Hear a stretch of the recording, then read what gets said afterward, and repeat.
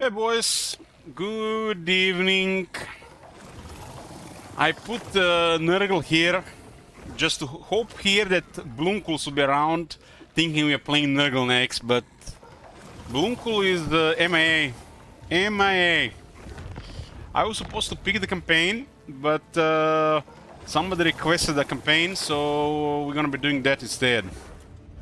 But before we get into it, I think there was actually a hotfix today. Let's see what they did.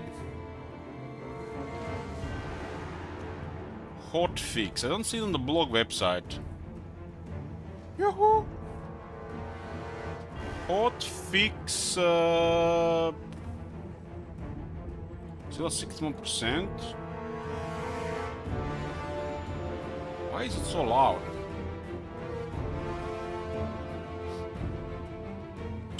Okay. So this is a hotfix here. 4.2.1. First hotfix of the 4.2 patch. This shows a change 2 patch. Thanks, Durlak. Hey, Malaki, thanks.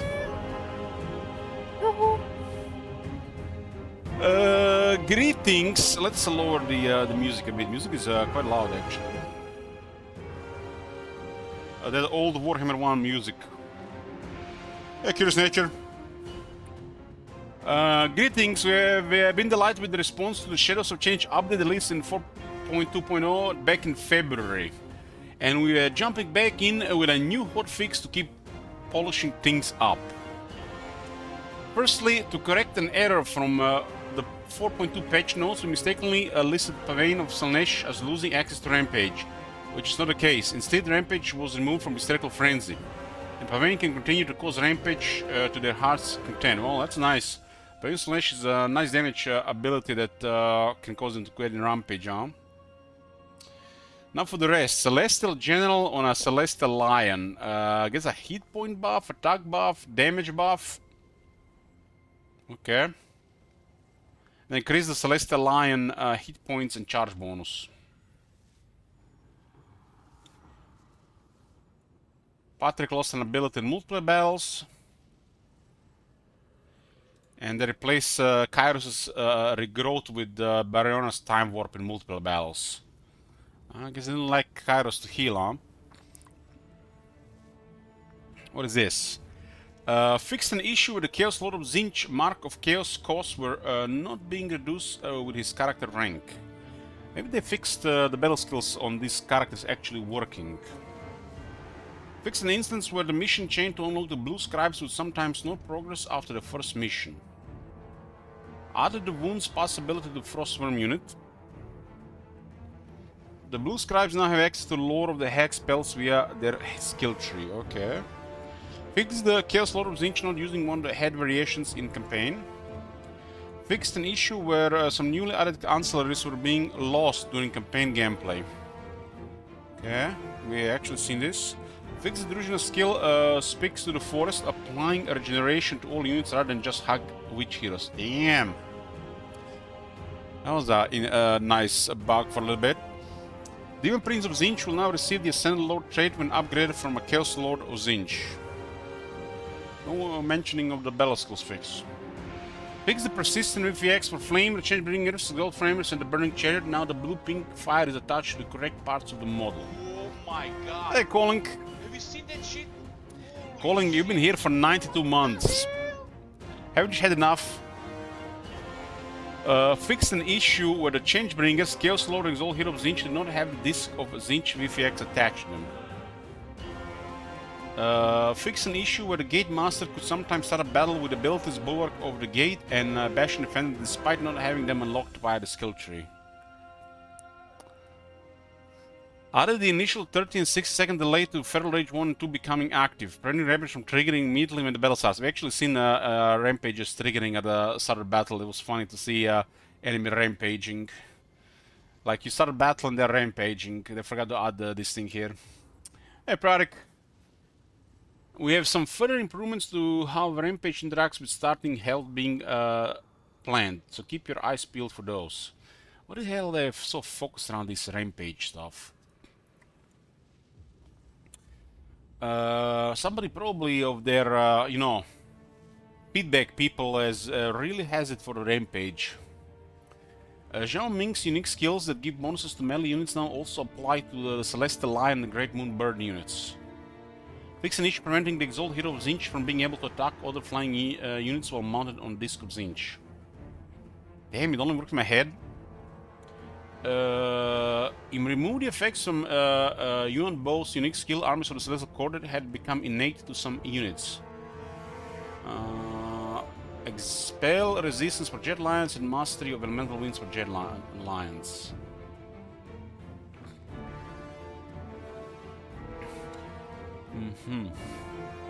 Yuan Bo unique skill armies of the Celestial Court now grants flammable attacks to the Great Moon Bird, and have also upped the bonus of the infantry on this skill from 8 to 10 for Celestial Court units. Damn, plus 2 more. Fixed an issue with the Celestial Lion was receiving bonuses via side tank skill tree that were only intended for Jade and Jet Lion units. Gate Master had an arcane item slot despite not being casted, so he handed the privilege back to the Sugar Mom. Oh man. Do they even know the set doesn't have arcane item? Do they even know? Oh my god. Have you seen that shit? Holy shit. What the hell? What the hell? I'm sure it has been fixed now. That's a lack of emotes there.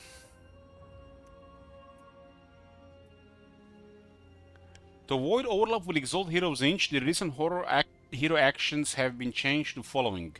Embed hero for replenished troops, okay, nice. Constant effects simulate growth. Target settlement damage building. Target hero wound. Target army assault unit. Why the fuck assault unit even exist? Or wound. Should be assassin and assault units. What the hell we have next? Fix the Beastman skill Breakneck Charioteers on applying fear and terror attributes to the correct chariot units. Fix the card right Convocation of Hunters, not increasing physical resistance for Hydra units. Fix the Warriors of Chaos skill Heaven to Animal not applying to Gorbish chariot units and erroneously applying to the Blood Crushed Cone. Fix the Warriors of Chaos skill Spirit and Malice not applying to Hellstrider units. Man, I thought that worked. I guess it just worked in my head. Fix an effect that reduces the equipment cost of greenskin troll units not applying to all types of a troll unit. Yeah, we actually experienced that one. Fix the number of effects that were not applying to all 3 types of Necropolis Knight units. Fix instance of Norse and Monster Hunts chains of boarding with capturing a settlement that had a mission to raid the region. You could all raid the region you occupy and mission aborted now. Sankhya Whips of Madness Hex now only applies as long as the cursed unit remains in melee. Hag Witch skill of Wildkeeper now affects Frost Realms. Fix the number of building effects that were providing the wrong values of when damaged or ruined. Fix case of Norse faction leaders having blank names. Fixed again. Okay guys, I'm gonna remember this one. This is the second time they fixed those blank names.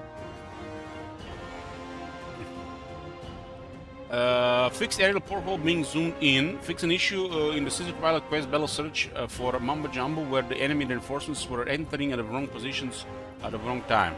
Fix an issue where the number of Centaurs of Zinch in the Wars of Chaos Human pool could get excessively large. Huh. Added missing assembly kit Mumbo Jumbo. Fixed an issue where the audio mixer state could briefly be incorrectly set during agent actions. Fixed an issue that allows certain units like Mother Stanke to attack buildings outside of their missile range. Centaurs and their variants no longer share the same visuals as their regiment renowned counterparts. The Changeling is a touch too immortal to play against. Fucking finally, so we are making some tweaks to make him easier to catch. When the Changeling loses a battle, if there is a trickster called with that region, it will be revealed to the settlement owner. When the Changeling loses all of his armies, the whole trickster call will be revealed to the settlement owners. Fix an issue where the Changeling's armies could become hidden despite being in raiding stance. An additional effect has been added to the raiding stance to make it clear that the army will always be visible when in that stance. Protection building chain will now reveal any hidden armies belonging to the Changeling in the local region. Finally they fixed this thing, man. Hallelujah! Praise Sigmar.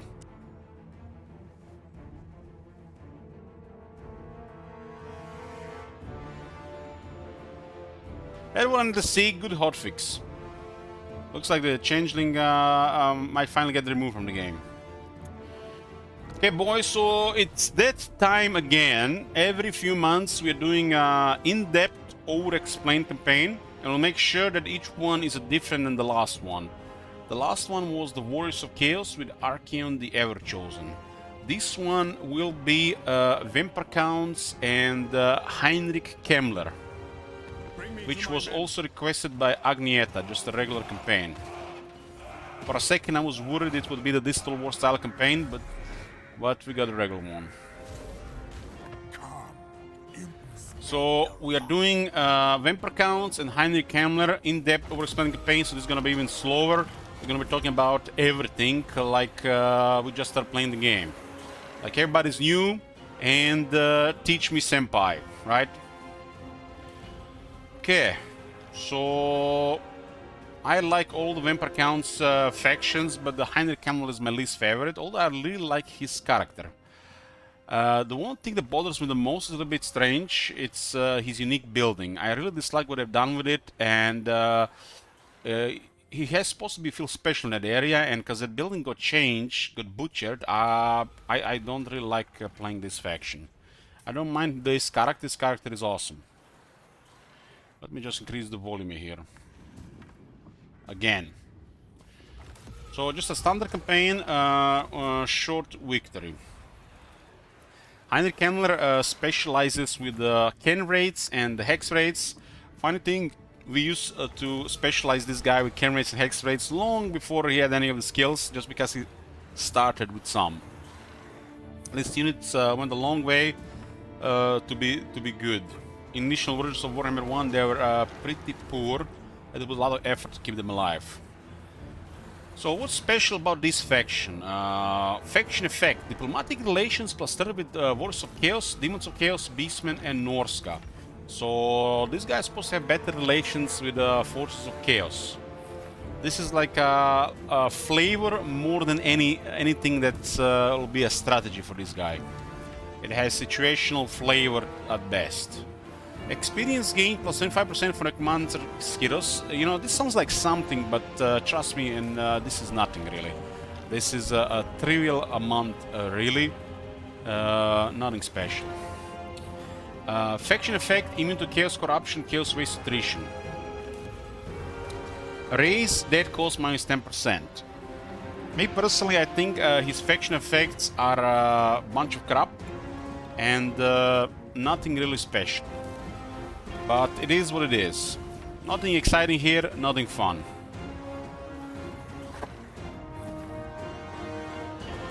His Lord effect has enables replenishment in foreign territory. And if the foreign territory doesn't have a corruption, it will cause attrition, which prevents replenishment. Good job, devs.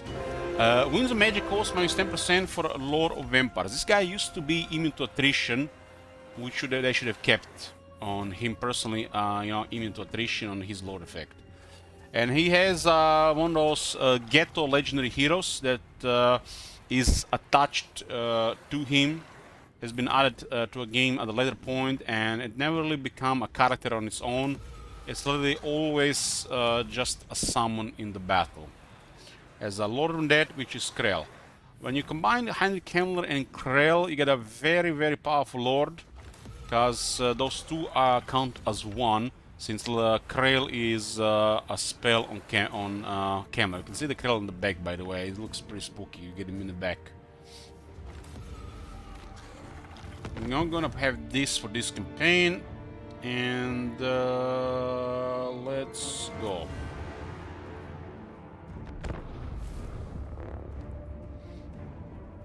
I do really hope one day they give a proper treatment to Krell, Green Knight, and Gotrek and Felix. While Kemmler is an awesome character, I find his faction lacking and his position nothing special.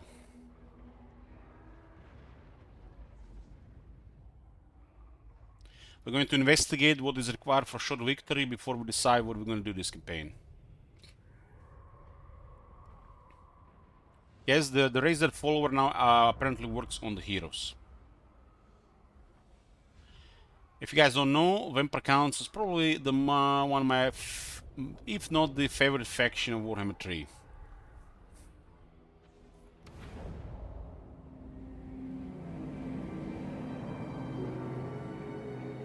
I am Kemler the Lich Master. My destiny is my own. Good speech. Okay. Let's investigate. When we start a campaign, the first thing first, we go to camera settings. This is how I prefer it. I like to see what my allies are doing, but we don't have to put it on normal speed. If you're slow like Marconos, 300 years old, with old eyes, keep it on fast. But if your brains can keep up, you can keep it on fastest. While there is never a point anymore to have this on, since the hero game on the AI is trivial in the extreme.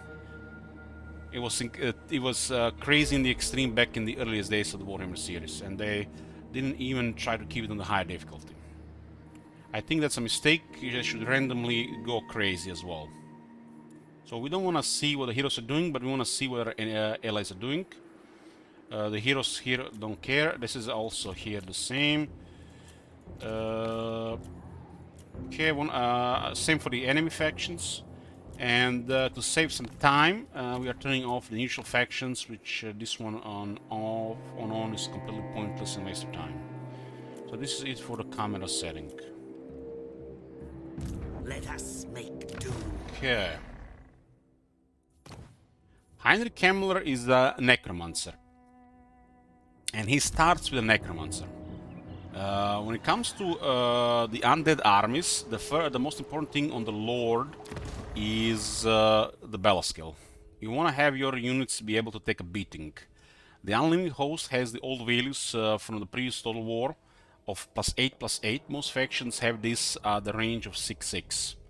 And this skill is the base core skill for the undead, and these units are like your base cannon fodder. You get this skill, and it's literally switching from legend difficulty to normal difficulty. That's what difference this makes. So Unlimited Host is the first and the most important thing to focus on Undead Lord of the Vampire Counts.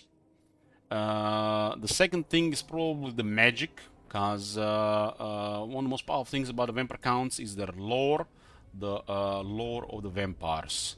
Every time they cast a spell, there is a passive here. We call it a passive, or an attribute, whatever you want to call it. It's called the Curse of Undead.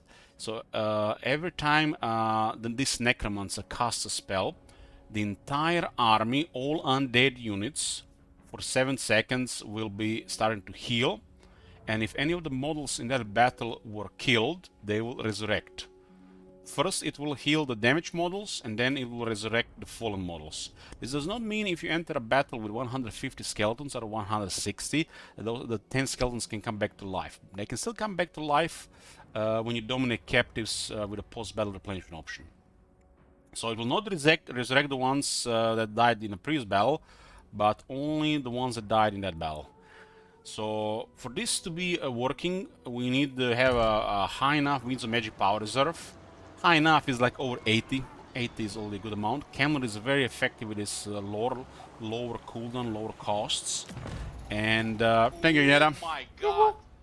Have you seen that? And the main spell to do this would be Invocation Heck, which is literally does the same thing, but on a single cast will target a single unit, and an overcast will target a group of units up to 4 units in an area.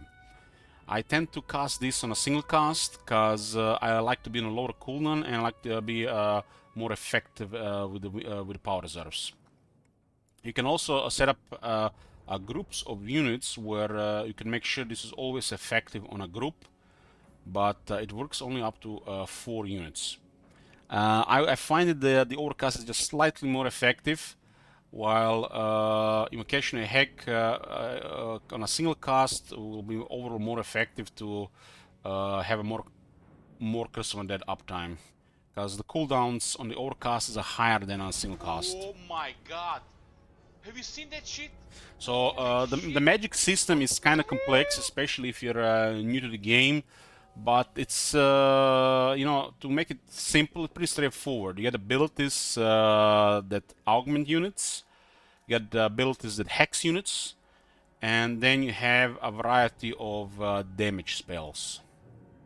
And this lore has a little bit of everything. You have also summon spells, summon builds, forgot about that one. This lore has a little bit of everything.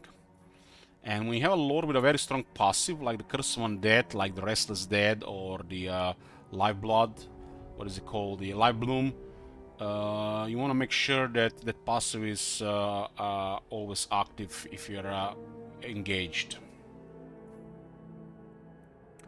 So we definitely want Kemler to cast spells. He's has an incredible skill for. He's like after Nagash, probably the most famous necromancer, right? In the lore. So they give him a little bit extra. So after Nagash, he's probably the most famous necromancer. He's even using one of the henchmen of Nagash, one of his lieutenants, a really powerful warrior in his command. So it makes me wonder what they're ever gonna do with this. So when you're looking at your legendary lord, you can just start playing the game, but you can also investigate the unique skills to see where you're gonna go with it. So Kemler is literally two characters in one, which makes him very powerful. And he has a specialty for the wraiths, which game kind of tells you to prioritize the wraiths. So the wraiths will be extra in his army, and there's a couple of also other effects. But just an excellent spellcaster with an excellent flavor. Since the Evil Souls is the battle skill for the wraiths, this is going to be our main battle skill. While to enter the second area we need 6 skills. For a second one we'll take the Unlimited Host, just for the sake of a little bit of the early game, because the Evil Souls will not be available for a bit. We're most likely going to get all our units through the Raise Dead mechanic. The recruitment buildings on these factions not work very well. So let's open with the battle skills and then go with the wizard skills. We're gonna have to see what we're gonna do with this. So the short victory says we have to destroy Argolon, which is Durtu, control Baston, the Forest of Shalons here, and Carcassonne. Shalon. So pretty straightforward short victory. So this is just gonna be a just pretty straightforward short campaign. Doesn't mean we have to just focus on this. The Third Settlement still requires a considerable region of the map. So to me, this looks like you have to decide about the direction here. And if you're just if you don't have a goal to play the campaign, I realize a lot of people wanna be guided, wanna have objectives, wanna have them, tell them what to do. Well, the game does this and have a kind of like guidelines with victory conditions. It's a sandbox as well. You don't have to do any of this. There are some incentive to get rewards here. Short victory rewards sometimes are really awesome. And if you decide for a specific campaign, or you want to make a goal for whatever you want to do, if you're familiar more with the game, or you can just play a sandbox, it's up to you. So for this victory condition, I will, I usually decide this in my head, don't really talk about this, but we are going to be prioritizing and focusing on the short campaign victory. So might be a little bit out of it, but mostly we're going to go towards this. So we're going to be keeping an eye on Durtu, and we're going to be keeping an eye on Bretonia. And since we need 30 regions, we are going to be also keeping an eye on Vlad and possible allies. In this game, the evil factions has a little bit harder with diplomacy, which means they tend to have more enemies and harder diplomacy. So if a faction has aversion towards you, like this Dwarves -40, this Empire faction -40, this means it's gonna be unlikely you'll be able to work with them.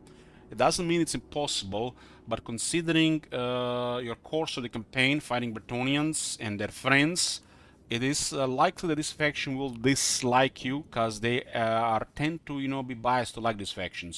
So by you doing the usual stuff, you're gonna be hated by these factions. So that's what usually happens. A faction has a high aversion towards you, and you fight their possible friendly factions. They become even more hostile towards you, and that makes it harder for these factions to, you know, do these things. You would have to be targeting factions they don't like, you know, like the greenskins or the other vampires. Hey, Salakel. We do start with a non-aggression with Sylvania and Mousillon. Look at Mousillon starting at rank 18. They might have additional army due to already... I haven't seen the Kron early game, but they're not really pointed at Marienburg anymore. Yes. So you can see the string rank 6-9 here, nice. When the campaign starts, you don't want to do the battle first. As you do battle, your units drop down in health. And that 69 is not based on the units you have available, but it's based on their health. If their health drops down, our strength rank drops down, and the strength rank may affect and will affect diplomacy. So first do diplomacy if there's anything available. We do start with a good amount of factions here. They did a little bit of flavor here with this, so you can actually see what they're doing. Look at this, we even have a version with other vampires -10. So vampires, I mean, this is not really the vampire faction, but the vampires are supposed to be manipulative, and they're supposed to have bonuses to the, in my opinion, ancillaries and followers that would improve diplomacy even more, but that's a missed opportunity from developers. But this one kind of makes sense that they have a little bit of version with everybody, really. Kemmler has kind of made a pact with the Chaos Gods to restore his mind, and he's, I guess, like all these vampire counts or the necromancers, power-hungry maniac. Ready. And as you can see, no diplomacy at all, nothing available.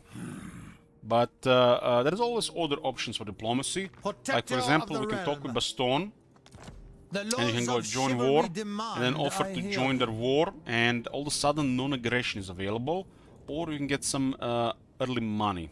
This doesn't seem like a lot, but it will add up. So you could start a bunch of wars. Usually not a smart thing to do, but the AI is too passive to matter in Warhammer 3, especially if the distance is over 2 provinces. So if you're struggling to keep up with the funds and you have a campaign with more enemies, I mean, or Mortal Empires is literally a campaign made to have a list of 10 or to 20 or more enemies, especially as you explore the map. The larger your explored map, the lower the shroud, the more enemies you should have. If you don't have it, you're not really min-maxing the diplomacy.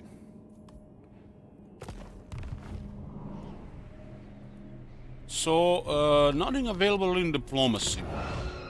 We're gonna open with a battle there. Let's see what our hero has. That will do nicely. Fleet-footed, not horrible. Not horrible. The best is disciplined, because of everything, the undead need attack and leadership. More attack than leadership, but leadership helps early on. We'll put this guy in the army. Provides replenishment. Necropolis awaits.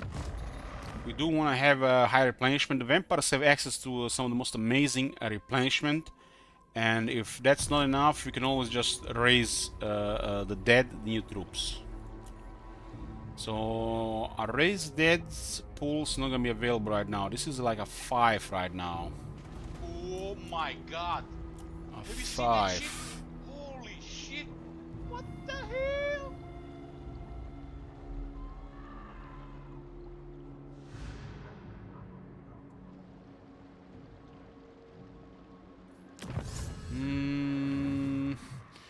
We don't have to get here. The vampire counts have a blood kiss mechanic.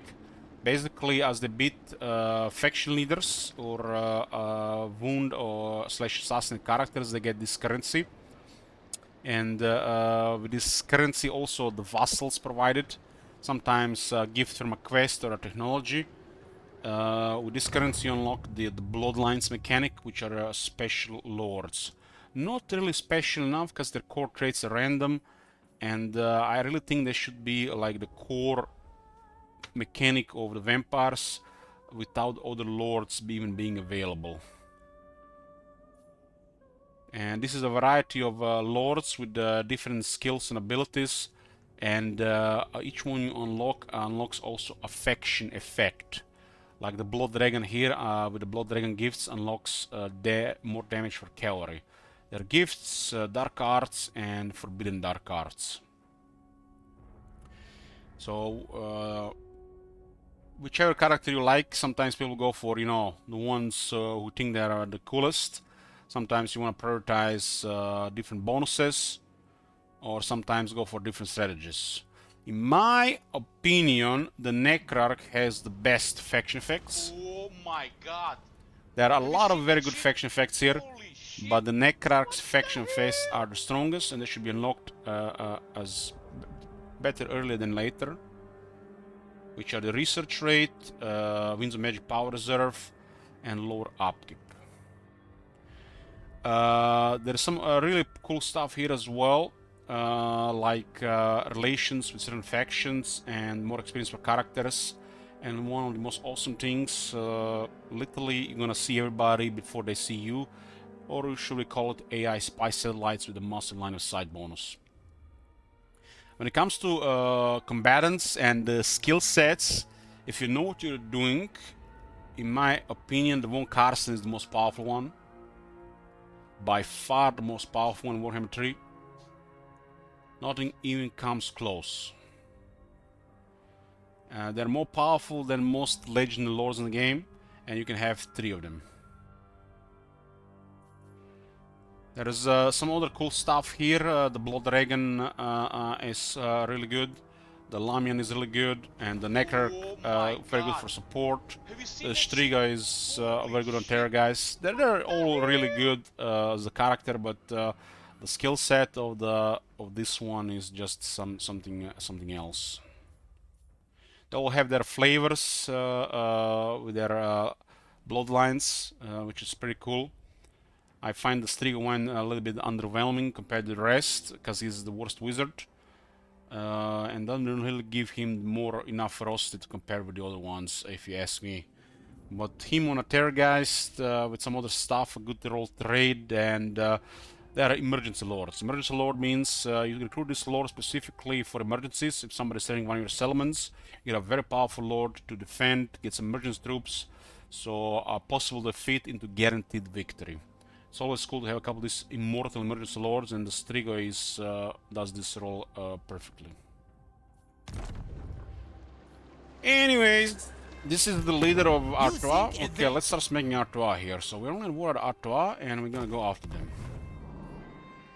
Are we gonna raise some dead here? Are we gonna raise some dead? Have you seen that shit? The zombies in this army have the Ravenous Dead, which is a fraction of the power of the zombies of Helm and Gorst have. But still pretty cool. Maybe one day they even update this set bonuses to the level of the Chaos Dwarf set bonuses. Are we gonna raise some dead here? I feel like it's no brain to raise the zombies, but the rest really depends. Really depends. I don't really like the bats early on. They don't have the leadership to do anything, or they've been a nuisance. Let's get the spearmen and the both zombies. This is the race dead. There's a generic pool here. It's the core system of literally a lot of mechanics in the game called the Race Dead. The Race Dead mechanic is also available to the Daika faction, Wars of Chaos faction, Rakard faction, and this is one of the most powerful, if not the most powerful mechanic in the game. Units that are available in nearly everywhere, and instant recruitment. Incredibly powerful. Oh my god. I consider it the most powerful thing in the game. What the hell? The vampire counts trigger the Race Dead piles, we call them. They are battlefields. They have suffered a lot of casualties. There has to be a condition met on the attacker and defender on the primary force. If I'm mistaken, it's 12 units Oh minimal, my God. and then a set seen amount of that ship? casualties. I think it's Holy shit. 1900 plus. That will enhance this raised dead pool. So we need piles to get raised dead pools, so we don't bother with recruitment at all. And you're having units like, you know, they assign units like tier 4, tier 5. Oh No such my thing. God. There's all around tier you 3 seen for that this ship? faction, because you can just Holy raise shit. them. What the hell? Darkness comes. Yeah. Thanks, man, Eldritch. This is the thing I mentioned, why I dislike this faction. I think they need to return income to this building. It kinda, you know, they ruined it for me. Oh my God. It's not really a big deal Have you seen that ship? in the grand scheme of things, but to me personally, they ruined it. This faction used to do really well as the AI during the golden age of the vampire counts AI back in Warhammer 2. This didn't last because the Empire got updated and then they started rolling everybody literally the entire game after that. Oh And my this building used to have God. an income. Have you seen that shit? This Holy building shit. really doesn't provide anything. And the problem is you have limited slots. This building, as a starting building, should at least be part either the repression building or the Oh garrison my building. God. And they failed Have you seen to that deliver shit? on this one. Holy Garrisons are not really relevant anymore, while the income is absolutely critical. The best building this faction has is a dirt cheap industry or income building, they in this case calls the repression building. As you can see, 1 turn to build, 250 income, and then a tier 3 500 income. And there are multiple my ways to God. increase the bonus of Have this, you seen making that it shit? one of the best buildings in the Holy game. shit. What the While this, what does this provide? Irrelevant, irrelevant, irrelevant, irrelevant, irrelevant, irrelevant, irrelevant. It seems like a lot of things, but trust me, this doesn't do anything. On a tier 4, it does something, but on a tier 4 you will have enough slots to actually consider it. Oh my God. Without this being an Have you seen income, that shit? it has pointless to be a tier 2, and it doesn't really do anything. It doesn't even provide recruitment of the kin rates to initially immediately recruit them. It is a really pointless building. What you need the most as a early vampire counts building, Oh ignore my military God. recruitment. Have you seen that shit? You need Holy shit. the boneyard What the hell? and the repression building. So unless these two slots are filled with a boneyard and a repression building, nothing else exists. There's nothing else. I might as well be this entire building tree might just be a boneyard and repression building on a tier 2. Oh my On a tier God. 3, you have an option you to seen build that one shit? more building, Holy shit. and that building will tend to be either the whatever resource building is available or a garrison building, because you're in a hostile area. So there's really no buildings here. You can see 1, 2, 3, 4, 5, 6, 7, 8, 9, 10, 11, 12, 13, 14, my 15 God. buildings, Have you but seen really that there shit? is only 3 buildings shit. until tier 4.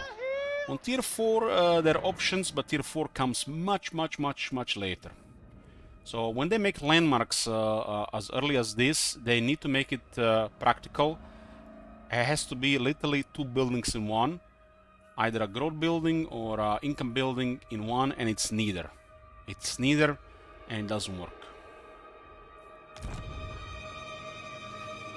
For this building, the only benefits before you remove it is to recruit a necromancer, and then you remove this building. They get a devious necromancer available and a dismal necromancer available. These are actually some of the best necromancers to get. One for the campaign map, one for the army.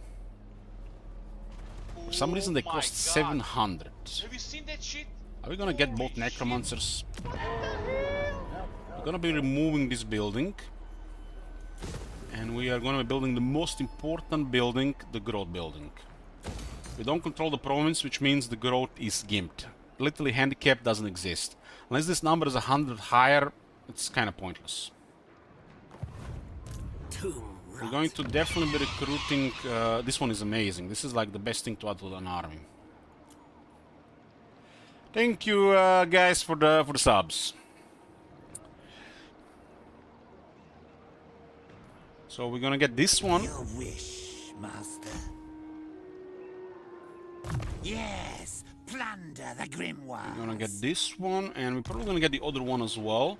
But Find me. let's use this one at the moment. Oh my god. Have you seen that shit? Oh my god, have you seen that shit? What the hell? Every time I hear that, I'm thinking about a Beastman campaign. Okay, let's engage the enemy here. Let's engage the enemy here. When you recruit a hero, you cannot immediately move him into an army or use him as an action, but every settlement has some free movement. That will do nicely. I think this exists just to avoid stacking stuff around. Yes, misery. So you can see there's some free movement. This will You see, free movement also is not taken into account sometimes when you're moving around, and the AI will not really Have you seen that shit? Holy shit. understand it around areas like ports. So it can be taken you can be used for advantage. The AI is usually really amazing at staying out of distance, but sometimes there are extra movement modifiers that can be used to catch them, you know, Oh my instead of them God. just waiting at the Have you edge of seen the that fog of shit? war. Holy shit. Agnieta, give her 10 subs. Thank you much, Agnieta. I love you, no homo. now. Okay. Stances literally nothing help us here. Pretty straightforward stance in this faction. They don't get a camp, Oh so my no God. access to Have you seen that shit? global Holy recruitment like shit. this. What the hell? We do have stance for channeling, and it doesn't add any here. Destruction. Okay, we got a first battle, and the balance of power doesn't like us. It's a close victory with medium casualties. God. When you have troops like zombies Holy shit. that have no armor, or the hex raids that have no armor, or the Daros have no armor. There's a lot of troops in this army that have no armor or they have low armor, which means the auto-resolve already is gonna be against you, which means you'll have higher casualties. Battles like this are not really worth auto-resolving unless you have really high replenishment. Another problem is with this, unit like this relies on speed and hit and run out of nowhere, so the balance of power doesn't really take this into account. But the biggest mistake here is units like the Hex Raids or the Chem Raids, which have a massive physical resistance. The balance of power does not take this into account and will damage these units in battles where they can take no casualties. Your wizards also don't do anything in the balance of power, and your wizards might be literally keeping the entire army from not taking any casualties whatsoever. So it is what it is. To improve the results of balance of power with the higher rank characters and more average armor in the army. Some units will always be really bad for auto-resolve, so those units are best not to be used at all in the armies. The enemy is nothing special here. For some reason they give a very small army to the starting AI. I think it's a mistake. The legendary AI should have probably additional 4 units for the first battle. Is there a case to auto-resolve to start creating a pile, or is it too early for turn 1? You cannot create a pile here because the enemy has only 7 units. I think the minimum requirements are 12 units. 12 or 14. I always mix between those two. Going to Ilok Whiskey Fund. Ilok has been sober for over 2 months. 2 months. And I'm gonna be drinking this year, but gonna be on special streams. And really special streams where shit has happened. Oh my God. Have you seen that shit? Holy It's 14, okay. It's not 12, it's 14. So unless they have 14 units, no chance for a pile. And even if you meet the right conditions, sometimes, for whatever reason, a pile will not be created. I haven't had a drop of alcohol in over 2 months. Oh my God. And it's good. seen that shit? My body's getting Holy tighter. shit. What the hell? Don't need that extra energy every day. It helps with the nerves and the stress, but it's terrible for the health, physical health.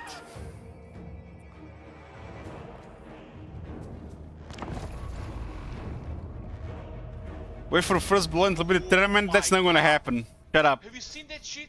Holy shit! What the hell? It's nice when you look at yourself in the mirror and you can see extra lines in your hands. Some lines even forming on your stomach where it was just fat before. It's a long way to go for a tight stomach, but that's the plan. See those muscles on the stomach area at least for once in the lifetime. Holy shit! What the hell? No, Olga said you are the exiles.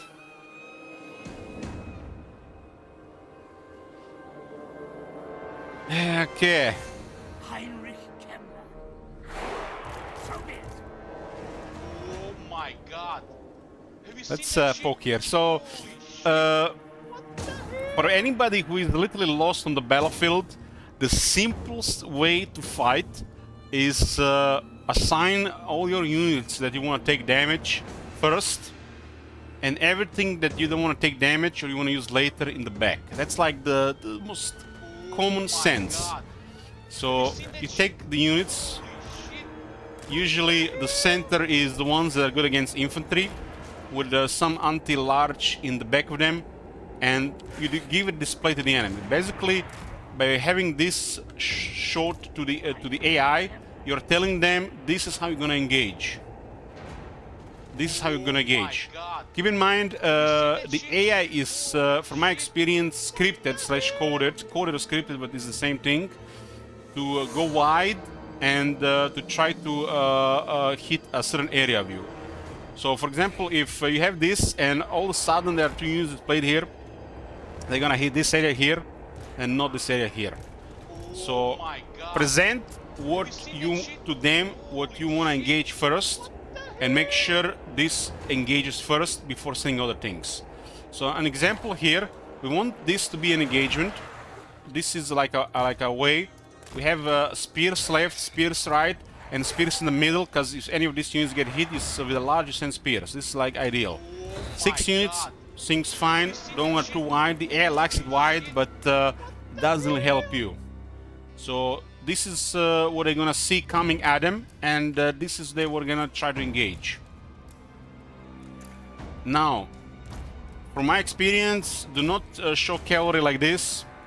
Always hide them or keep them behind this. Oh my god. You either want to engage with the cavalry like this, or when the enemy is pinned, then send the cavalry to hit their vulnerable units, or whatever is engaged with what you display towards them.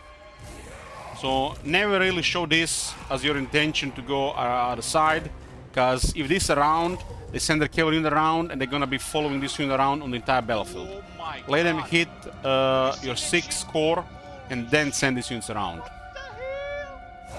If it's a really fast unit, you can just keep it behind your battle line or hide it somewhere, and once you engaged, it is what it is. If you outnumber them and you have a really strong unit, you can already start messing with them, My god. try to cause a skirmish before the engagement. Holy shit. What the hell? This unit, for example, starts with an absolutely terrible leadership. Well, I don't know why it is, but the undead have some of the worst leadership. They're the most afraid. So the moment engagement starts, this unit could drop to a wavering leadership. This is corrected by this unit getting more experience, or your lord and technology providing more leadership for those units. Holy shit. So to make things as simple as possible for people who want to play on legendary or without the pause, just give them something to engage, and then you send things around. I don't usually bother with this most of the time, but in a battle where I want to just start a grinder and I don't really want to bother with a lot of micro, I just give them this, and then I send units around. You remember, you don't always have to use all the units. You use the units you need. Of course, the more you use and the more effectively you use them, the lower gonna be the casualties and the faster the victory. Sometimes you wanna, zoom in into your skeleton spearmen and you want to see them grind other spearmen. And if you're just gonna be clicking around, going you're crazy with your wizards, cavalry, monsters, you can't really enjoy this. If you wanna enjoy a grinder of skeleton spearmen for 30 or 60 seconds, What the hell? don't go crazy around. Here's some lunch money. Peepo fat. Well, well, well. Thank you very much, here, bro. Be fat. That's a nice surprise. I'm guessing that's going towards exclamation mark 1000. Yoo-hoo. I like grinding. And you like grinding too. Anybody who plays Total War like grinding. Okay, we outnumber them heavily. We don't have to go really crazy wide. It's on those battles where you can learn interactions between the units, learn how the units behave. It's just going all crazy and win as fast as possible. Oh my god. Have you seen that shit? We have different roles of units here. Like we have our battle line. This is our battle line units, the zombies, the skeleton spearmen. These are the ones that do a lot of dying, while other units do going to be a lot of killing. Other than this, we got Ken Wraiths. They destroy armor. They're fast shock infantry. We got Hex Wraiths. They're the same, just on the horses. We got Cairn. We got Crypt Ghouls. Crypt Ghouls are really amazing in Warhammer 3. They went from one of the really crappy units in the campaigns in Warhammer 2 to one of really amazing units. They can they stalk everywhere, so they're hidden, so you can just put them here. You engage the enemy. When engagement is done, you just go around. If the enemy has no heavy cavalry, you just send them and club those peasant bowmen to death. They were going to be really effective at killing enemy archers. And they go around, they are hidden until like the very last second. Very effective at killing low armor missile infantry. We don't have to do this, but this is one of those units which you want to have at least one in every army, unless you really don't want them. You can always find a really nice role for them. They're squishy and they're weak against armor, so keep them out of harm's way. For example, in this army, the knights errant could just kill them if you expose them in your battle line or they see them while they're going around. Okay, our necromancers usually fit the role of support. You see the blue circle. This blue circle has the encourage effect. Encourage effect provides additional leadership to these units. These units currently have terrible leadership. This one might be one of the very few times this does matter, but in a real fight, not fight like this. The necromancers as well have this ability called Master of the Dead. It's a small radius. You can see 35 range. It will provide healing, regeneration in the area. So as the units get killed, this will increase intensity and until reaches the same intensity effect as the Curse of Undead. So this is one of the ways the necromancers support the army. So you have necromancers close to your battle line, close to your grinders, where you make sure that your troops are not dying. The advantage of going more tighter box-like formation to keep auras overlapping on more units. Sure, you can go for this. It's like a matter of preference. These formations could be weaker to magic and artillery. Just don't be a lazy noob and stick everything on like 2 units. It looks bad and it's sad to see. Okay, so you can, for example, deploy like this.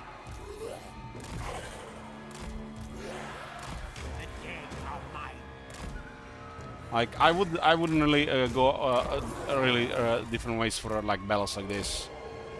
I mean 6 is just like a good number, but you can deploy like this.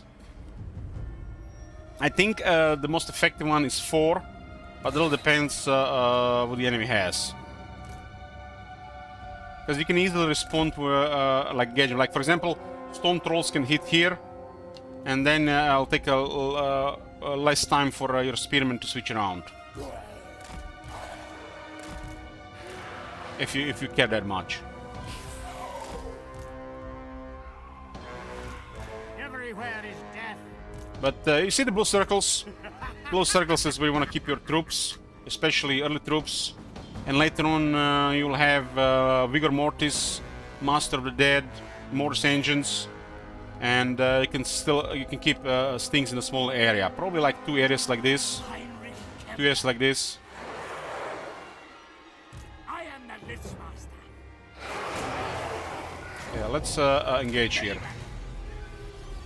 When you're engaging the enemy, they have some shooters, and you have no shooters. They're probably just gonna wait there. They're just probably gonna wait there. They're not going to interact with you. If you're engaging an enemy has strict melee units and no shooters, you can do small engagements. Get closer, and then the close units will start engaging. This means most of their army might stay in the back, as long as you're not sending additional units. So basically, you send your army here, send your best troops, and say, you challenge them and they send troops, accept challenge, and they grind each other until those troops are dead. If they start losing, they might send more troops. If you send more troops, they might send more troops. This is usually what happens when 2 melee engagements happen. They are not going to always send everything. And this sometimes, make no sense, but I find a nice thing that happens, interactions between the melee grinders. You don't need to always engage in the massive grinder, especially the enemy has a lot of high damage troops. When you're having a faction that wants to slowly kill the enemy, the most important thing to do is kill their highest damage units. So their handgunners, their crossmen, their artillery, their anti-infantry, their anti-large. Kill those units first, and the rest will not matter. Your necromants will keep things alive. Atrophy and decay. All right, I will.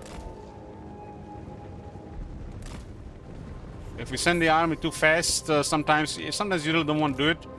But those green paints means troops are fresh. When the melee engagement starts happening, it goes down, and you get penalties. It is a matter for melee engagements. A little bit less for the vampires when you have Vigor Mortis, because they'll restore Vigor. But when you're engaging other melee units, sometimes if it's a close fight, it might matter. In most fights, the Vigor does not matter at all. But if you underestimate the Vigor, you might take more damage.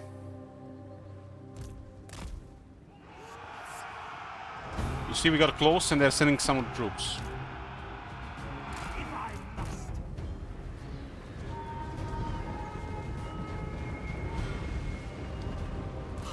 You can get a Kemmler, Krell immediately that's just summoned. Kemmler is the anti-large melee expert.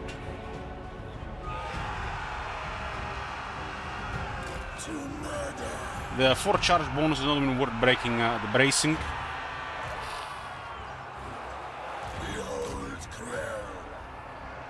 He has a colossal strike these days, huh? No longer deadly onslaught. They're shooting zombies there, we don't really care. The Lord is on a horse, we can send Krill there. Keep this radius here, and let's get things going. If units are flashing, meaning it's working. You don't have to do anything else, just keep them there. Now we can respond to other stuff. Engagement has happened, and you can see most of the troops are busy. Those knights are the ones that can really disengage. Trying to use their charge bonus there. This unit's taking a little bit of damage, so we'll just send the spearman ahead instead. Let's go kill that peasant bowman. My God. These guys could engage there, but no reason to do it. A spell here that improves our speed and attack. They're gonna help. We'll charge them instead.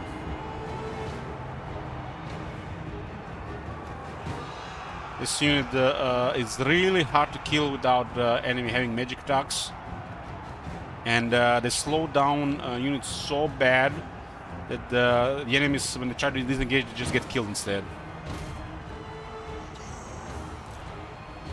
Let's send Krell and the Lord. All the Bretonnian Lords are mounted, and the Krell has anti-large.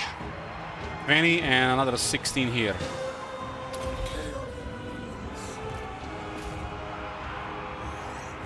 As you take damage, we can start casting Invocation Heck if you want to keep them alive. Like this Spigel on the screen here.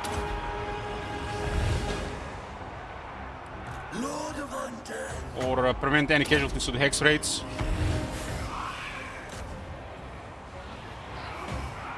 Hex raids are incredibly powerful, just you have to be mindful of their early leadership.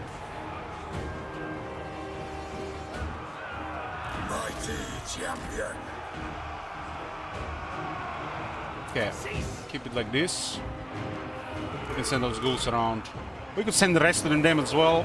Like, a little bit of experience with those scan rates, why not? Like I said, you don't have to send everything, it'll just end the battle faster. Might be miss casualties, but in this case, it doesn't matter.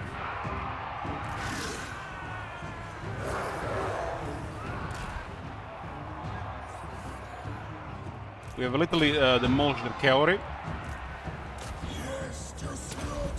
The cavalry got eaten alive. Hex raids have below average attack, but it will change with bonuses. This army will not survive, meaning the rest of the troops will be removed from the game. So the more we kill here, the more we get reward at the end from the post-battle loot. That guy we should probably target him as well. We'll send our really fast troops to catch them. Try to catch them. Their single entity lord got wounded, and when he's wounded, is slower and does lower damage. X-Ray should have a really easier time getting through this. Custom will give you some speed.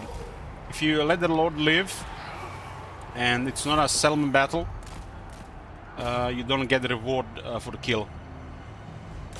This is a final battle for them, either after a retreat, initial battle, or a march stance, or an intercept. If you don't kill the lord in the battlefield, you do not get the reward for killing the lord. And the lord provides the highest part of the reward on the post-battle loot until a really high quality of the army. The same for the troops, but these troops are not very high value, so not going to give much. We do have some chaser units, so why not?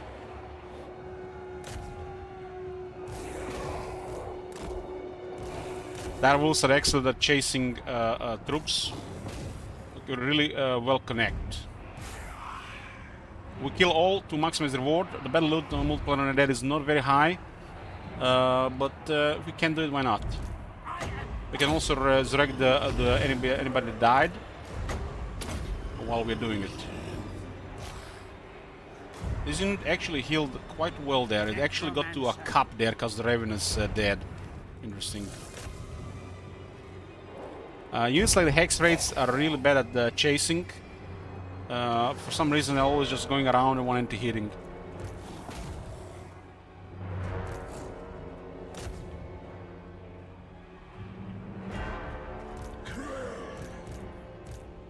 We could also resurrect the remaining spearmen, but it doesn't matter that much, especially the necromancer in the army. We have extra replenishment.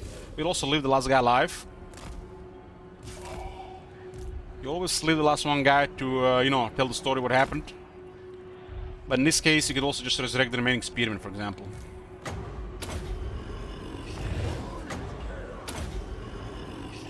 Doesn't matter to resurrect the remaining zombies, but spearmen is fine. You can see they're being resurrected by invocation hack. Also just speed up this process.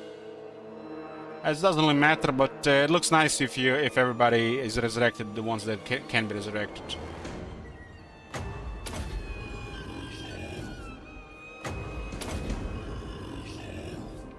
The zombies are really easy to heal because they have really massive health pools. These units have taken mega damage. You can see the unit has 12,000 health. 75% of that is extra as the healing capacity. So they have over 20,000 health. But with 0 armor, they take a lot of damage.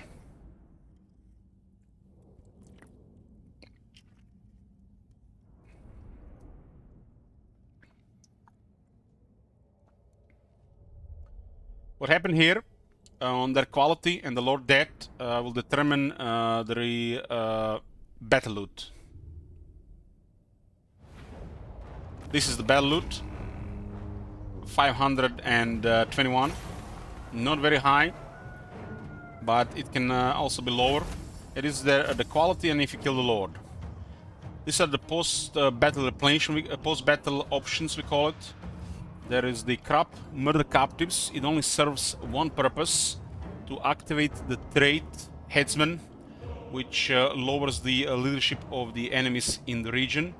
It matters to the undead because they can stake this to a very good effect, to the point where the fear and terror effects actually work. So don't bother with murder captives unless the other options are worse. This, like I said, only for that trait. 100 experience for one turn is nothing. It's nothing. If it's 300, might have been okay. The second option is replenishment. We don't really need replenishment here, but you can see we can go to full health. This is called Dominate Captives. And the third option is the best option. Return Captives. Basically, turn their corpses and get some dark magic. This option snowballs the campaign. This one has no trait attached to it. This one has a trait attached to it to increase the post-battle loot by 5%. And this one has the headsman. These two are both useful. There's no trait on this one for some reason. The one that gives you the best advantage is the money. You always need money, especially if you're not very good at using it. Replenishment, if you're in a trouble in a dangerous area where you need your troops either a higher health or at their best. Sometimes I take this just because of OCD, because I want to see the army healed, but it's a fight. It's a battle. I don't let the OCD wins every time. This is by far the best option, so on top of the problem the battle loot, 521 you get additional 300. So you get 800 dark magic for this battle.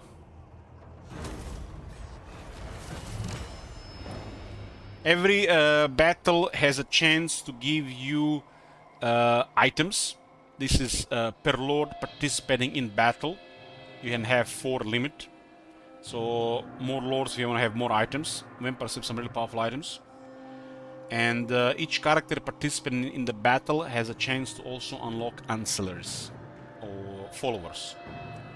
Followers have different criteria to be unlocked. Sometimes they're unlocked by your characters leveling up, or sometimes by, you know, doing something or being somewhere. This battle didn't give us anything, which is unfortunate. Very tempting. Okay.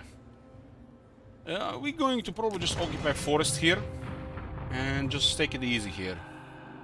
Take it easy. Let us make doom. The Necromancer is gonna get his band down. That doesn't really matter. The first skill on a hero skill tree unlocks the Overcast, which is basically an upgrade version of the spell. It will stack with the regular version if 2 characters are casting both. And it will lower the cooldown on the spell. Lower cooldown is probably the most important thing. Second would be the lower costs.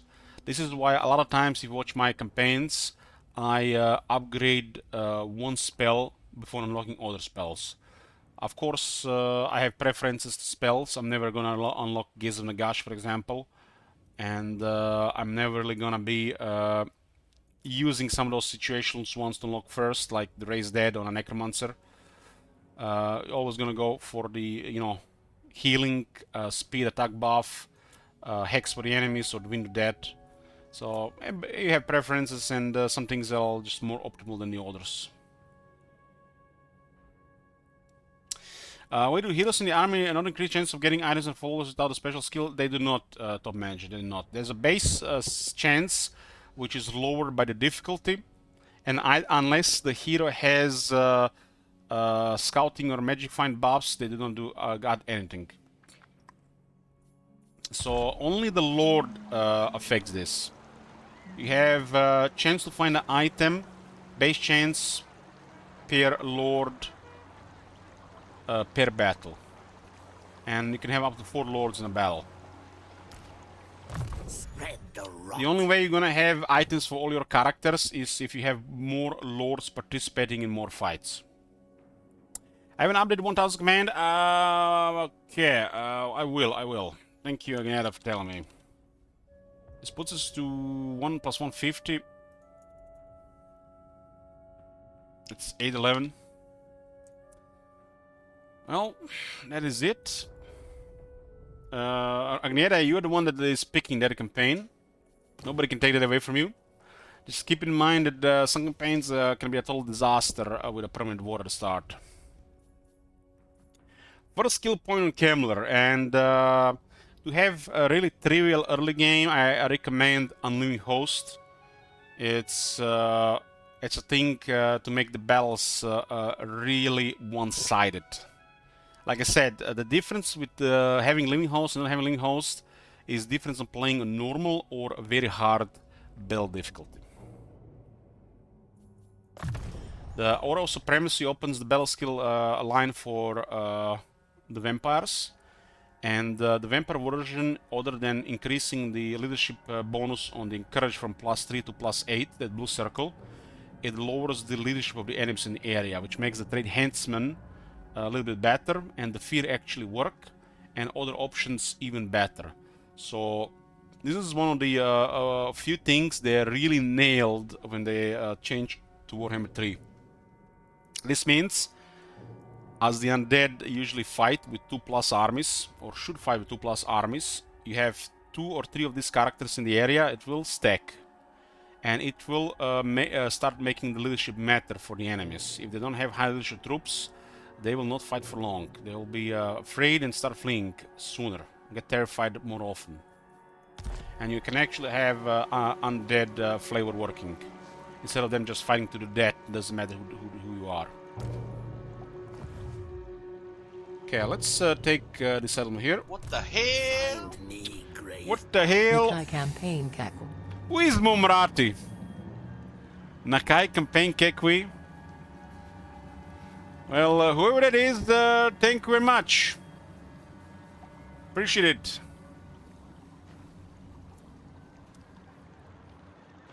Making my life easier. I feel like that's Agnieszka again. Nice Nakai. I have to go see in who that is, but not right now. Up to 1000. That's you, Aknarovich. Okay.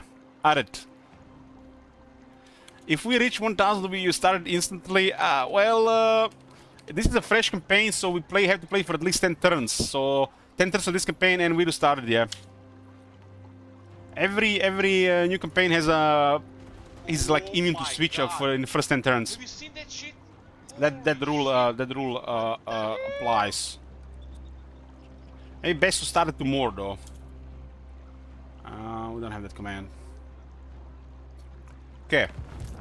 Now, Let's attack this place. Let's attack this place. what destruction? This is again really poor balance of power, but let me check something first. Kill them, raise them. Every province has their own raise that pool, and you can mouse over it here to see.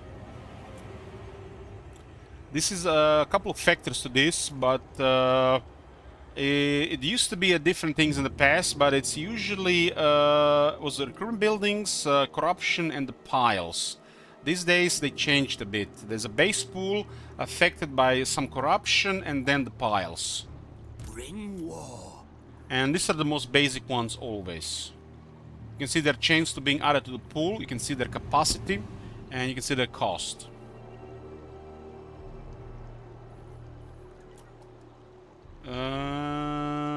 We don't have to add anything here, so we're just gonna go in a fight here. Fortunately, the wins in the area are weak, and we're gonna be losing 5 wins per turn. That's really bad for us.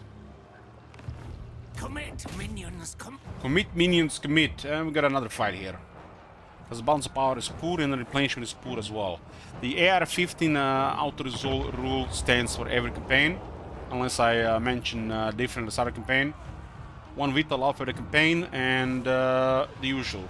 If the enemy has 15 or more units, with the exception of pure garrisons, we fight the battles.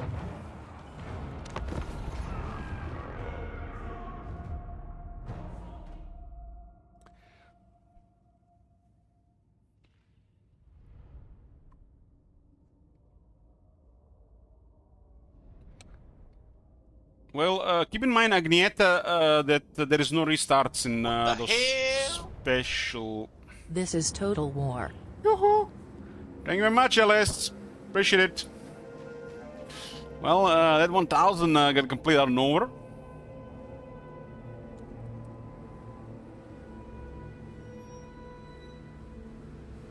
Agnieta is the one that picks the faction since he donated the most for it. The games remember affirmation. Let's just meet the affirmation and grad out. They don't have a heavy cavalry this time.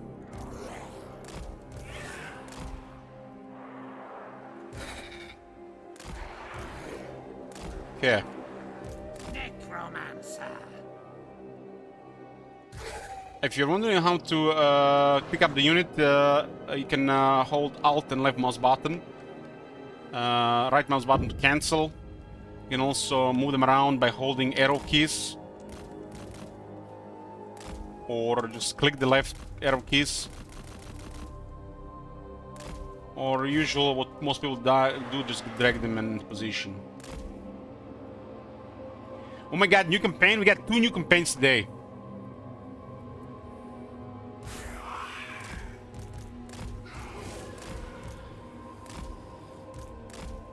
Legions to me.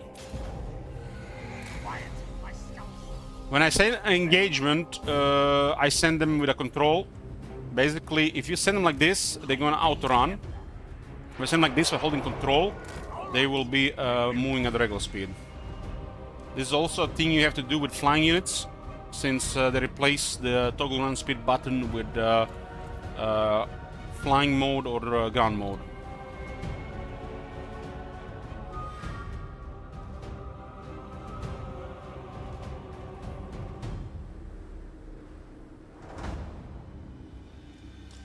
As with new campaigns, this one is immune to switch for 10 turns, but after 10 turns we can start this Total War style campaign. Agnieta has to pick the faction though. They go fast as they can, they go fast as they can. If you want to lock them in a group, you have to control G and then move them as one. Now they're going to sink to the lowest speed. As you can see, the zombies are moving faster than hex rates to get into the position. This is the when you log them in a group. You can do this and then you just immediately get rid of the group. It has its uses, but it's not really critical. Syncing would be ideal, but it's impossible to execute perfectly. In this case, since the army is really weak, we're just gonna go for a charge. I tend to put characters in the groups that I like to select more often. The Spearmen are gonna get clubbed to death by the ghouls. We're gonna sing this a little bit better. And we're gonna send our stronger troops to clear the rest.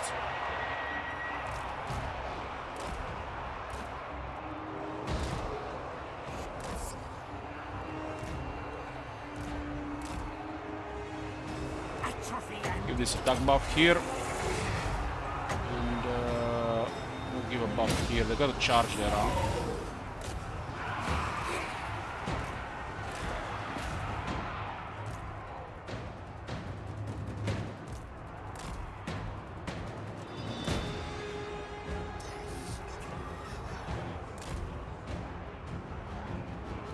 This is just a massacre. It's not really in a fight, but balance of power is pretty poor. If you have a really fast unit, you can always threaten the enemy shooters by getting closer. Most of them will engage into a skirmish mode, and they will start moving around nervously. And one unit can hurt several of them. You can try to engage a lot of them, usually with an armored unit, and then make them fight.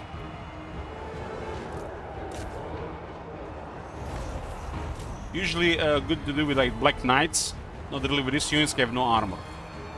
These guys you usually want to fight one-on-one against a unit that can defend themselves. What will be the campaign goal for the Total War style campaign? What will be the campaign goal? That's a good question. That's a good question. Necromancer. Well, to make it interesting, we should put a long victory. Since after all, it was a 1,000-year goal campaign. I am back.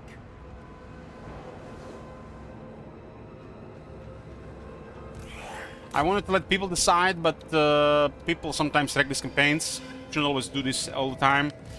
So let's make it a long campaign. You can see here the hex rates have lost quite a bit of health, nearly 1,500 health. But this they haven't taken any casualties.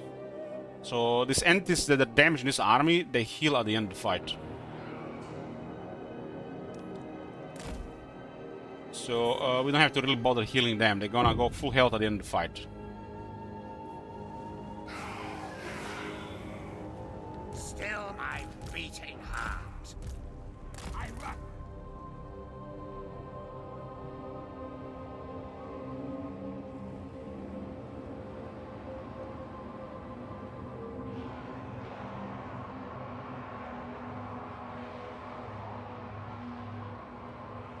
Well, I don't mind you picking any campaign, just keep in mind that there are no restarts. I'm gonna give it my best.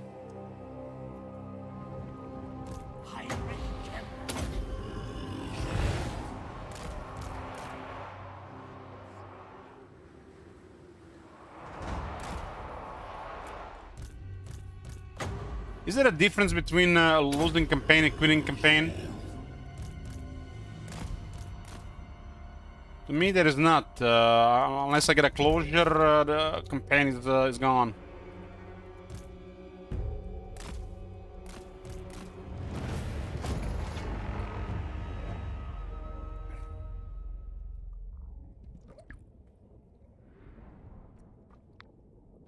I mean, even in Warhammer 3, I think it's possible to lose a Distal War style campaign because the early game can be rough. But this campaign is mostly a test to see how aggressive the AI will be on the player with that many wars in the initial area.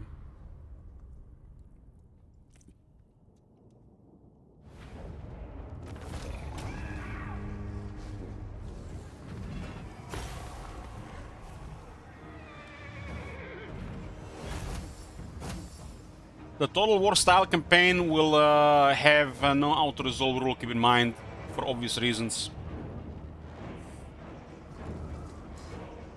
The campaign will be extremely long, and we don't want to get gimped with time-wise.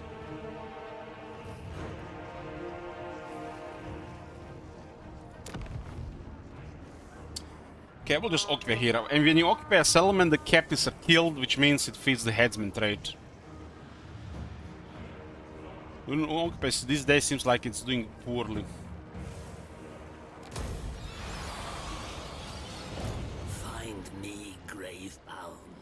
Replenishment is nice here. Do you need fresh troops? We get a Devious Necromancer, I think we should. The rot. Devious Necromancer for some kisses. Now.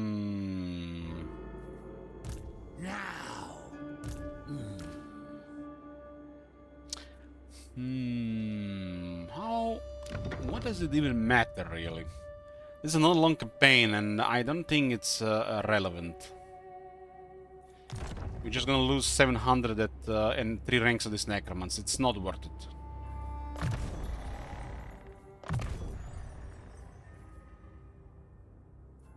If it was a long campaign, I would have gotten him.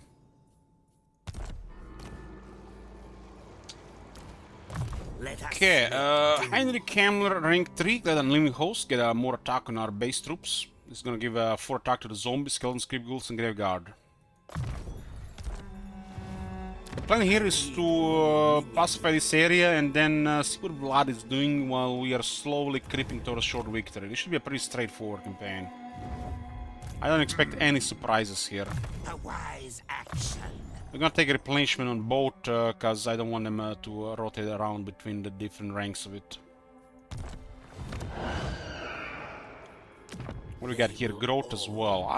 We'll keep it. We'll keep it. We'll get repression on tier 2. Technology-wise, we just got a kiss from their leader. From the leader. There's another kiss here.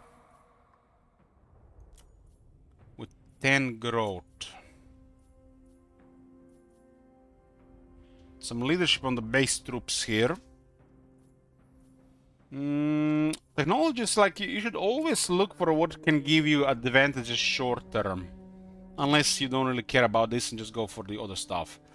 But for the vampire counts as they are right now, it's safe to say to ignore the top right. The top right is just crap. Very underwhelming technologies and nothing really relevant to the faction. The left side has good stuff all over the place. Some trivial stuff and some weird stuff like Risen Champions not giving buff to the Graveguard and the Black Knights. It's called Risen Champions, for fuck's sake. And the bottom right stuff has really good stuff. Top right, safe to ignore.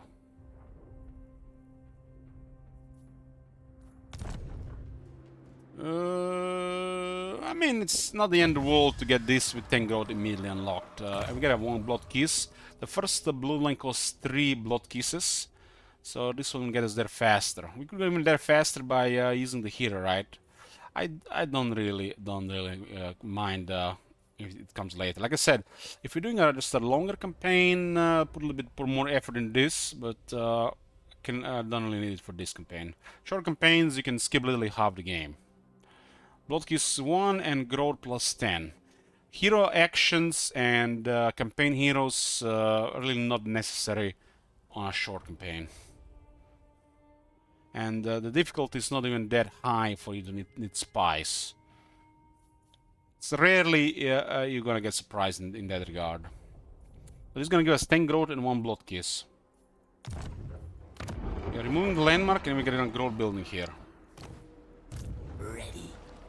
We got some options here. 93 to 79, It's actually cheaper to raise the dead than recruit units. Yes. I'm gonna get another spearman just because I like them. And I'm not gonna get anything else. I'm not going to bother recruiting.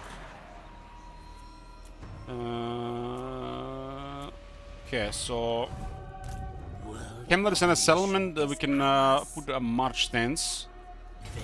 This is a gamey thing to trigger the supervisor trait faster. As the army spends its turns in various stances, it can lose various traits. Being in a march stance for, I don't know, 8+ turns, you will get a trait called Supervisor, which will grant the army additional movement range and line of sight. Line of sight bonus is almost trivial, while the movement range, the more the better. Always, you know, as much as you can get.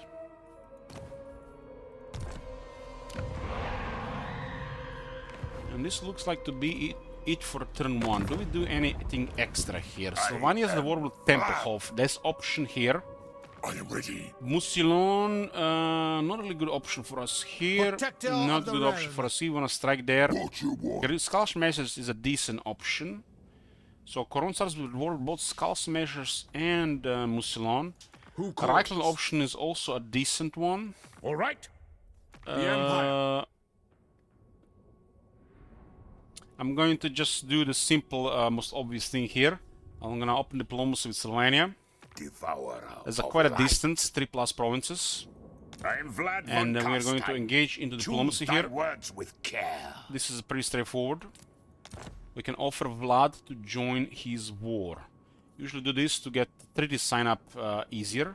But in this case, we have no connection with Tempelhof. This faction is most likely going to get immediately destroyed. And we can get, 665 dark magic just by clicking one button. This doesn't really do anything in diplomacy except make Vlad happier and give us money. It will not hurt us at all. It's actually going to make some factions actually like us more, like the Empire factions. So we join war against Tempelhof for a little bit more early bank. For some reason, this one is off. You can X even more, but the game has been bugging more and more. So this is never really balanced. It's usually slightly off. It's been getting worse and worse. if you insist. Okay, now we can see Templehof as well. They're no longer in the Shroud. And they're probably just gonna get murdered there. War against Skull Smashers also makes sense, but we have no contact with Coron.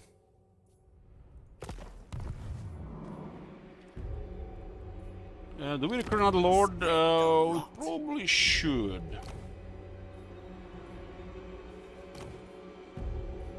A Lore Keeper, huh? These guys are good for emergencies. These guys are really cheap, though. Dread Incarnate Necromancer. For an extra chance at items and numbers. Why not?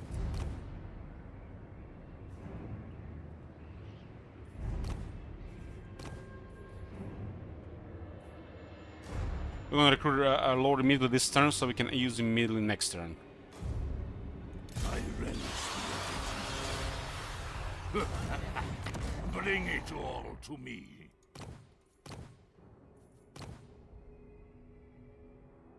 That Incarnate is nice, goes well with the Fear. Fear is one of the things the undead do. The Necromancers have a solid 2 extra skills that makes them a little bit more interesting. The Master Necromancer is Necromancer regular hero. Basically just a weaker version of Kemler with no flavor.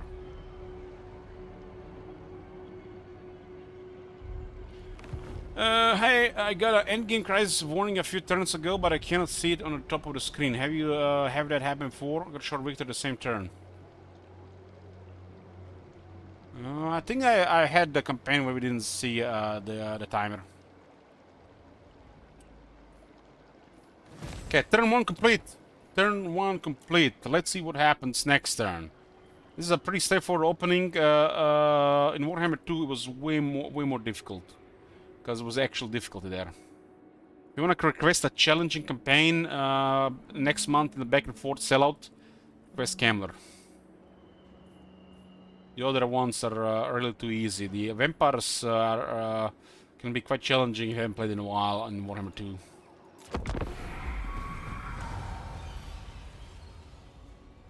Turn 1 complete, critical mass reached.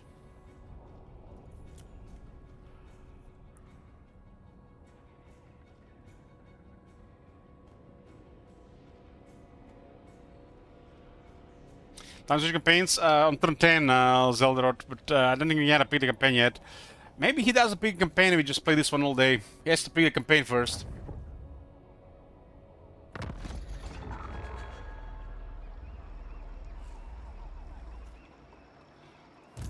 Now it will be.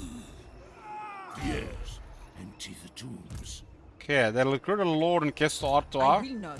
Your Legional Lord, all of them have a Siege Attacker, which means they can initiate fights. This is a nice convenient thing to have. It helps the AI immensely, but the problem is the AI has, you know, they kind of have a, I don't know what to call it, but a handicap that they have to attack it under a certain condition. Depending on their army and depending on the who is behind there. So the Siege Attacker might not be useful for them, but it still helps them more than it doesn't. Who has to pick the campaign? It was Agnieta.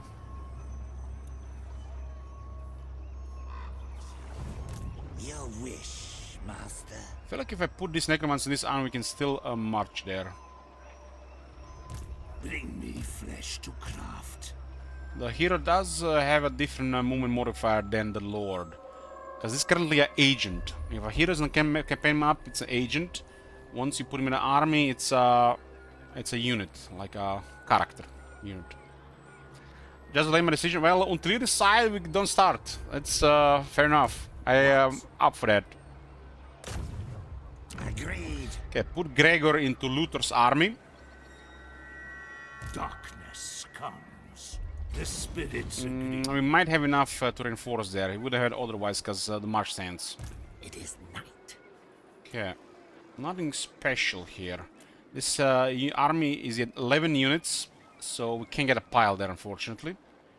You would think a Bretonian garrison would be larger. Somebody actually sent me a message yesterday that made me feel bad. Made me feel bad. Let me find the exact one, what it was. Elich, if you don't play... at least this guy spelled my name right. Elich, if you don't play Gores next campaign, I'm never watching the stream again. Warhammer 3 sucks, but it sucks less with vampires. Somebody on Steam sent me this message, I don't know who it is, it has a different name. It made me feel bad. You know, you don't have to tell me, guys, that the Warhammer 3 is not, you know, what we hope for. But you don't have to mention it, like, every week. It was the Shit Wizards burner account, could be there, yeah.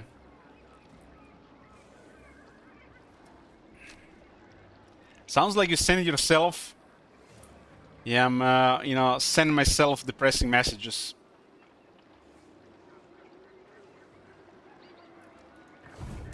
I need more minions. War it is.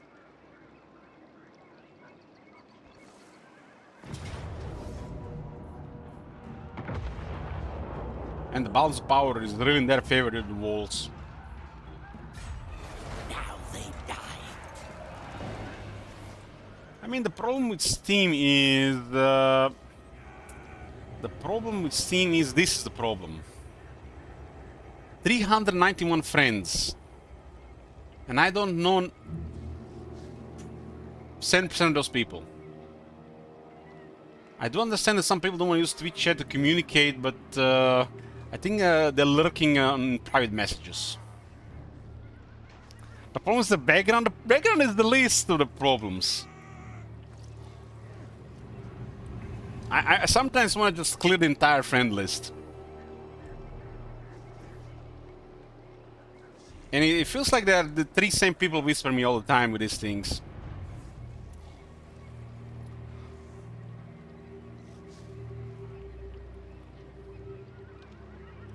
Okay, this is right at the, this is the red circle is the zone of control. And we need to beat the edge of this zone of control. It works 99% of the time to reinforce the main army in battle. Necropolis awaits. When we mouse over the enemy with the army, you can see a yellow line. A yellow line indicates reinforcements.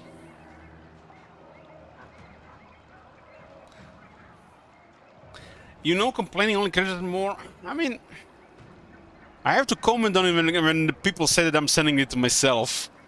It's like they don't know that I'm a stream with 3,000 followers. I'm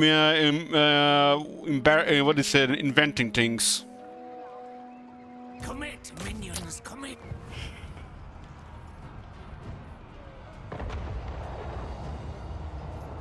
Okay, let's go. The balance of power is really poor because we have no armor and they have walls.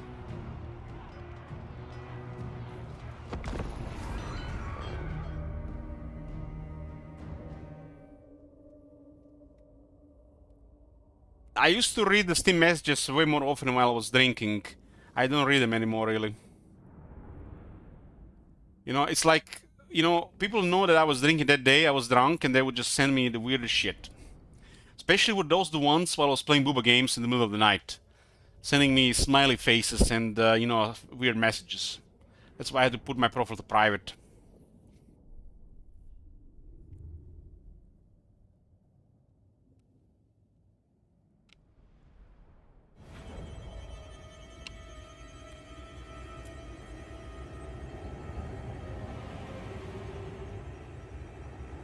I blame the OnlyFans girls.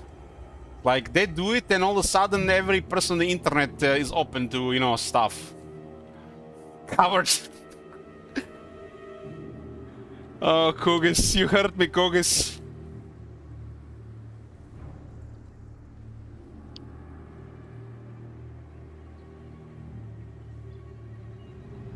Ah yes, the arc where Elliot becomes the ranged safe stalker living in a world of conspiracy. This wall has, this city has three entrances.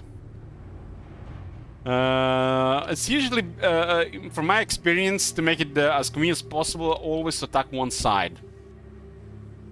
Multiple sides only works to bamboozle them. And what I mean by bamboozle them is a strategy to, in a big city. Like for example,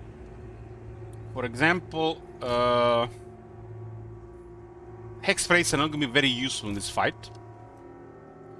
You show the hex rates here. You might even show 2 zombies. And now they are facing this wall here.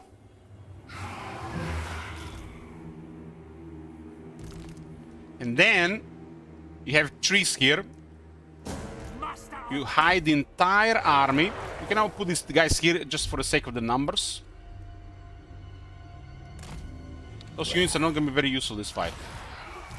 And then you put the entire army hidden in a trees close to a wall.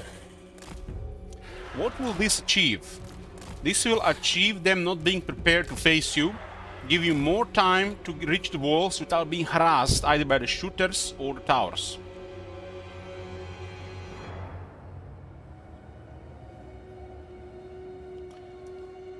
Okay. Let's start battle. You can see they are facing most of this side here. You can also just hide this army here. And then we go with the other force. Send the clubbers on the gates. We could have also had options where we reveal our entire army in this direction. Then we set the stalking units to the other side.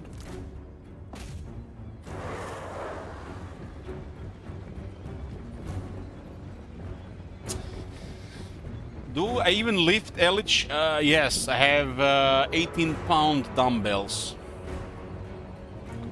Trying to build some upper body mass. Twice a week.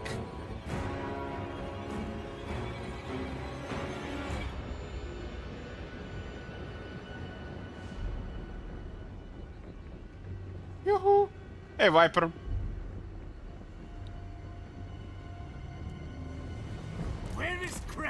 Where is Krail? That's a good question. Await, your master calls. 18 pounds, it's like 7.5 kilos. Very well. The dead are mine. Necromancer. 3% of the viewers are American. So it's 7.5 kilos.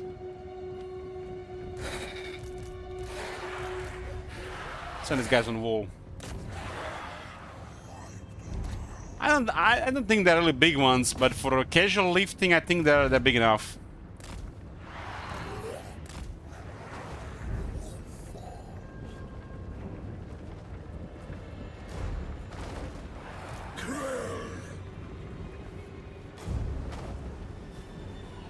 Europeans.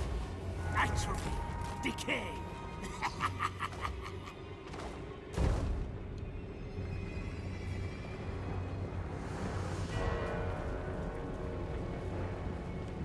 Well, the cavalry did respawn immediately there.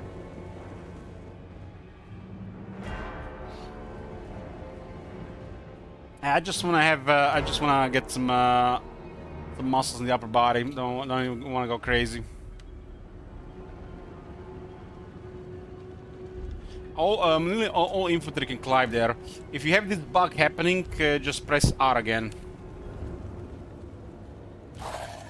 They're actually bugged to the point where it doesn't work anymore. You have to get them at order again. And then while they're moving, keep pressing it until they work. This is an old bug from Warhammer 2.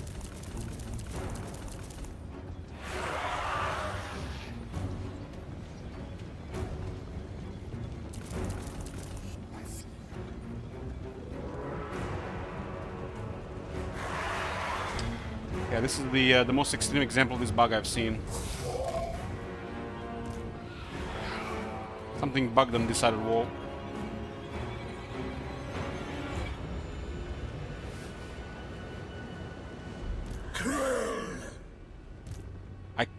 the... I run. I don't remember clicking on the top of the wall, but okay. Okay, let's start some grinder here. Krell can do good tanking. Krell alone is like a tank, but really depends what we're facing. Game rates are not good enough right now. Alone.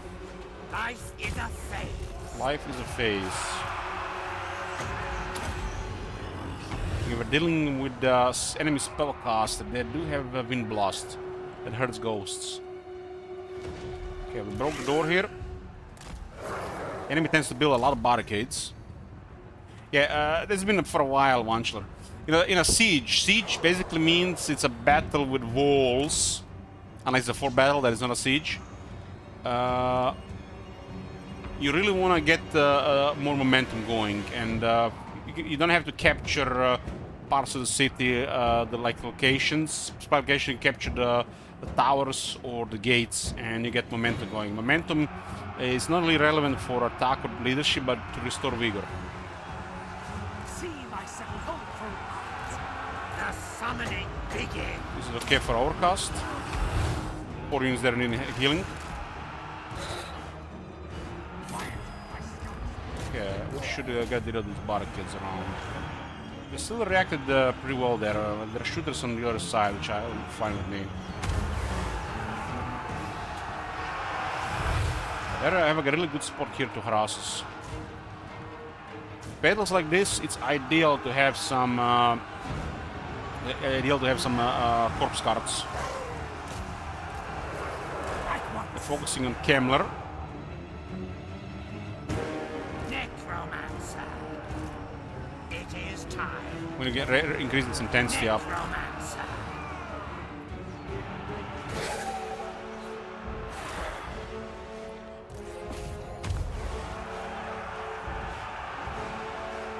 There's a tower here and a tower here. We just have to ignore it.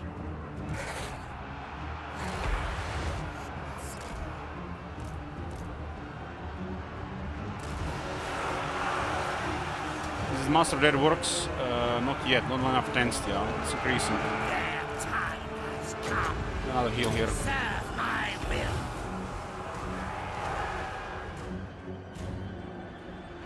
The archers do tend to snipe the support characters.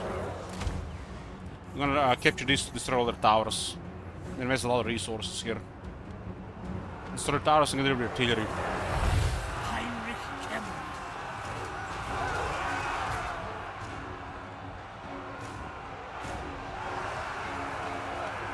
They're very accurate there on the camera in that crowd. I run.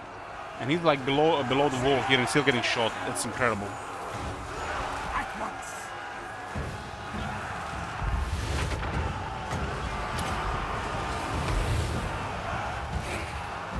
Okay, let's hug them here. Hero is fine here. We can go after the wizard. But clear the artillery first. Their high health under cover. It could be. It could be. But the unit is doing really well there. Really well. I think this is the best behavior for the AI in a siege. Deny player enter to the city and get the shooters in the right position to apply maximum hurt. They could also just give them higher stats and higher difficulty in these roles.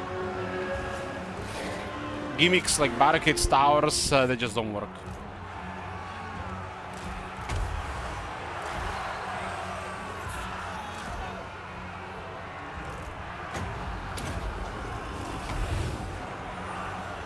And the wizard is just moving around.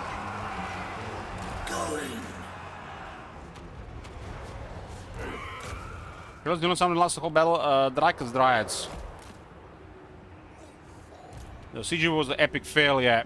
We didn't want this pointless system. We wanted more variety to the settlements.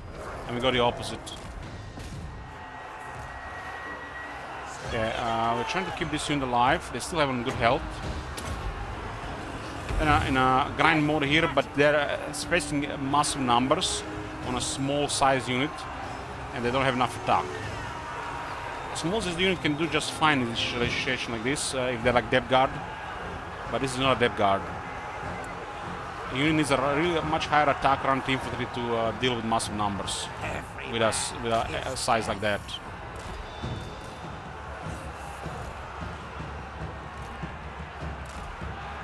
The units do well here as well. Yes, Lichmaster. Yeah, we got the wizard sword there. Death has come. We are out of power reserve. We are currently a very weak power reserve. Should be enough for a grinder here. That unit did over 10,000 damage. For an AI peasant bowman unit, that's really impressive.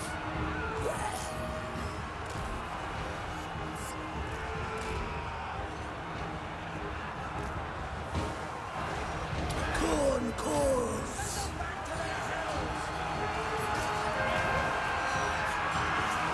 Halt.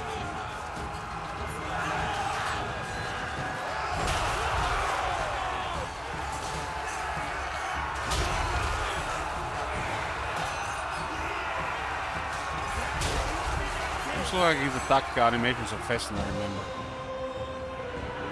The shooters can't do much anymore here. We have Master Dead at a high intensity. It's the ideal position for the undead. That's why they were shooting Necromancer the whole time.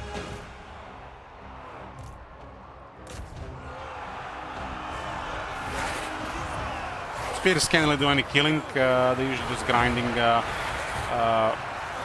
slowly dying. We need higher damage units usually for fights. Lord of Undead. They hold and do dying. They have no attack really. They can cripple some large units though, especially with the bonuses. Ken Raid's been fighting here for several minutes. Good amount of casualties, but not really that much damage. Should get terrified here.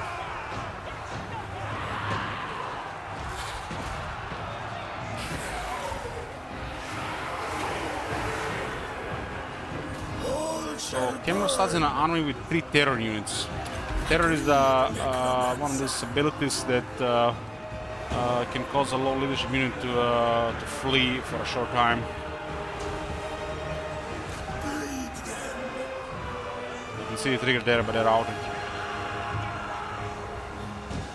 If enough units start fleeing at the same time, it could be a massive penalty for the rest of the army, and then the entire army just routes.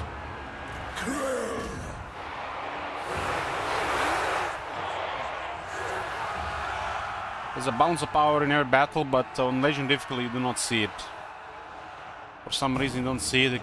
In early Warhammer 3 you could actually see it, but currently not anymore. It's kind of pointless to remove it.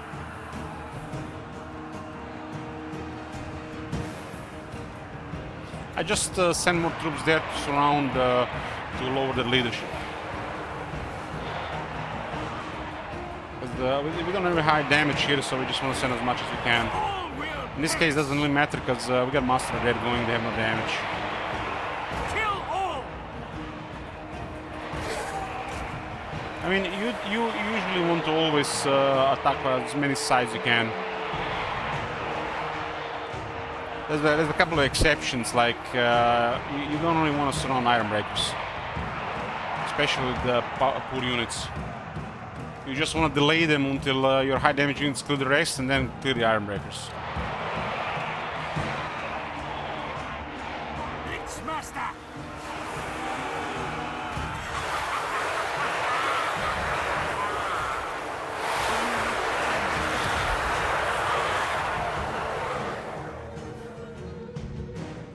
Those 2 units are keeping them in the fight arm. We'll just speed up.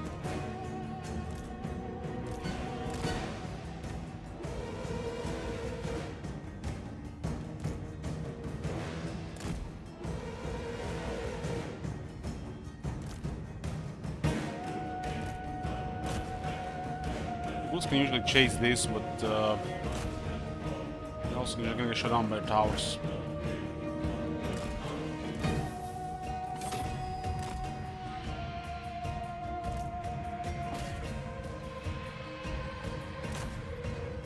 Kind of bizarre they haven't routed yet. They did increase the leadership of the defenders a while back without even saying a word about it in the patch notes.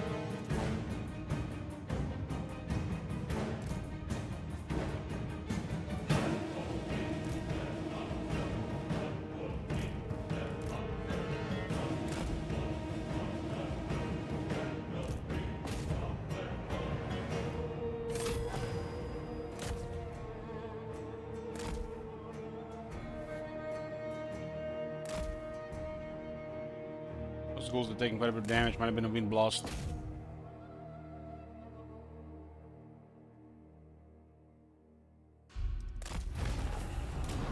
They're routed.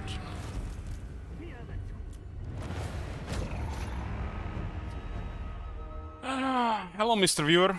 Hey, Gravy.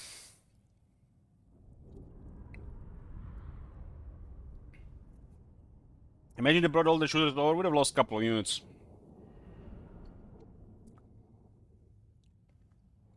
Sirolti says, I hate myself. What's wrong, Sirolti?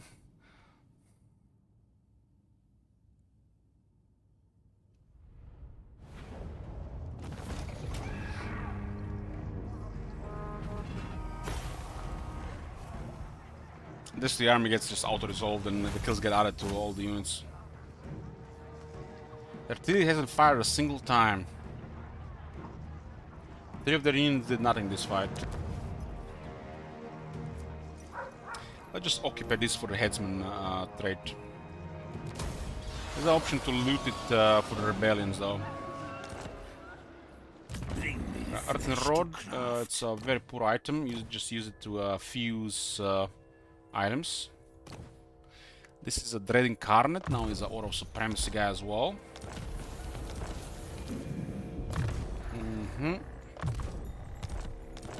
We have a Coron in range and we're not at war with them. It is very, very interesting. I need more minions. Very interesting. Let us Got a second make point in Unlimited do. Host. Now we get attack and defense. And I got a Curse of Undead finally. We're losing power here, which unfortunately this could have been also been positive power. These are just RNG how the winds roll. This is a solid garrison at tier 2, so we'll just get repression building here for income. Trade buildings, you need trade agreements. This is useless. We don't. These 3 buildings serve no purpose. Absolutely no purpose. This one has some purpose to get the initial White King, and then it's pointless until tier 4 again. And a White King should really be at a lower tier, not at tier 4 for the extra capacity. Tomb rot. It will be. Yeah, currently the empires have the corruption for some benefits. It's mainly control and the chance for destroyed units to come back from the dead if they're destroyed in the battle. And there's also another modifier to so they come back with a higher health. There's also specialty of necromancers as well. You got the Thrall Master. Higher chance for destroying units to be restored after battle, which makes the necromancer a little bit more special. They also have access to more replenishment and higher battle healing cap.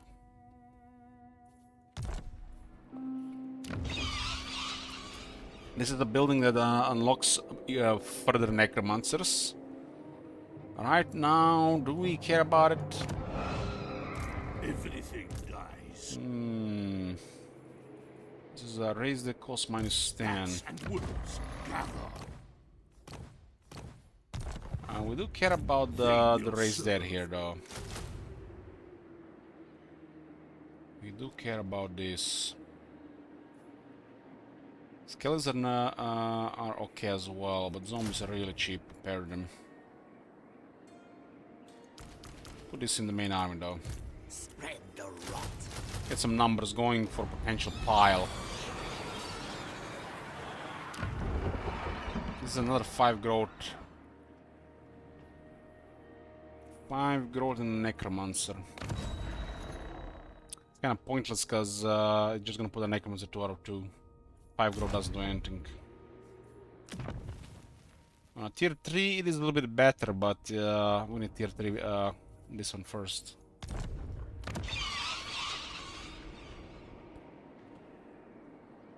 I think I'll keep the money for now. Poster Terror Commandment, 20 growth and 10% cheaper construction. Corruption gonna spare here no matter what. You know what's really bizarre here? There is Heinrich Cameron, another Master Necromancer, and 2 Necromancers. And there is not a single point of corruption from characters.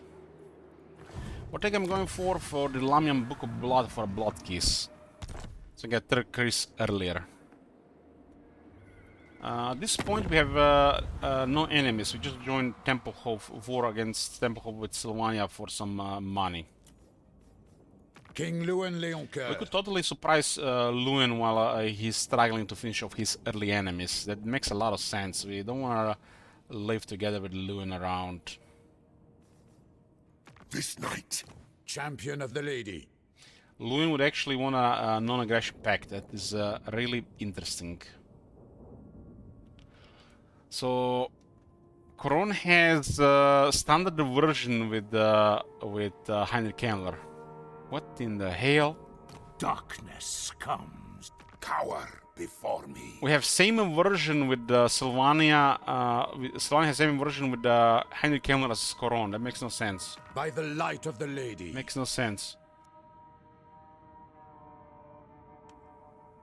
So basically, you can work together with Coron.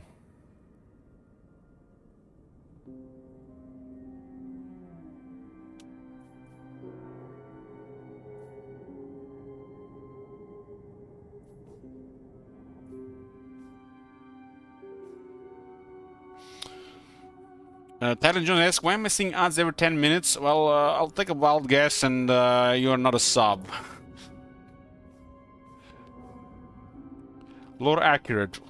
How is that lore accurate? What are they trying to do with this? I mean, this seems like a solid target for Kemmler. That province is juicy for us. Why would we keep him alive?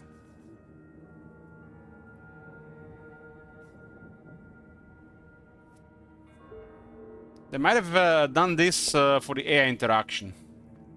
That makes sense for the AI interaction. Yoo-hoo! It's for the AI interaction, right? So Cameron and Lewin have better AI to AI interaction.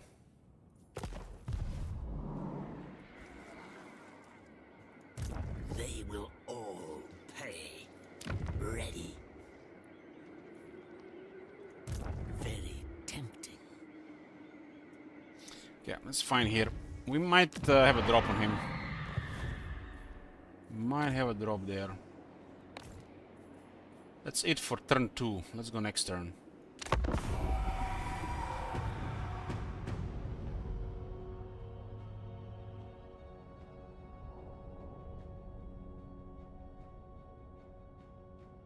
Real Bretonia gotta be one of the weakest factions in the entire game.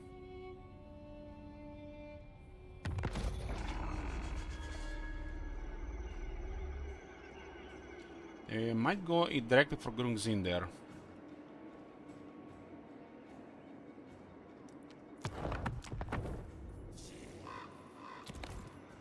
My bloodline calls. It is not. Necropolis awaits. I do see the Red Duke coming.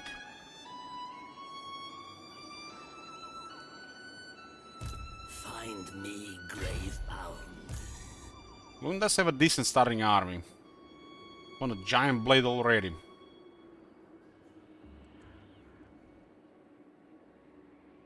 And bizarre that the Red Duke goes here instead of occupying Lyonesse immediately.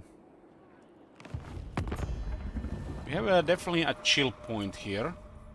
Honor before glory. Stones want a non-aggression, they're willing to pay a lot for it. Only the Grail companions of old could hope to best me. Yet you would try with words? I guess they lost their military right now.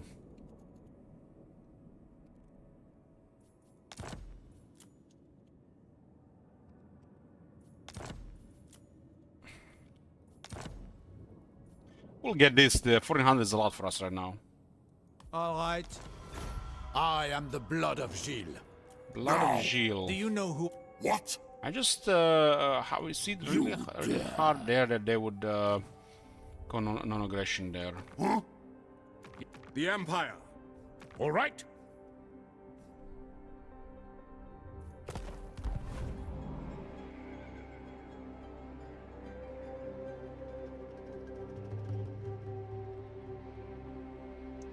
can also attack Marienburg. Or these dwarves here. My axe thirsts for war. You dare? If I give non-aggression to Luen, it's not gonna bother us for a while. There's definitely options here.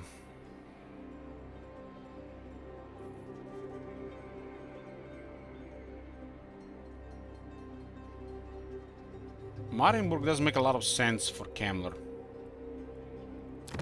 Deliver your missive and then get. Let us make doom.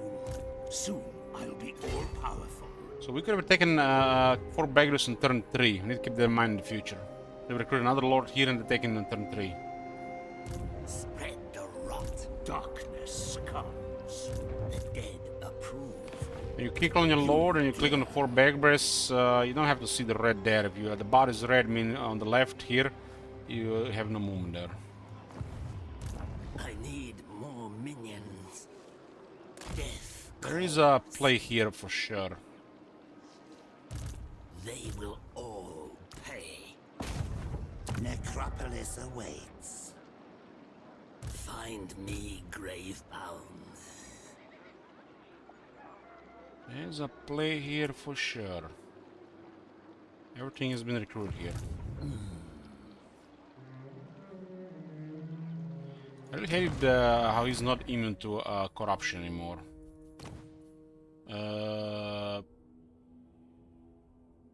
Okay. Bring me. Enables replenishment in foreign territory, but foreign territory will never have vampire corruption. Nearly never. It really makes no sense. Okay, let's get another income building here. These buildings are really juicy. Everything dies. Units available here. It's gonna be raised there. Marienburg does make a lot of sense here.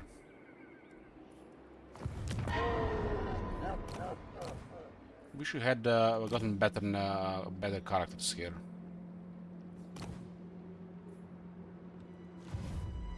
Darkness comes. When getting one of those emergency lords, the trade does matter.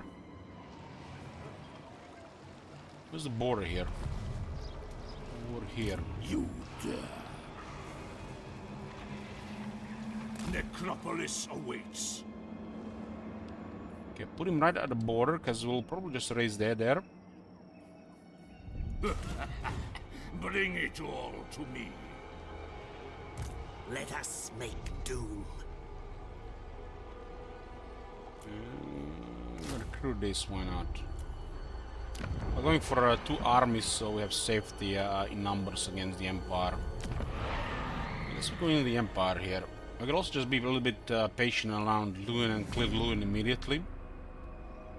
But I can totally see Luen ignoring Luen for a bit. You tread upon Bretonnian land. I'll have your will, and I'll have it now. We're talking about Luen, it's me! Duke Heinrich Kemmler. The new Duke of Bretonnia. I am with you. He's with me. That is so bizarre. Only 10 version with Luen Lanker as the vampires. Bizarre. Let's turn off the building upgrades, because we don't want to upgrade this one right now. We're gonna do Marienburg here. It looks like a easy route here. Von Karstein sends his We could minions. start an early war with Reichland, but I'll see.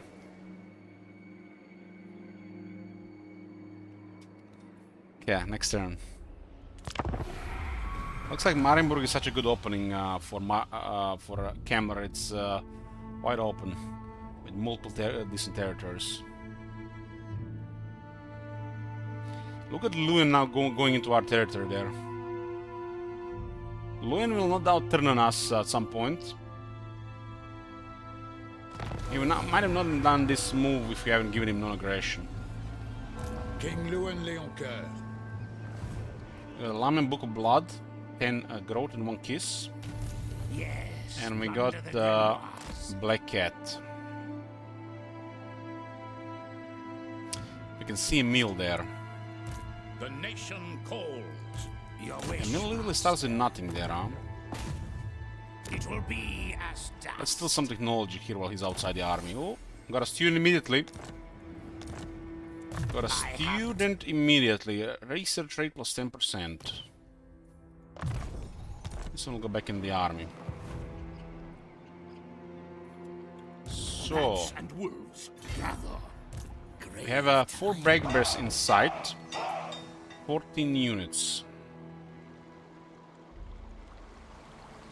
Darkness We'll enter the province of Baston to raise the dead. All of them.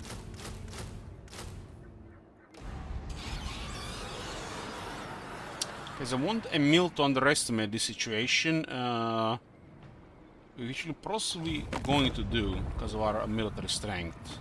Valiant lord. We can check the quick deal for the turn first. What? Darkness Nothing. comes. Unstoppable. Ready. Who calls? Middle is getting wrecked. Sigmar's 178, that's interesting. So doesn't have anything extra. Well, in that case, we don't have to use the weaker army and hide the larger one. They're probably not gonna make a move here. I do remember back in Warhammer 2, 4 Bagels having like one of the largest piles ever for equality. So we use Kemmler here and hope we get a pile here. It's 14 units. It should be possible. Darkness comes. Spread the rot. There's an unlimited host there. Do not waste my time with We're petty declaring war talk. on Myanmar. Make your offer and be done. We cannot. What does Lewin think about that? Lewin doesn't have any opinion about that. You come to Bretonia, stranger. I am its king. Let us hope you leave us friend. That is interesting. Would be like stupid if Cameron and Lewin work together? It's part of a Zinch scheme, right? Yes, the time is right. I find that extremely silly. I need more minions. He's literally trying to clear the menace that is the Red Duke, has been menacing Bretonia for years. Meanwhile, Red Duke is just a minor faction, doesn't do anything.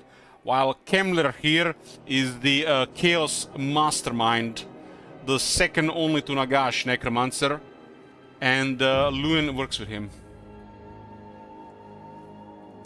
Soon I'll That be is all beyond powerful. bizarre. What? What is the winds here? Winds are plus 10, damn! We can get some wood going. Destruction. Okay, we attack 4 Bagbears here. Now they die.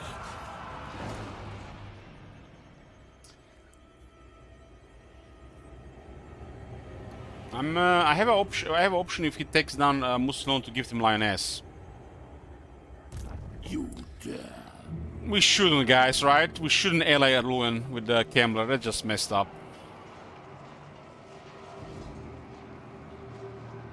Find me. Send son Luthor of to assist Kemmler. Luthor will be channeling. Yes. Why not? To the tombs. Bring war. And Darkness. let's raise the dead here as well. War it is.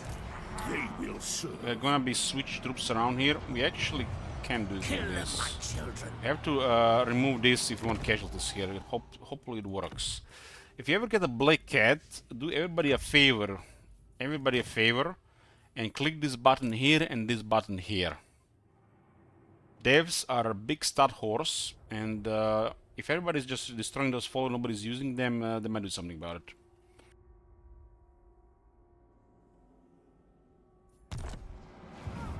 Destroy them. You dare. I'm gonna switch the zombies to this army. Scent of death is strong. Keep the flanking troops here, I guess.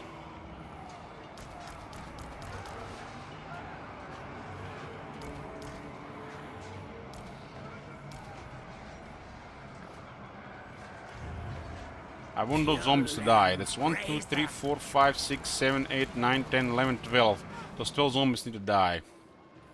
And hope we get a good pile here. Commit, minions. This could be our main point to recruit. Do the battle here. The enemy has 14 units on the main force, which means it should meet the criteria to create a raised dead pile. It has to be over 900 casualties, though, I think. I think the 900 is lowest. The zombies serve only one purpose, it's just to die for the pile.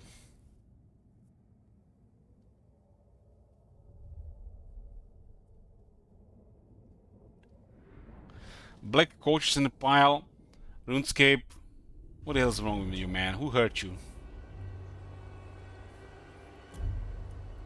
This is not a siege bell, by the way, guys. This is not a siege bell. This is a settlement bell.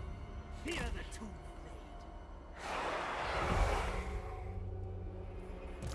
blade.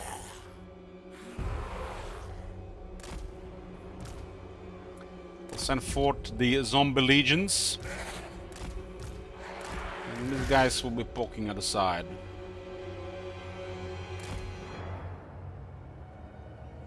Serve me. The summoning begins. Let's see what we do about this one. The zombies don't really have that much leadership to fight on.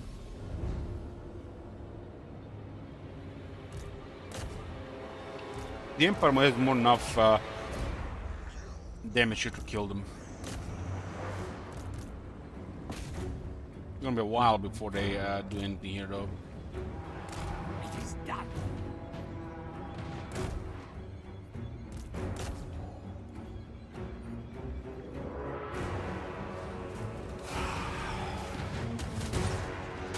So would be heavy running on the walls. The crossman is shooting on the other side of the wall. I mean, they're doing damage.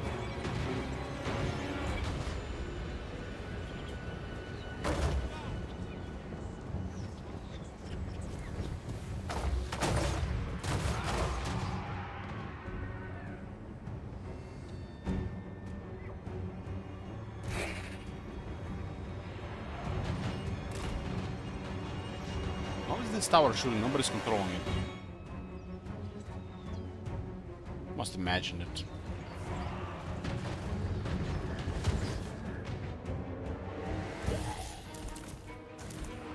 We won't allow most of the zombies to die. And hopefully creates a pile. Focusing our hex rates. You want to see what the enemy is focusing with the shooters. Turn on the fire arcs. It does matter with a lot of factions.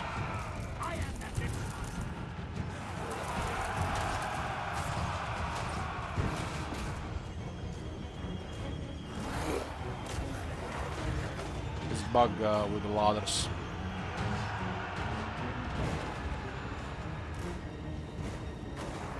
This is a big fail in design. Hex rates getting killed by the crossmen. They don't even have magic attacks. This is why units like Hex rates, Cane rates should have additional missile resistance.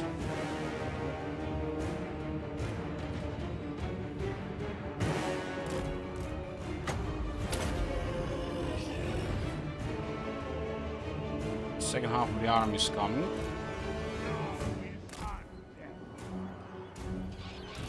We don't really need these troops. Send the bats to attack the towers. Necromancer.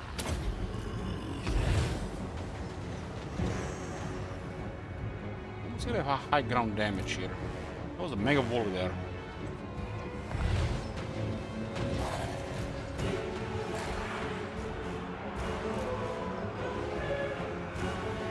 Surely they can kill the zombies.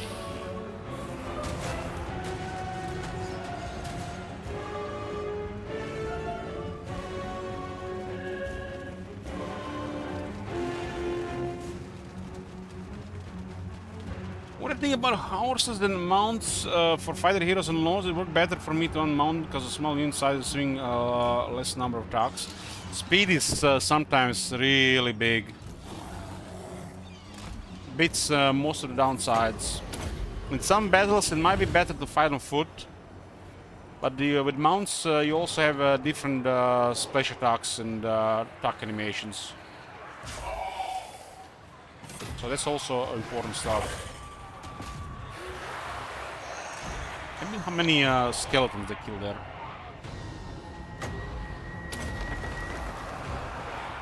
These crossbowmen are with their weight in gold.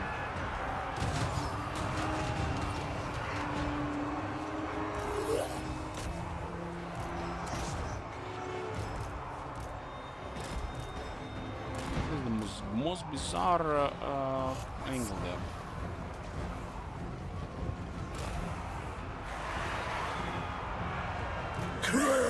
Okay, over here, huh?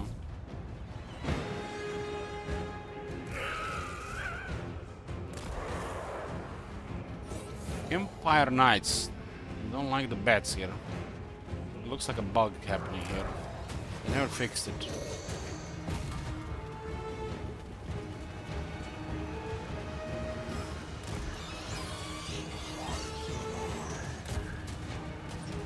You just keep cycle charging the tower.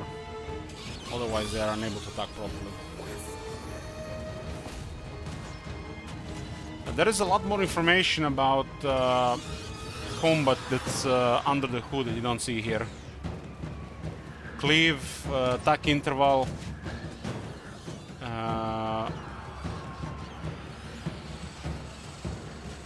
Sometimes the mounts can have extra combatants.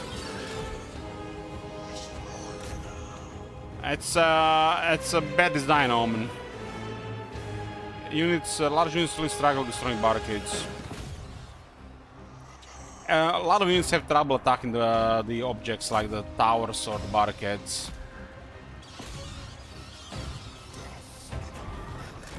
Like this unit has really trouble attacking it, but you know, when they charge, they do something.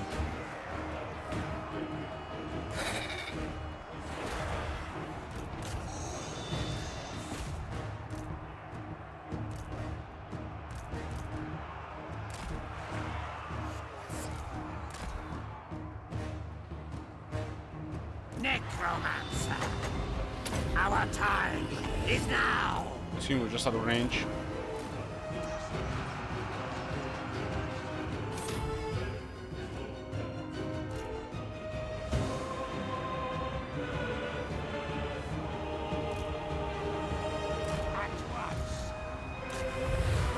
I just feel like they restore some ammunition there.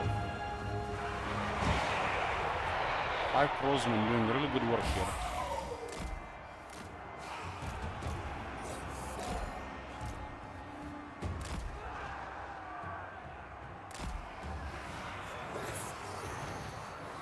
It's kind of bizarre how easily the cam rates are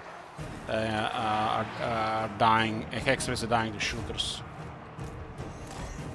You know, just the most basic shooters.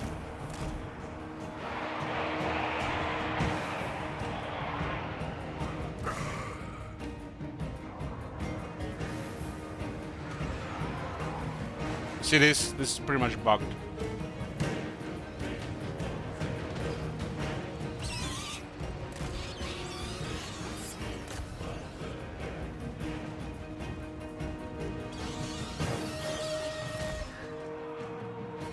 Terrible, terrible. And they keep releasing the same bugs, you know. They released that hero on the Disc of Zinch couldn't attack in the air.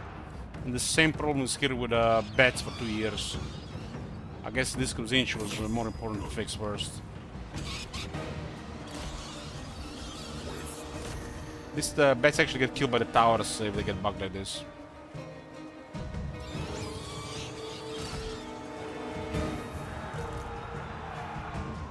Voodoo is really poor at this point now.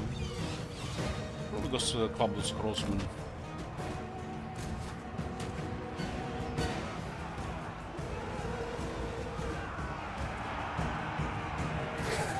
I mean, the Empire guys are looking pretty good fighting zombies.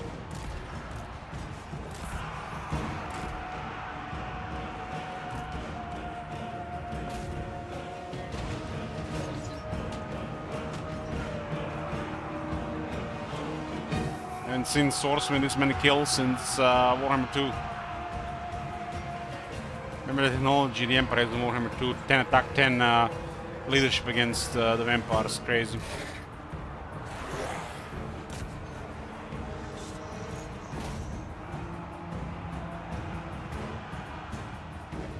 These guys actually got killed by the towers with the bugs.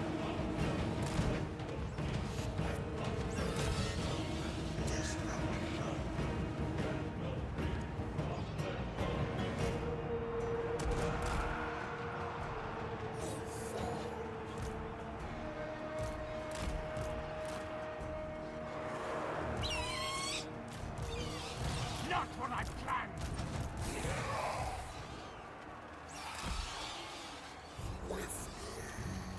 You have the cycle charge, no shit.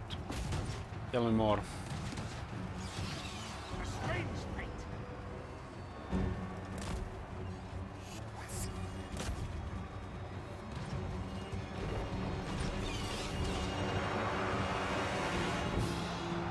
Legions to me.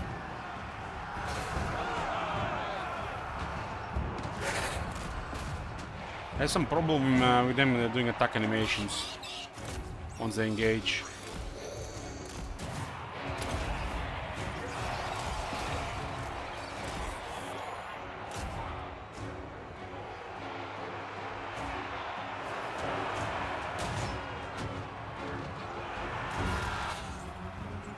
This one might actually be killed. This pile might cost us a bit. If we do any more damage, shield will rout. We have to take it.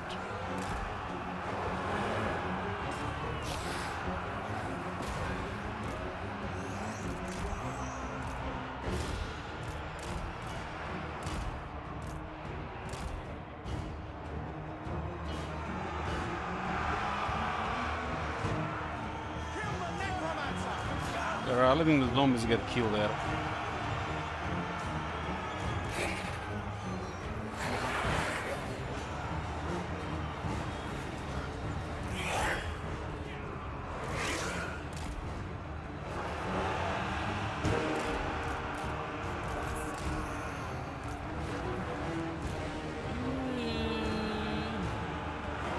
How much does the unit have? 9,000.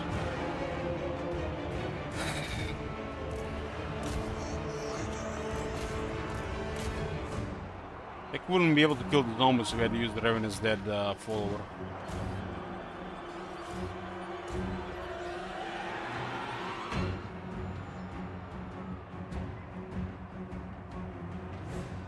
Tremble before me.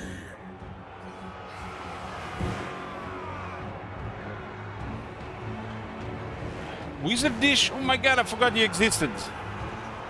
Haven't seen you in a while. When's the next sellout? Next month. Next month with Warhammer 2.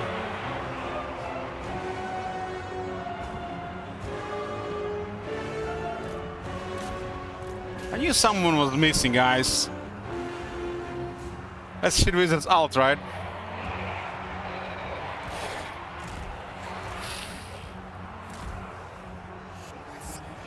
Yeah, it's gonna be a Warhammer 2 back and forth. The same back and forth we've been doing in Warhammer 3, but this time in Warhammer 2. We'll feed into Bell Brothers days. So a bunch of Warhammer 2 followed by a bunch of Bell Brothers.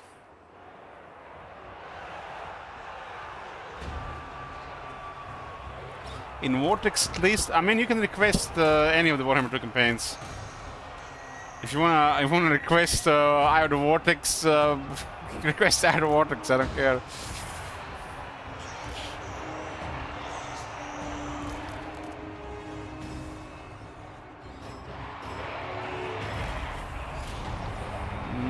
We did lose a lot of zombies, but gotta lose a little bit more here.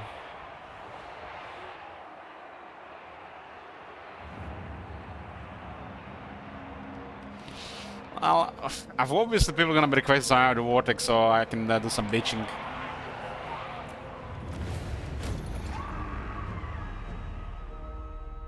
And this is okay pile from the looks of it. Hopefully it triggers. I think enough zombies got killed. Vortex got it.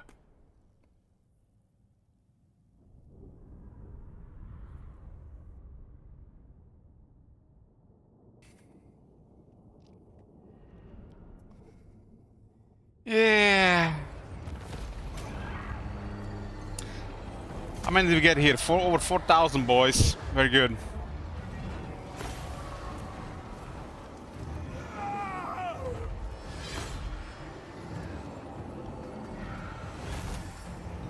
Man, one of the cross with 21,000 damage. Loading occupy this one. This one doesn't really matter if it's not healed.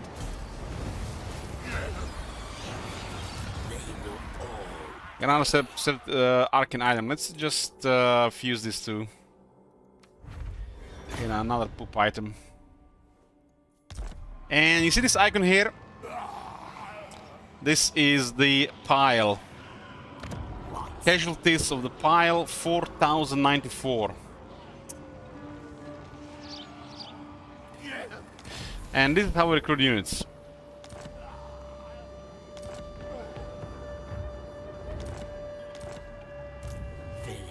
I can immediately see the units spawn in the pile, but now every turn they're gonna be more and more spawning. Even some of our best units. And that's how the Vampire counts recruit units. Don't bother to recruit buildings.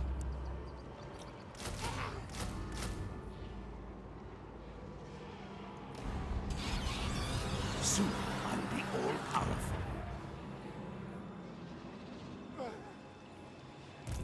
Max Zombie's nice small pile. Looks like a decent one. It's over 4,000. Doesn't have to have 2 copies of every top unit. You can just recruit them a little bit over time. Spread the rot. Bring me flesh to craft. Good stuff here, huh?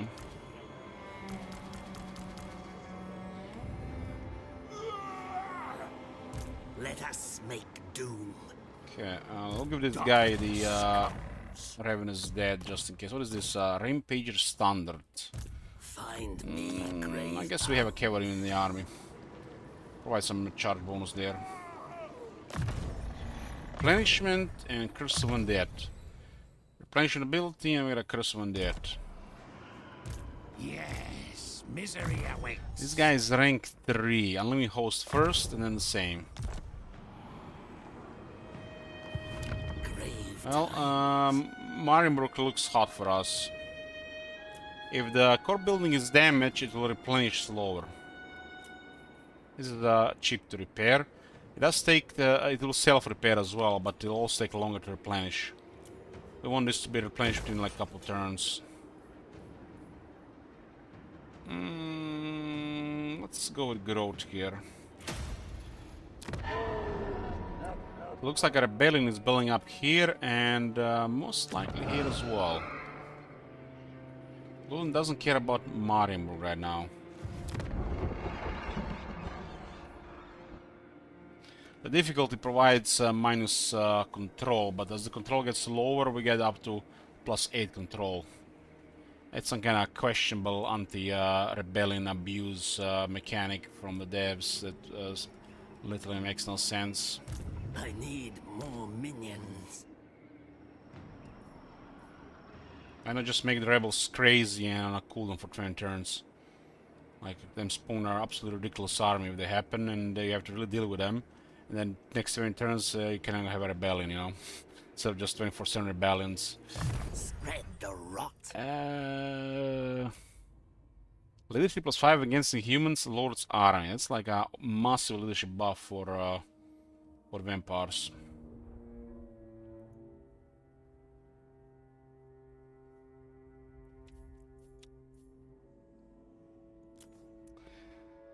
Okay, we got the unlimited host here. Should probably we have this thing as well. We can also save skill points here. He does have really strong skills. That is 6, huh? Literally everything here is excellent. Excellent, excellent, excellent. Excellent. Hmm. This requires a rank 12 to unlock, but you can save 6 skill points, get the rank 12. Click, click, click, click, click, click. You unlock everything in rank 12. We'll turn off the notification for the unassigned skill points.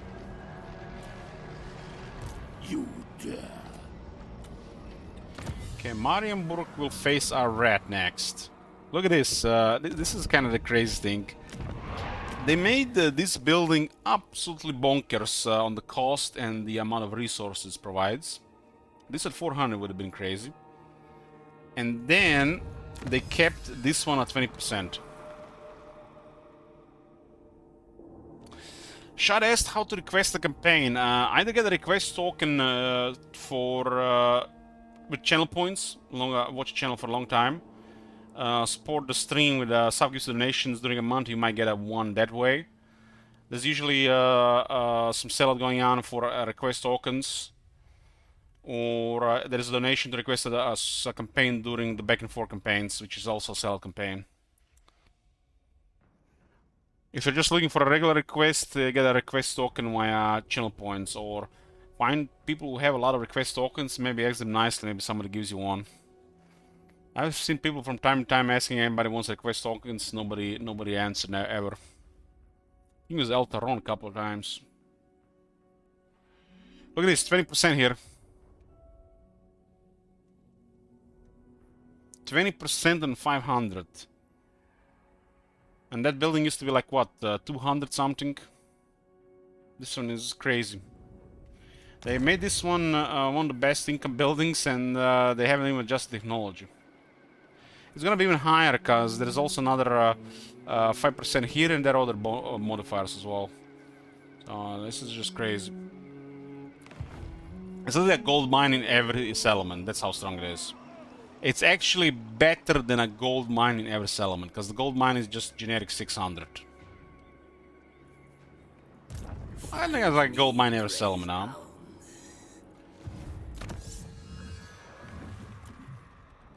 Let's make our basic troops fight better. We wanna keep horrors in the armies as well.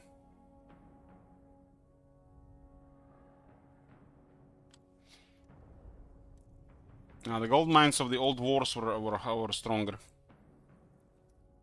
I don't know why some factions have no flavor resources, or no flavor gold mine, or a weak gold mine, just 600 on the gold mine, it's nothing.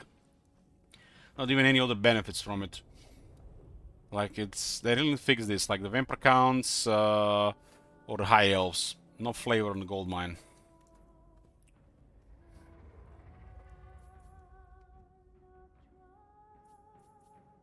This one is really important for our crop units, for having a little bit extra leadership. But we can also just go here. This is one of the only ways to improve diplomacy. Unfortunately, this faction doesn't have any other diplomacy effects for all factions. Should be cool if there is a follower skill for this as well.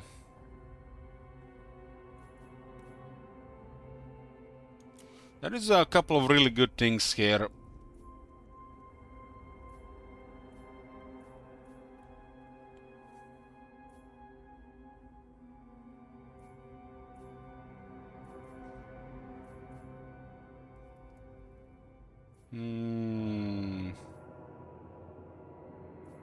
This makes the creep horrors extremely difficult to kill. They get regeneration, they get hunger, they get 50% higher healing cap. They get over 22,000 health. The Necromancer arm is like 26,000 health.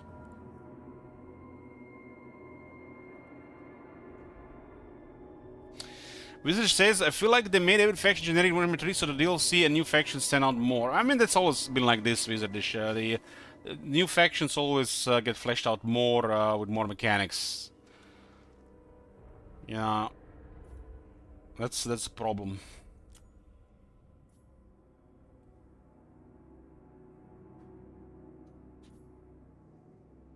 And a ballistic creature is really strong.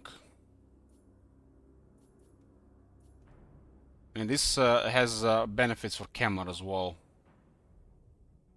I mean, this side makes way more sense for Kemmler. the Liber Necronomica.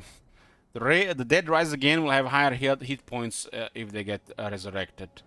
And we also lower attrition, suffer from normal territory attrition. You dare.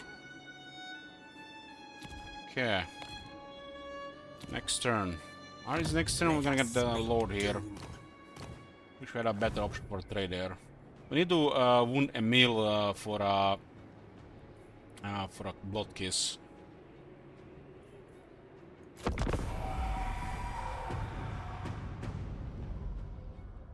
I like to see when I click on a resource building, it actually does something instead of just something boring, like just resources or just income without anything else. Like there's a couple of extra things that add something. I can give you an example. Like, look at the iron here. That's what I'm talking about. And then gold is just 600. Timber does something. Furs, even furs do something. See, this one I'm talking about.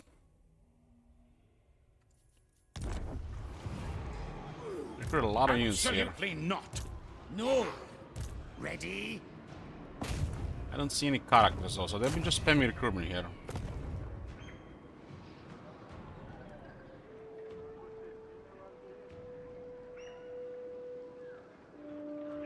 Find me. Let's see if anyone else is close here. We might need to get a battle outside here. We have to have an initial fight here. Tomb rot. Now. Unachievable. I will not obey. And they do have troops here. They don't have the tech though. I don't really have to worry about the Empire troops in the field without technology. The technology is what makes them pretty good. This place gonna need a wall. It's a tier 2 for the Vampire, so we'll upgrade this first. Yes, the time is right. Everything dies. I don't think we're good there if we attack that. Yes. Bats and Let's see the race dead here.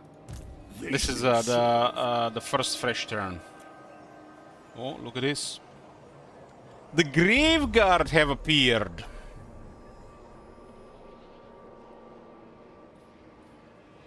Well, well, well. We got both Graveguard available on turn 5. And how you otherwise get a Graveguard? Oh, you gotta build Mausoleum.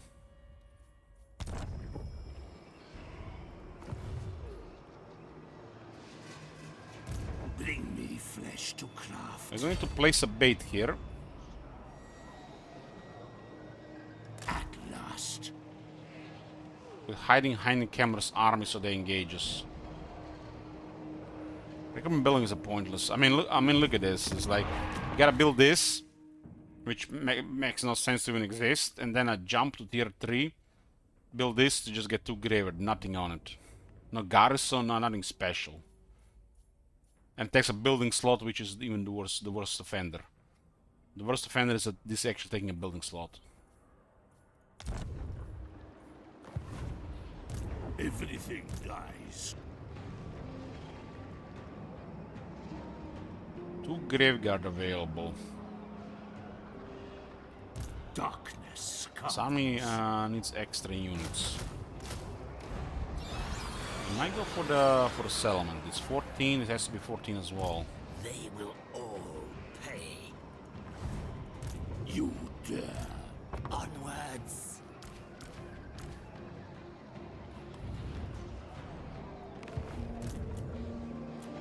Yeah, this is a nice area to spend a turn or two due to really good winds. Spread the Kemmler will summon the Graveguard. They're excellent right now. They're not cheap, but these are very strong units right now.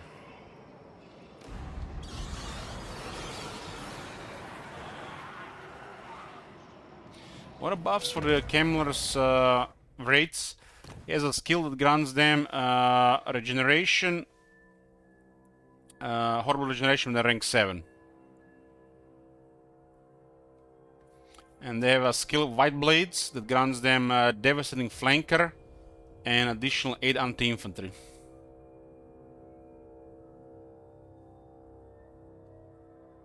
And they'll have a horrible regeneration with Spirit Shackles, which doubles their healing cap. They actually get quite deadly with White Blades and the battle skills. They also have a lot of damage and attack here. They actually gonna be really high damage units that are really hard to kill without magic.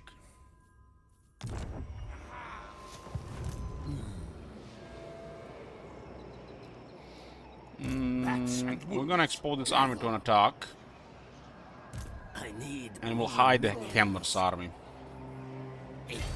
Our hope here is for Kemmler to stay hidden and they attack Luthor here. And if everything goes well, we get another pile.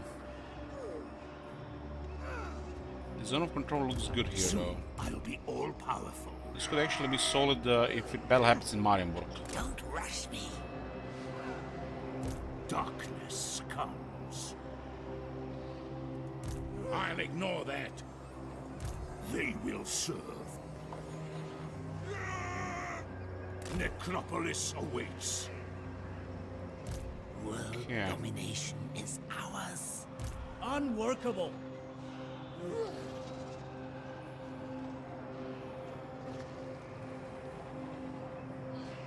This is interesting here.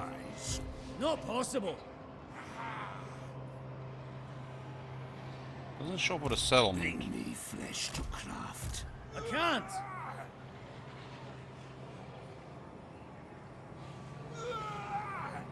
I mean to ask this, is it worth taking the red line for lords or just ignore unless it's someone like Altarian who boosts troops like crazy? The red line is always worth it unless you have unique units like Altarian that then it's not really worth taking the red line.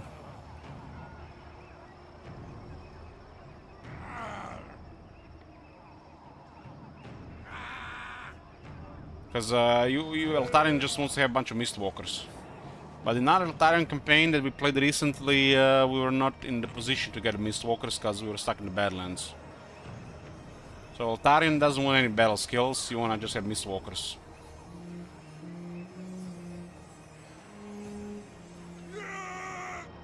How do you take the battle in Marienburg? Because our zone of control here for the ambush affects Marienburg region. It might happen in Marienburg. Soon I'll be all powerful. Follow me. Well, that's the hope. That would be too good if that happens. Find me grave bound.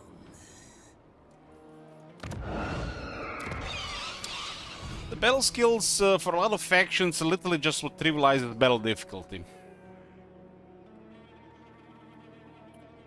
So, if you're not having trouble in battles, you should prioritize battle skills. If you don't have trouble in battles, you don't have to prioritize battle skills. Do you need fresh troops? There's a chance to stay hidden here, and there's a chance to ambush. We just hope that we stay hidden. We don't care about the ambush. They'll be tempted to attack Luthor because he's close.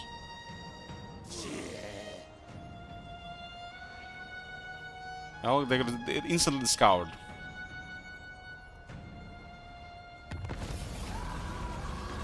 No. Not likely.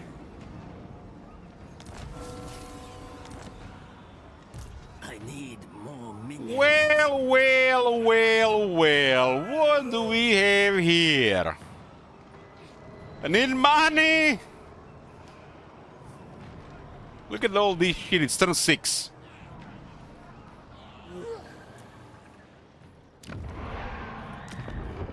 Why does this thing even exist, man? And you see this pile here? You can literally put them all over the place. You just have to understand how they work and let's do a little bit effort to trigger them. Bats and wolves, gather.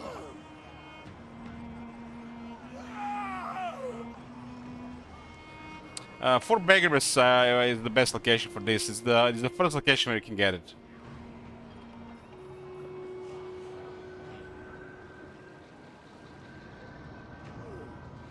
We won't be able to afford those troops.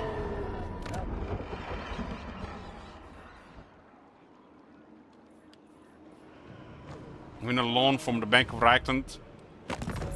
Yeah, need shekels. I am what? Do you know who I am? No idea. Champion of the lady. Scoutsman is about to get destroyed, huh?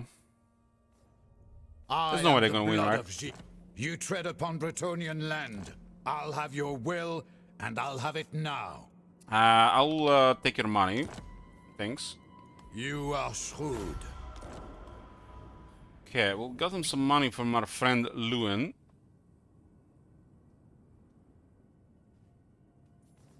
What? We could also do this. Don't mess with me. What's your message? 541. Who has money for us? What? Reichling has no enemies. Ooh, man, if this was Warhammer 2, we would be in deep doo-doo. Guys, watch this campaign. Somebody not up gonna request one next month in Warhammer 2 and see difference. See difference between Legend difficulty, Kemmler Warhammer 3 and Legend Kemmler Warhammer 2 and Legend. It's night and day gameplay here, night and day. Like, what the fuck is this shit, man, here? Why is Karl not knocking out down door only with 2 armies?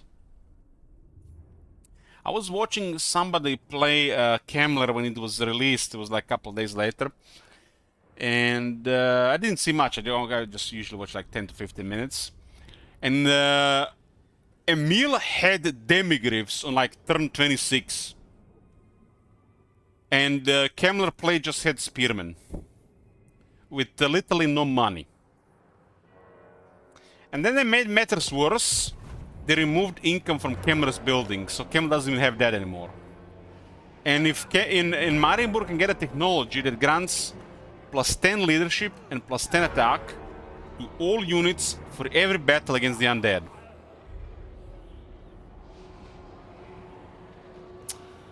Back and forth is gonna be me and Dagobah requesting Dwarves and Empire. What the hell? Well, this is what it is. Have nice bottle of red on me, full of polyphenols, so no need to feel too bad downing it in one sitting. Well, thank you very much, Vin Eldritch. We'll do. That's gonna be for the alcohol budget. We're sure gonna be needing it. It is night. What do we do here? We kinda bankrupt. Maybe we could do like a battle outside. This is actually a pretty nice garrison.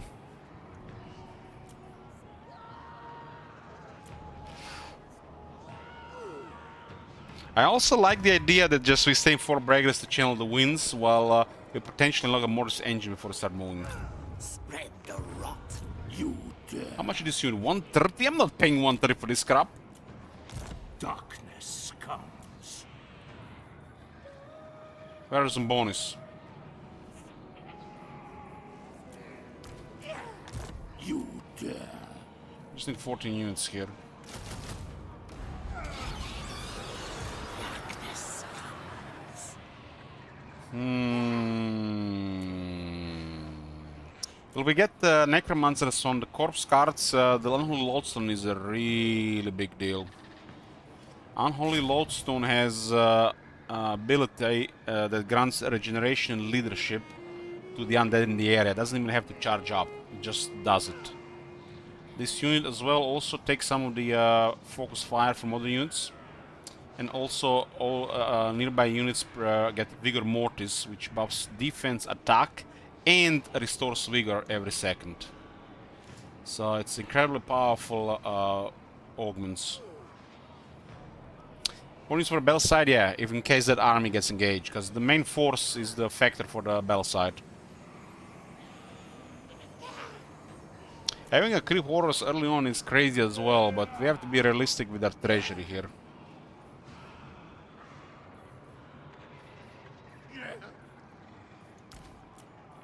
The dead approve. These two can kill 7+ units of the Empire, so they are no brain. With the proper support like Vigor Mortis and a Necromancer, 7+ units of the Empire is easy game. The Mongols go on the same battle skills as the Wraith units. Mongols are solid.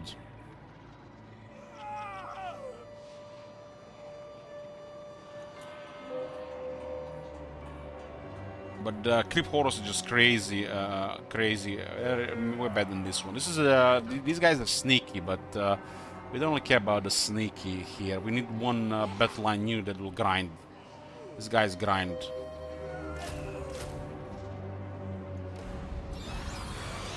When you get kind of ballistic rituals for the Creep Horus, they're incredible. They're all pretty good, and with ballistic rituals, they are like the best version of Creep Horus ever in Warhammer.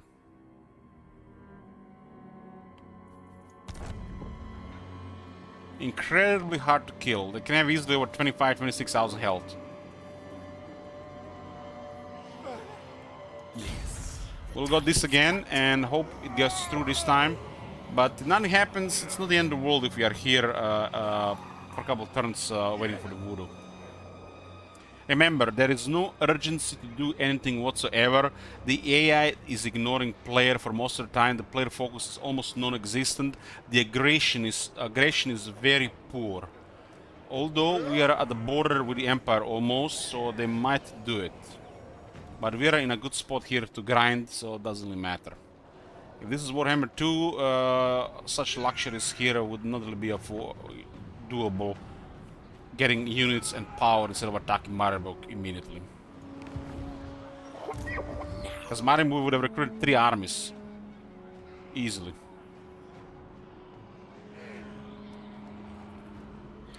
I am having a feeling that Emil didn't attack last turn because he was finishing recruitment. It's some bizarre AI behavior. On the turn they're still recruiting, they don't engage. It might be a Warhammer 3 issue as well. I will not betray you.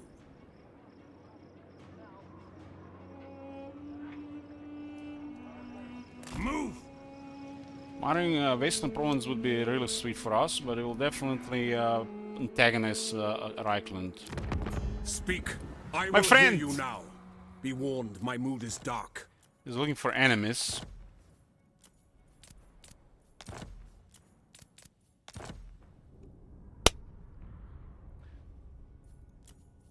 No orcs, no undead, no traitors. Boris, yes!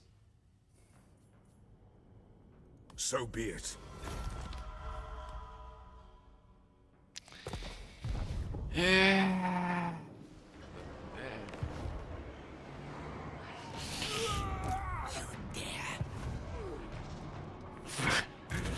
Want Boris. Okay, stay here. Stay here. We are not under any pressure or urgency, like I said.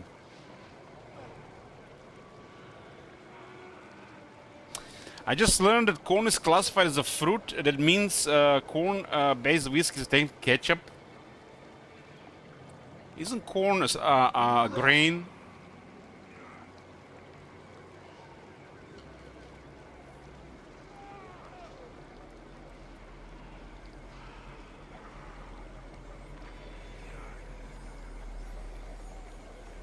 It's a tall, stout grass that produces cereal grain.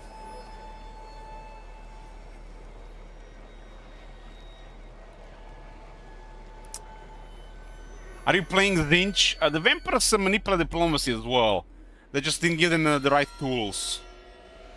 I mean, this technology gives you a hint.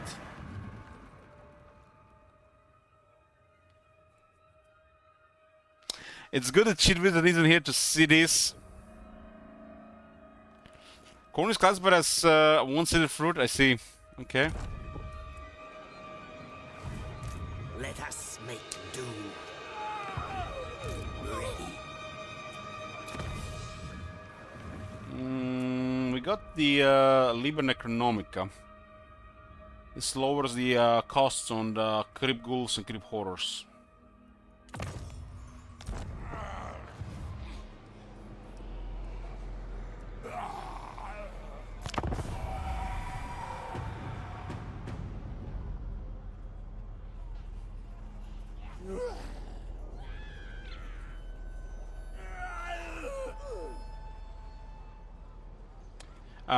Training is good, Omen, these days. Training is good. The fight experience per turn is poor. Emil didn't move. Wow, that's strange. I guess it's very strange. I will not obey. How many crossmen are we speaking here? Very tempting.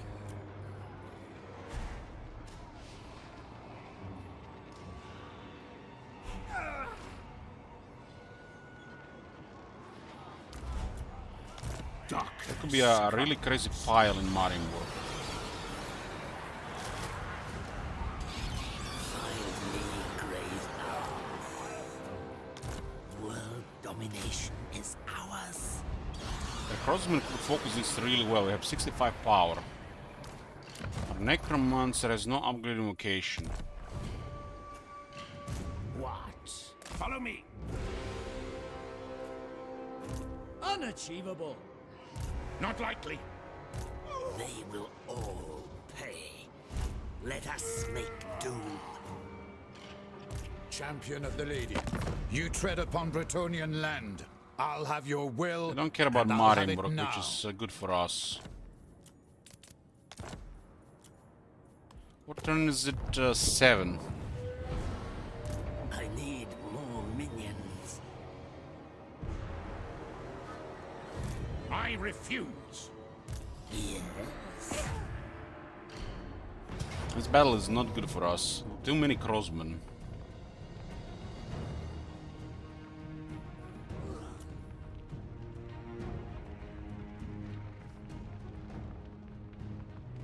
Too many crossmen for this fight. We don't have enough magic for this.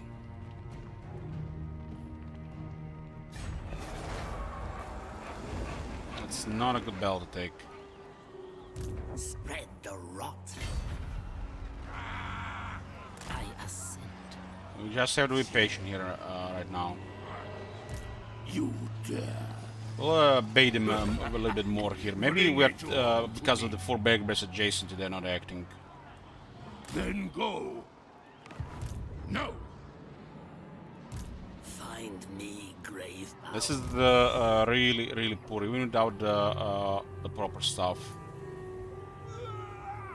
Darkness. If we had the higher level characters, it would have been fine. But would be a really costly battle. Yes, plunder the grimoires. Marienburg looks hot for us. Who taking the Skull Smashers? Lewin starts with war with Skull Smashers and Red Duke. And the Red Duke still hasn't taken down Lioness. That makes this so strange. Well, they changed it to Disco. They made it. They removed his immunity to attrition and added replenishment in foreign territory. But they don't know how the game works clearly, because nearly all foreign territory will never have vampiric corruption, which means you take attrition, which means you can replenish.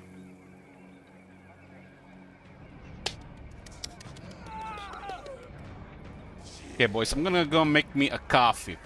I'm gonna make coffee because we're gonna be streaming for a bit longer today. I'll see you in a bit. We are just debating a meal here. I need. We're back, boys. Okay.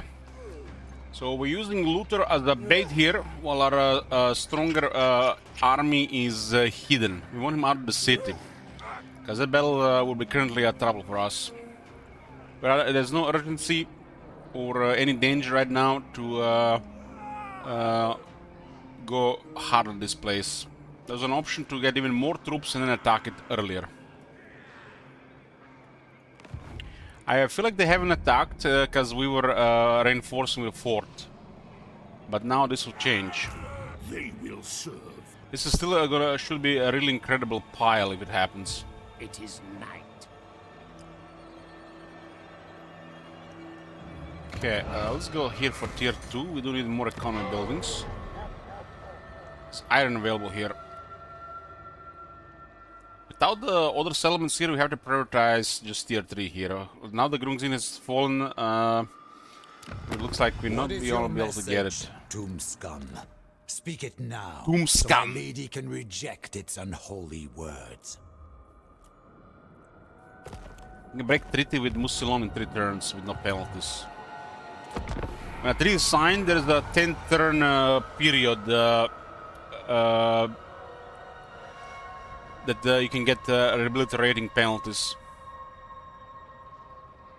So non-aggression is from start of the campaign and means we can break it until turn 11.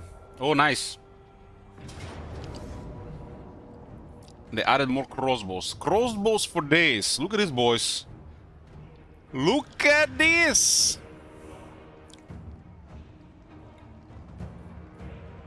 This is the nice auto-resolve. But we have rules here. I could use the Vita here, but it's not worth it. Vita can be used in something better. We're just gonna have to put some effort into it. Let's put a prediction here. Do we get a pile or how many zombies is that? 1, 2, 3, 4, 5, 6, 7, 8, 9, 10, 11, 12, 13, 14, 15 zombies. Now, pile should be guaranteed here. I mean, if it doesn't happen, it doesn't happen, but they'll get a pile over 6,000. I mean, you can play for no, you know, if you believe that the game will bug and not give us a pile. So the prediction says, do we get a pile over 6,000? Actually, that's a little bit unrealistic because we might not be able to kill that many. We go 5,000.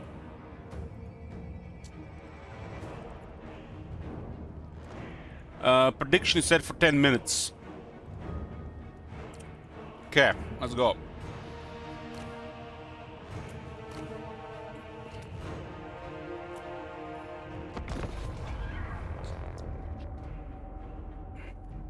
No, we can't get over 6,000 because we can't kill them all. That's the issue.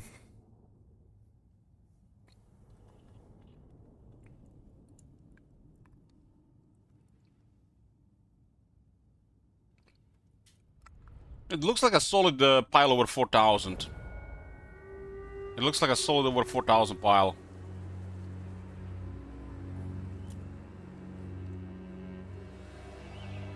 We have an excellent battlefield for us here.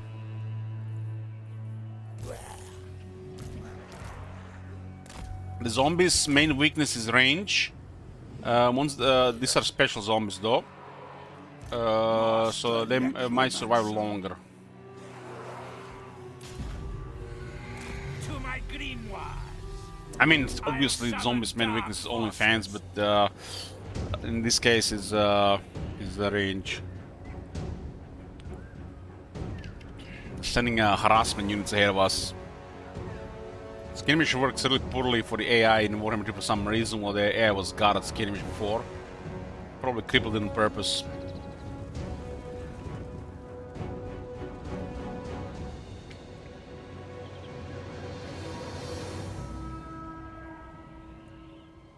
Camel Army has some really strong units against the Empire.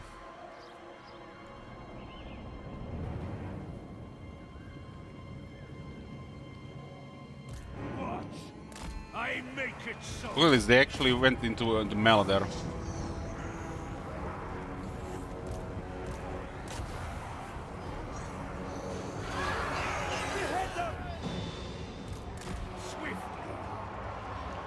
Skirmish mode really needs a second look. This should be behavior of unlike a normal div, not legendary. This used to I'm telling guys, the AI was a god of skirmish. What happened?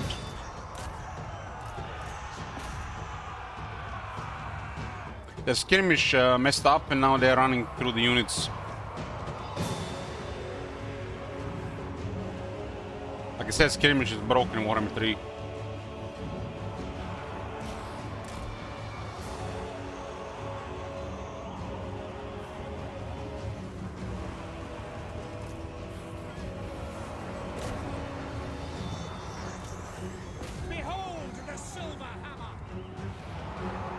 Life happened.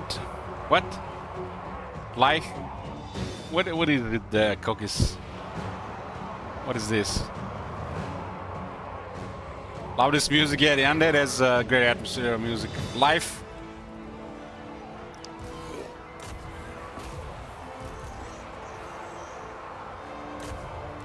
Let them recover there.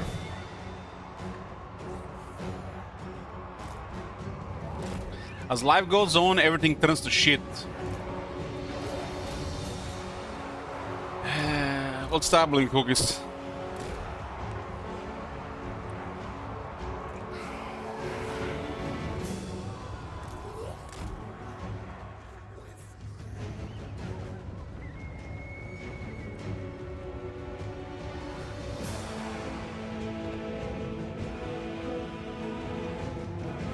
Okay, we want most of these zombies to get killed.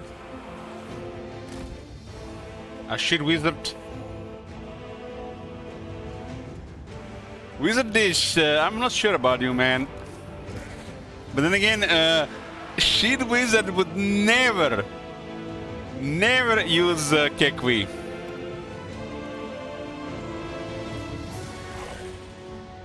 Right, guys? 100% shit wizard.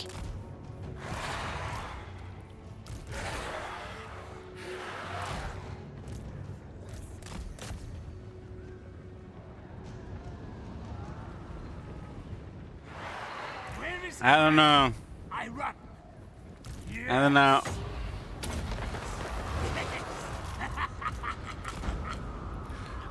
Wizard Ditch, what is your favorite faction? Okay, let's deploy formation here, and we'll use the our unholy lodestone to heal. They got a buff for healing and vigor mortis. A necromancer eventually gets on this mount, and then you get Master of the Dead, vigor mortis, and unholy lodestone. There's a mortar there, huh?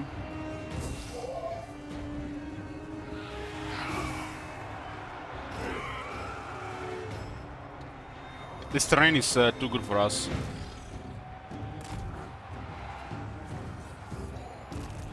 We have to be more reckless with the zombies. They're not gonna kill them otherwise.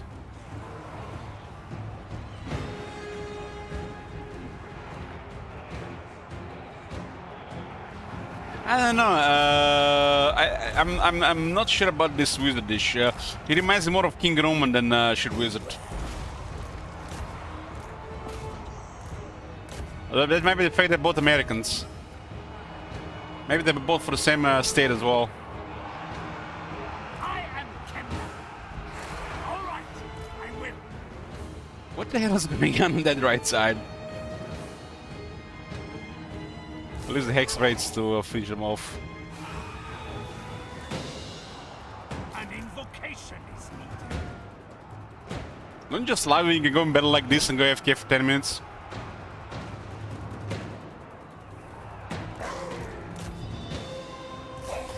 Why is it so hard to kill the last one?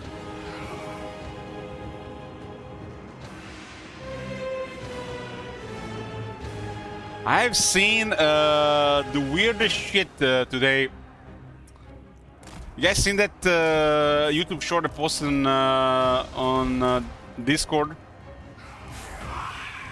That guy taking toilet paper from the bathroom and he wants to buy it.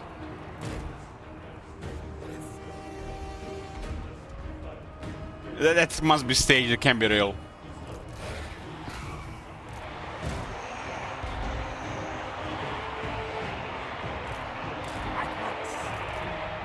A good grinder for these units, but we want a pile here. This is Marienburg, right?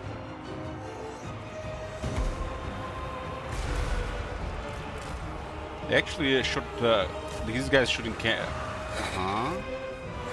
Mighty Krell. Got someone dead here.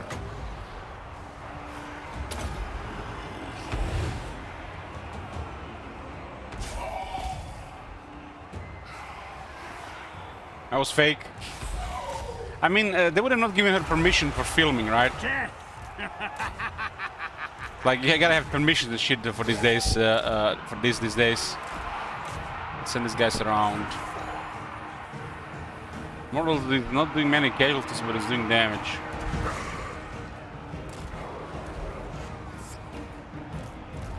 It's bigger mortars. Life is a phase. Okay. I don't want to send it there. With haste. The zombies are not dying, man. It's like, we're not gonna get anything here like this.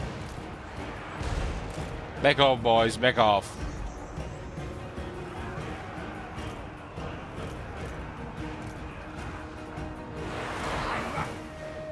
At once. Behold, Krell. I don't know. This mortar seems to be doing well. Why does it take so long to kill the last guy? That seems like something is bugged there. Always the same crap.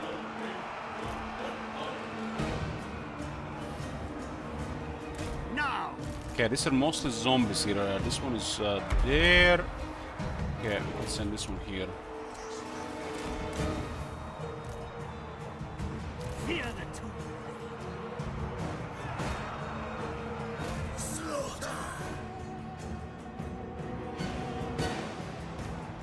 Unit has been wiped out.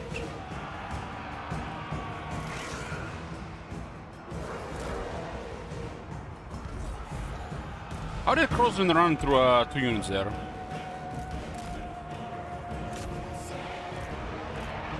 It's bizarre.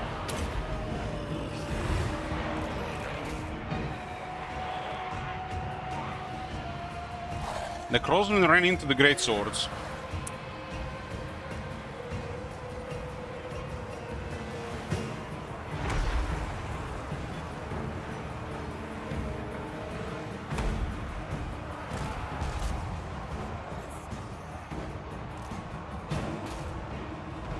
The trees are protecting them from other projectiles.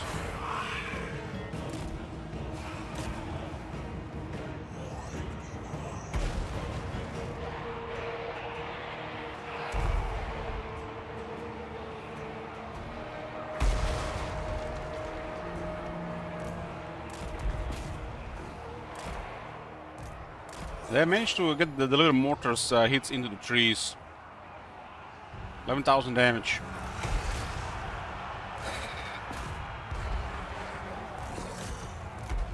Those 2 greatswords will kill most of their army, but if you do it, the zombies will live.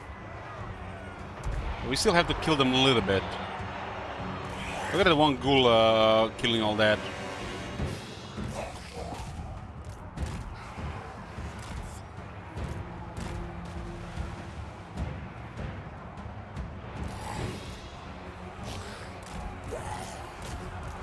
This looks like a route, early route to me. I have to go after the damage units. This is another very good chase unit.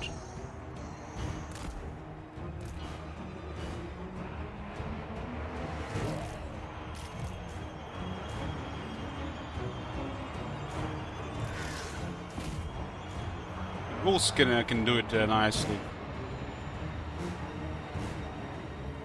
Bodies are fleeing here. Look at all this, all those bodies there.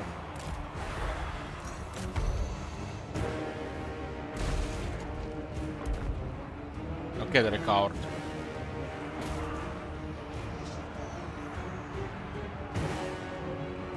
Very strange behavior here with this crossman.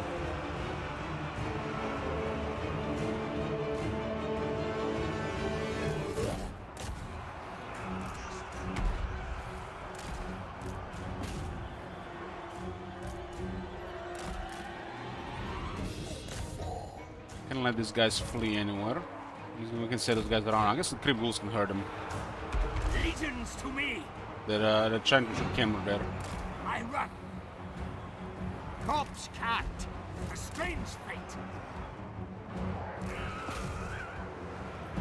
Very well.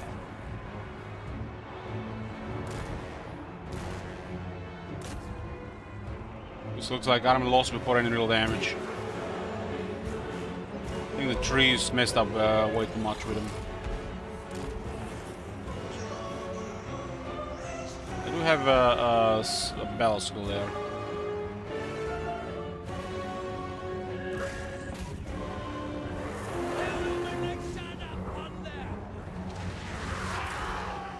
This is something weird going on with this chasing.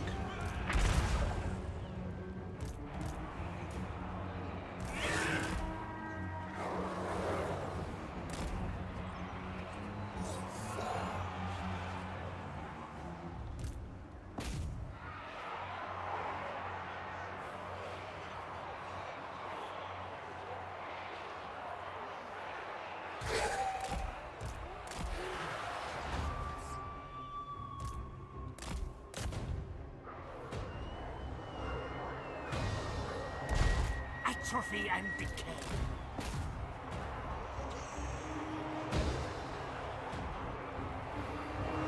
Right, let's see a Huntsman General with 10,000 damage.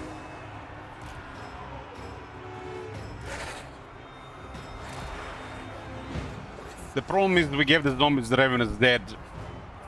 That's why they're not dying.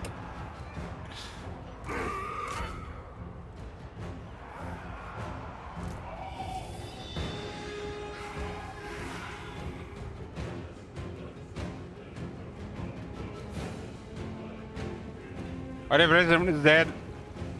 Camus has a follower that grants him Revenant is dead on the zombies. That's where it originates, that Revenant is dead. Yes, awake, minions.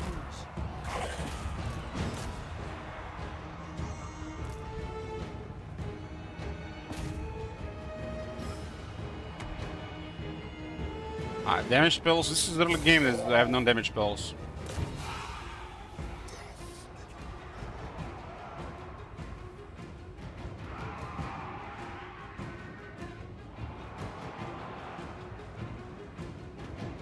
The last guy is so hard to kill.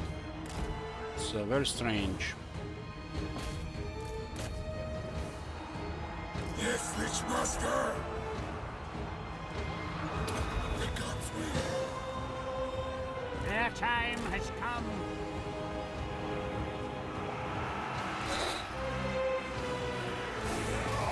Kill that one. Gotta kill the mortar there. Lord of Undead!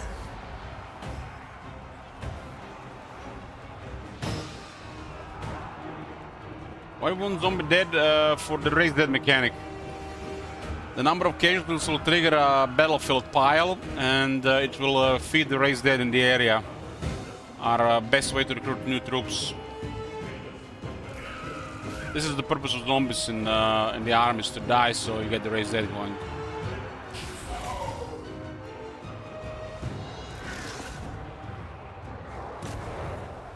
It's a campaign mechanic, very powerful.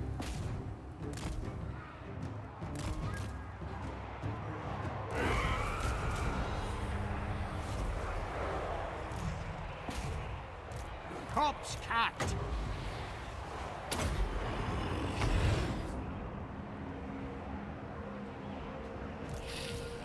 It shall be.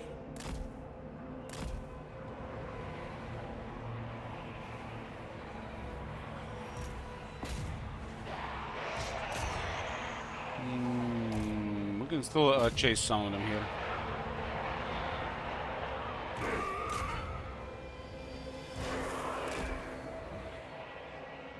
I forgot we had the Raven is dead on this guy, but I think enough zombies got killed there. The problem is now killing the guys that are fleeing.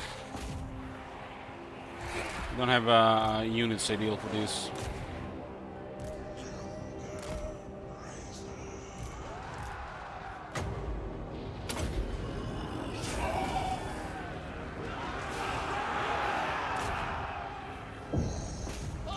Try to get more.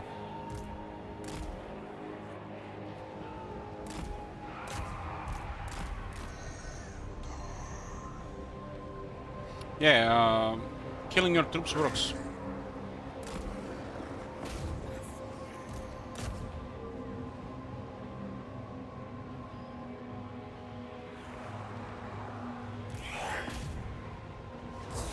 Like I said, the only purpose of zombies for raised piles. Really no other purpose. Unless you're playing Helmengorst. Helmengorst!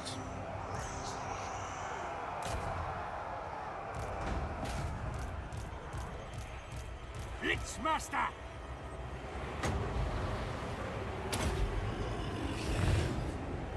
Hey, Bloomcools! It counts the total number of dead in the battle. It's basically, just imagine it, there was a massive battle in the region, and the amount of dead people that died in that battle fits the magics of the vampires. So the more dead, the more people died in that fight, the more the powerful are going to be the magics in the area for the vampires. So really massive battles will fit it the most. Ideally 6,000 plus casualties.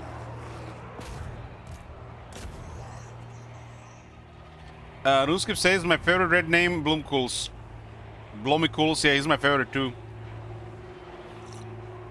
Yes, you can create multiple piles in the region. They just have to have some spacing.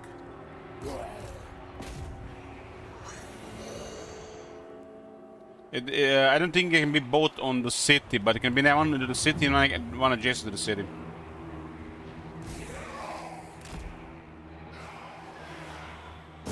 Why are we not playing Helmengorst? Because Agneta requested Kemmler.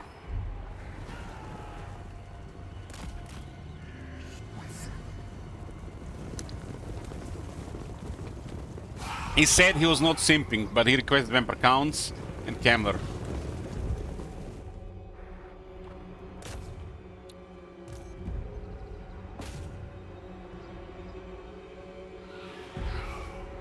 I mean, it's an excellent request, otherwise you've never seen Kemmler. Kemmler is request only.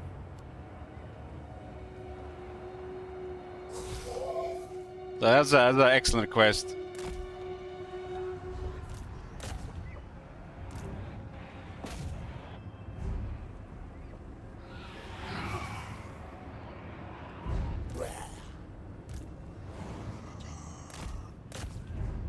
You know, it was the strangest thing the other time.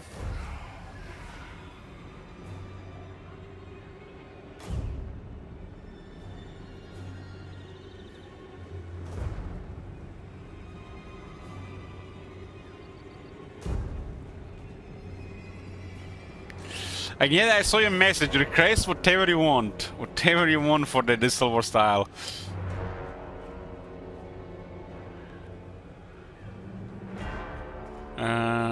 Who was that?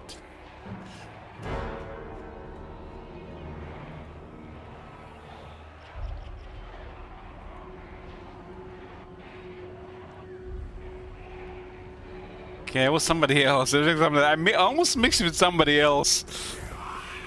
Oh man.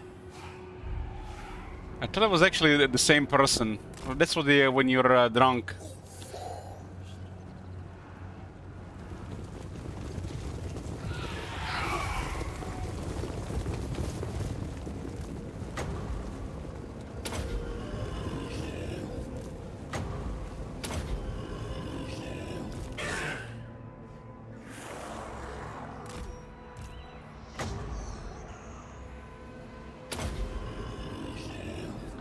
Yeah,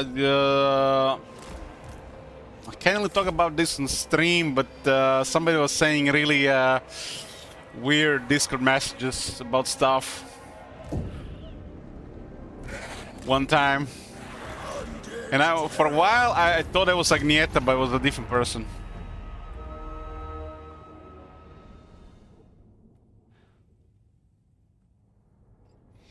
It's I thought it would be over 4,000. I hoped we are 5,000.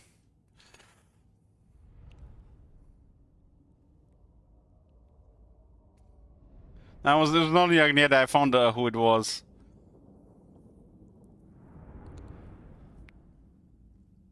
It's a good pile here, but we still has to be created. We captured 3,000. CA mad boys. They're literally on 1 liter of vodka when they're doing math in this game. Enemy has deployed 2,476 troops. They have lost 1,936 troops, remaining 540. But he have captured 2,948 troops.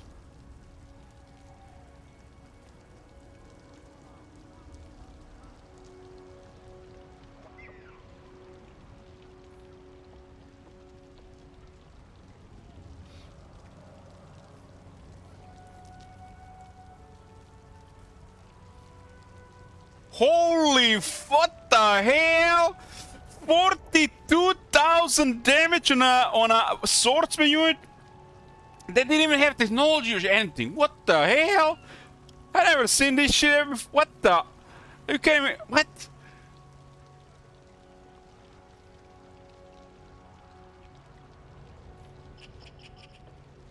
We're going to take dark magic here. We are kind of low. Look at that pile, guys.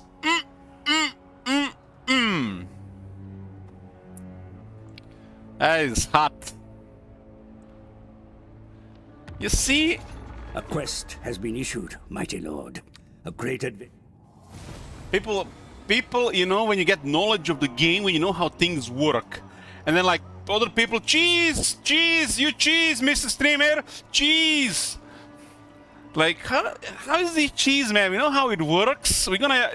Knowledge is power. And power... You got power, you have gained power, is there to be abused.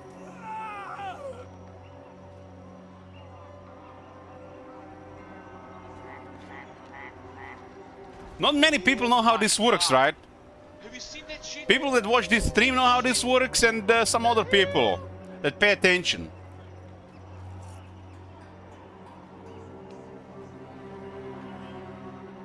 Was a pile over 5,000? No. So who's the big winner there? Borman. We got a pile over 5,000? No. We got a pile that was 4,257.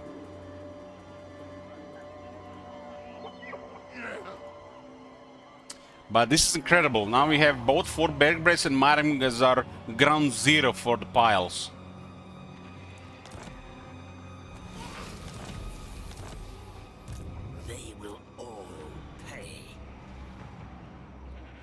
Oh my god. Look at this. Mortis engine on turn 8.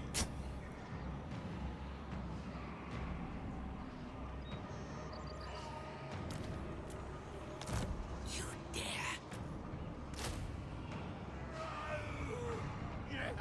This is an extremely powerful unit. It has Arcane Conduit that's active in the entire time in battle. And Reliquary Binding that provides Unholy Lodestone type effect. It's kind of another augment, regeneration, which is also magical attacks these days. And at the same time, if it's in melee, the original Mortis engine effect, everybody's dying. It's also an arrow magnet.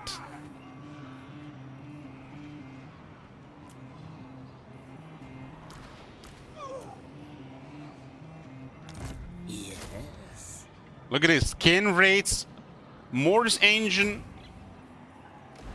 Look at this, second can rate. What do you need for can rates again? Ah shit, a tier 3 building. I will guys be too OP if you put in a landmark on tier 2. This is the OG damage analogy, 632 always. And bankruptcy now, we're fine economically. Emil was reinforcing, so we didn't get a kiss there. Bats and wolves, gather. I guess we didn't get him wounded. These are some crazy piles here.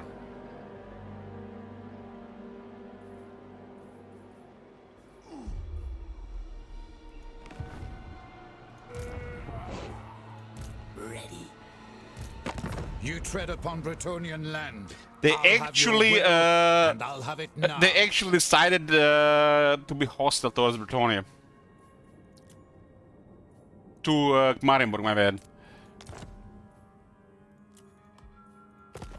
Okay, 8 turns. How is the penalty to break a treaty here? It is always a pleasure. 3 turns. A dubious pleasure.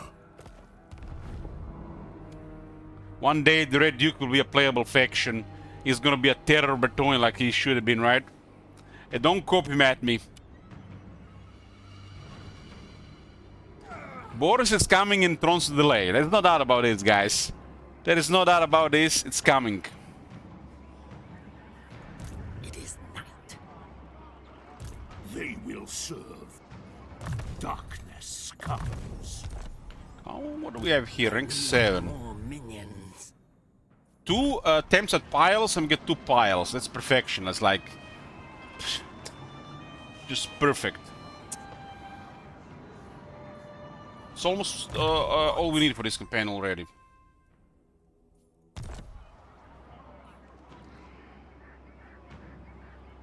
Yes, misery awaits. Darkness comes. We should probably get this to actually see the Necromancer pool.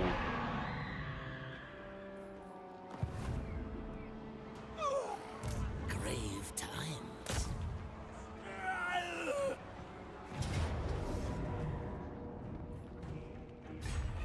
What's this best spell again?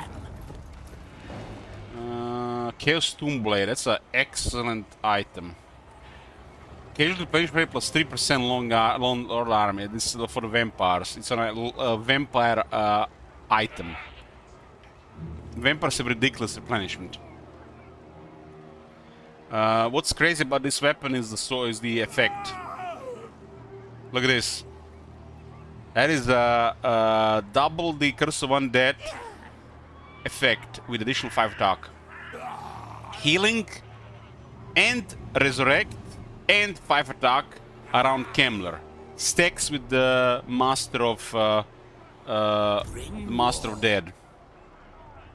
Stacks with it. It will stack with the Invocation of Heck. It will stack with Curse of Undead. It will stack with Unholy Lodestone, and it will stack with Reliquary Binding. Good luck killing units around Kemmler. Obliterate. Okay, let's get one from Dance Macabre. This is one of our augments for attack and speed. We have a high damage unit like the Great Swords or the Hex Rates. You cast this on them, they'll kill twice fast because their base attack is poor. This does increase the range, huh?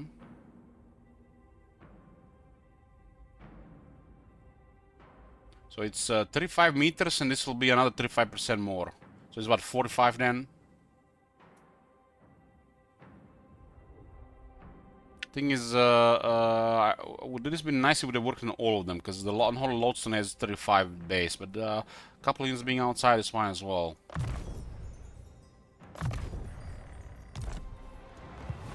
Soon I'll be all-powerful. Kill them, raise them. It doesn't say on the tooltip. We need more cycle to cut down the healing.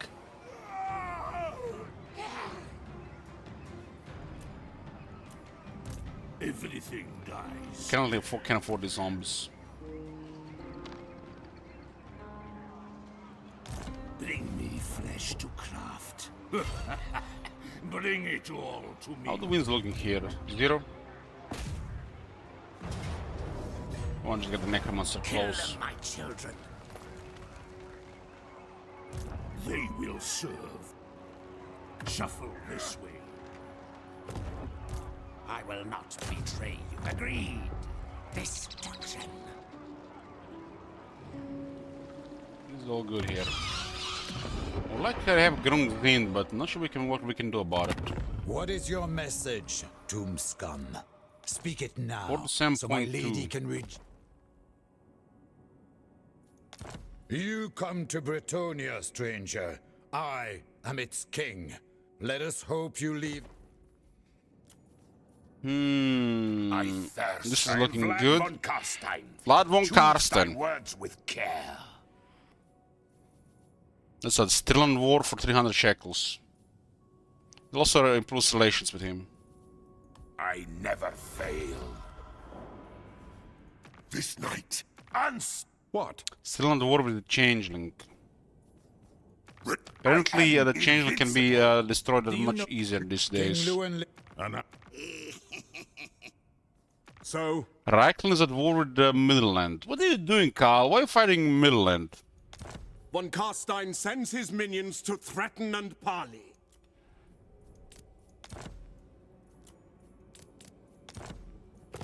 Carl is mad these days.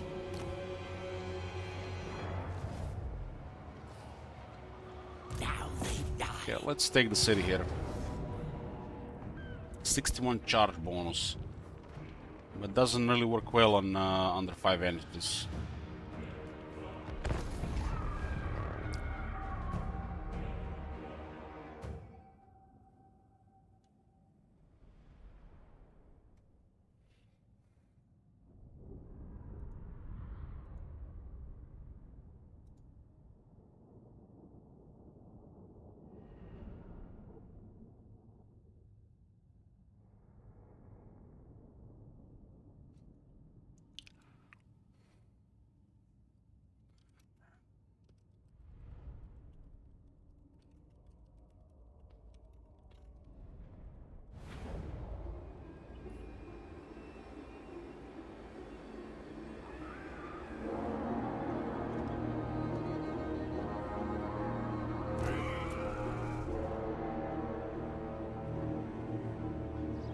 Sky looks interesting.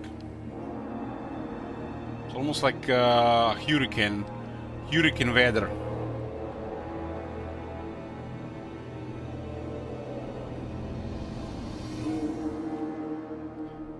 You guys know when I was commenting the clouds are moving too fast in the game?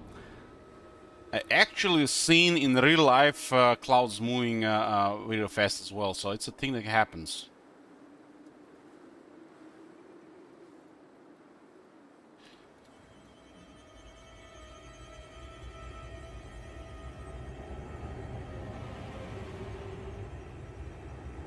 I've lost track. Do minor settlement battles never have occur anymore, or is it just with garrisons? You have to have a building that enables the settlement battles. Okay, the scale is will take some pressure, and the rest will be grinding. There's a small garrison here.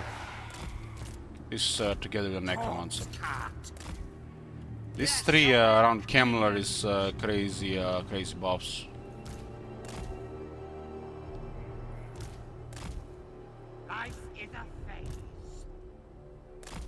The ghouls can go around. They're not really good in direct conflict.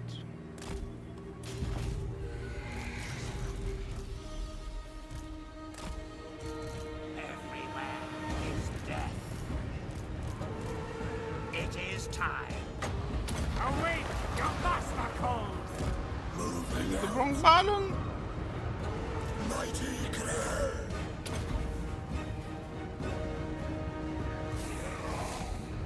Don't even bother with garrisons unless it's close to a front. The player focus is minimal.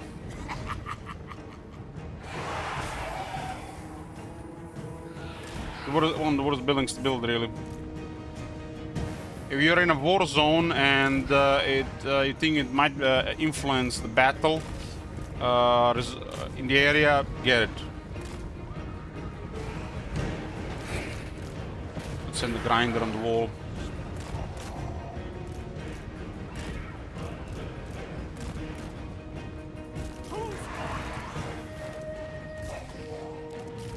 Like to shoot the hex rates.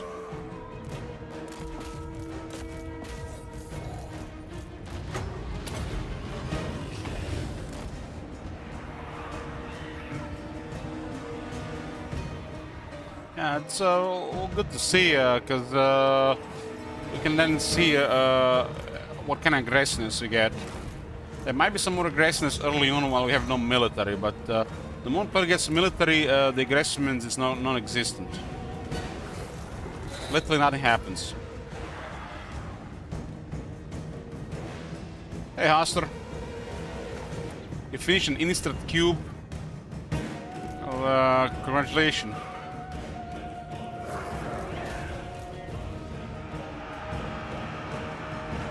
I run. With haste.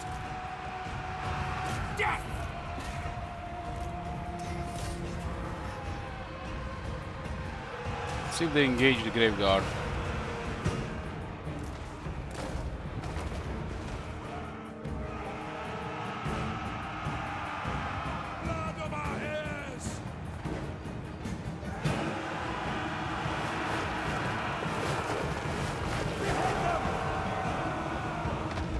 The Emperor has technology for 15 armor, but takes some time to get.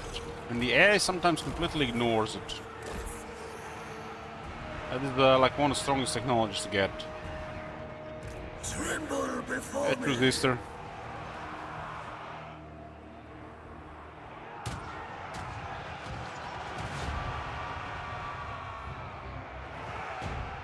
How's it going?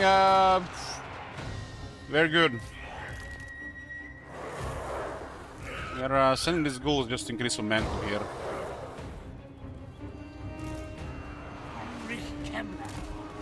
Yes, Lich Master. Get back, not fixed. I mean, they went after the graveyard. I like it. We got Vigor Mortis, Unholy Lodestone, Reliquary Binding, and the Master of the Dead, all in the same spot. These units have actually excellent damage. Champion of God.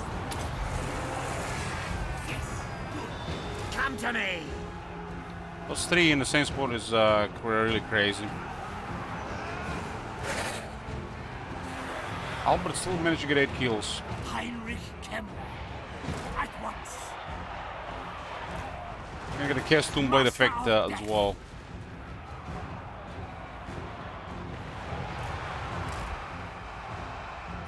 Look at these gunners there, man. They could have been really useful in a different position.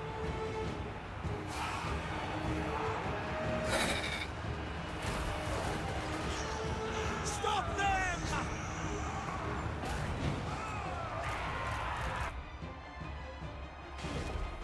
Necromancer.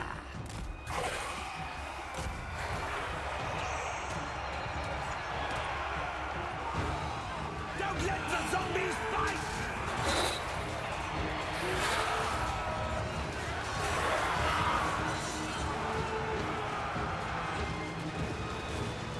Kill those handguns. Usually just summon even the zombies in them and they're good as dead.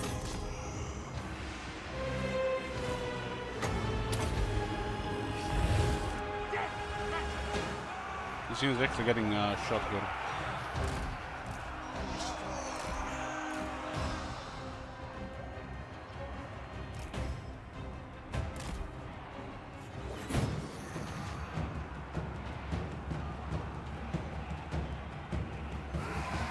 I tried to make one of my friends play Magic by playing Commander, and I put Mario with Lightning Greaves turn 5, and he didn't like to play Magic anymore, so I built a cube. Now! It sounds like somebody with a, you know, with a soft butt or a skin. Shit happens, you know, shit gets out of control.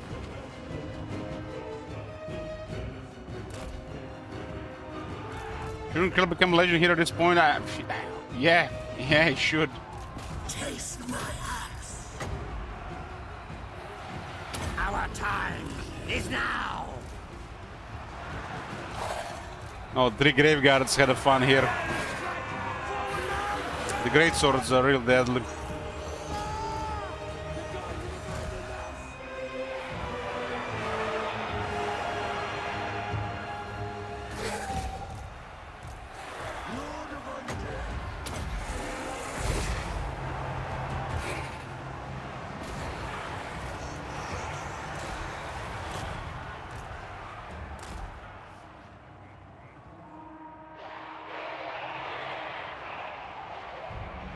Who gave you Let's Go? This is not Gore, this is Heinrich Kemmler.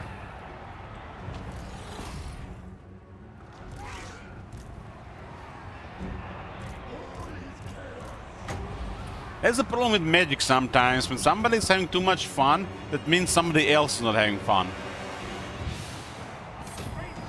And this is one of the really good things about Magic, and bad for a lot of people as well. Serve my will! If you're that one person that doesn't get to ever have fun, well then it's not going to be ever good for you, right? But eventually people have fun like that.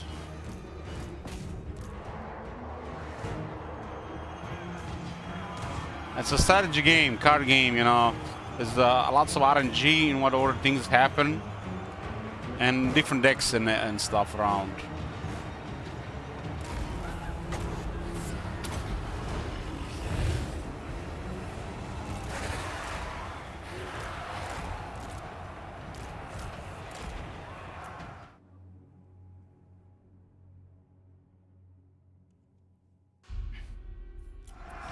Cookie says there is a limited amount of fun to go around in the world. It's a shame it is wasted on some undeserving people.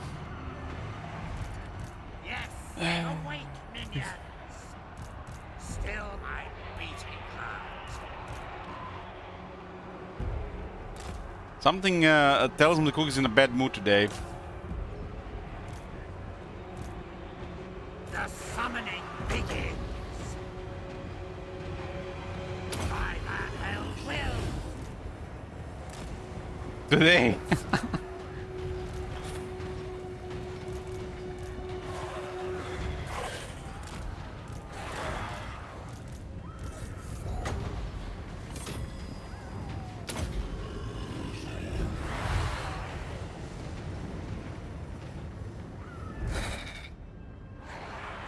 Necromancer.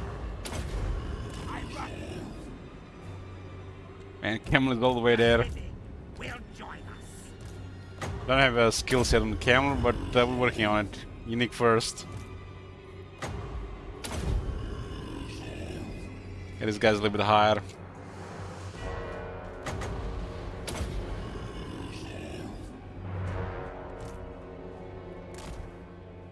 Where the hell did the Camel go? All the way there.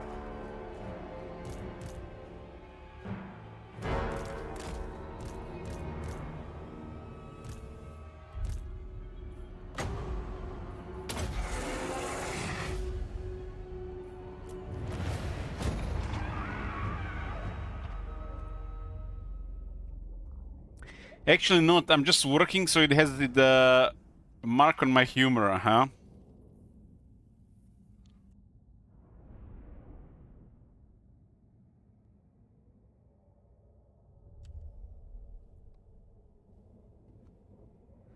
I love seeing big numbers on the great weapons, great swords.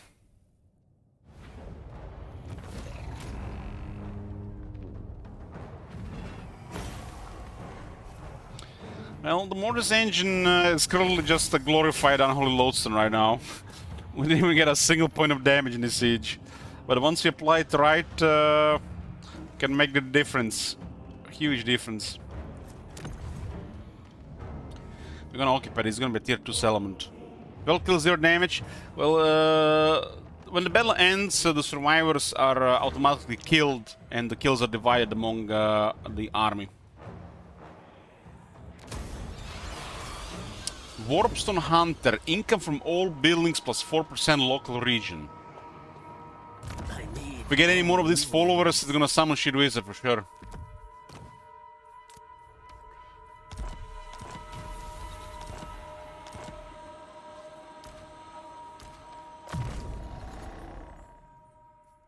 Okay, I got to lower cooldown on Invocation Heck.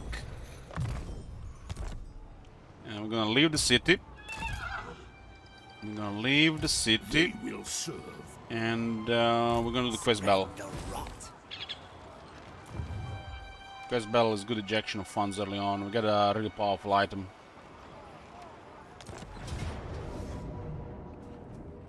Wonder if they've done anything with these quest battles.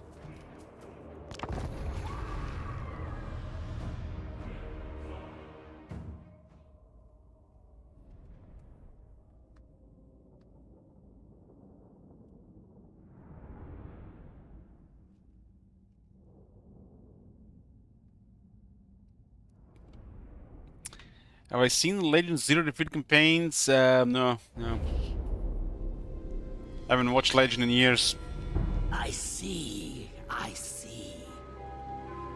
These servants of the ruinous powers search for something or someone. Oh, how delightful. Could Krell be down there? If I could right what Grimble Ironhelm did wrong and return Krell to unlife, well, that would be a feat, wouldn't it?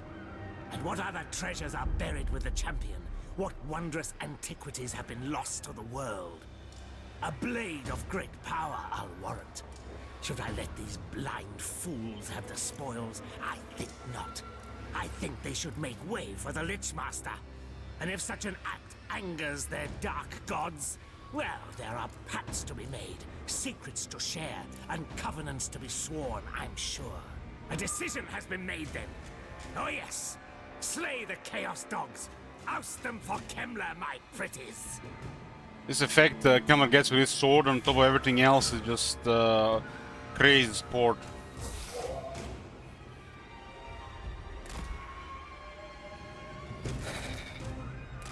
Yeah. Just create a formation here.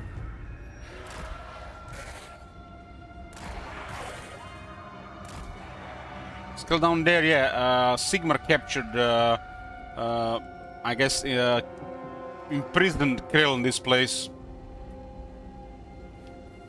It used to be like a site of a lost Tomb King city, and they flooded the area because they couldn't beat Krill in melee combat. And Krill was wounded at the time as well.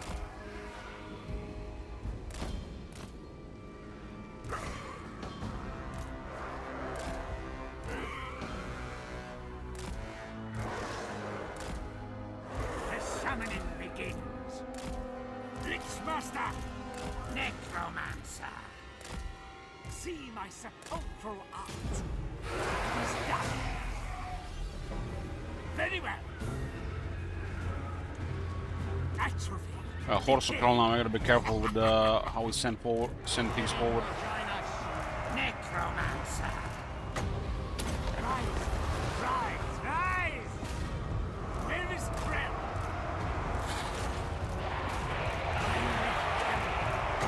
A new order comes. All will perish. With haste. Now! All before us will perish. Chaos Lord there. All is chaos. So great weapons there. Necromancer.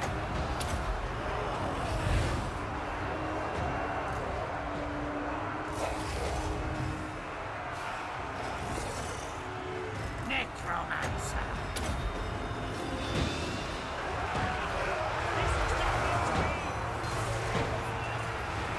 The dead are mine.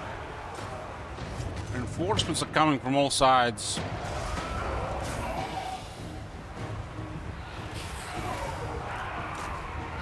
It's a dead wizard from behind with a giant. Life is a phase.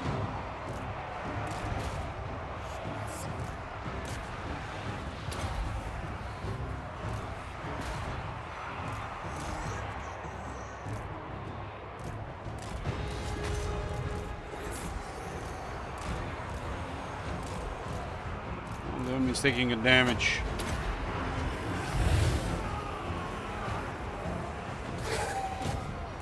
Ah yes, mortal weapons, mortal wounds on the raids.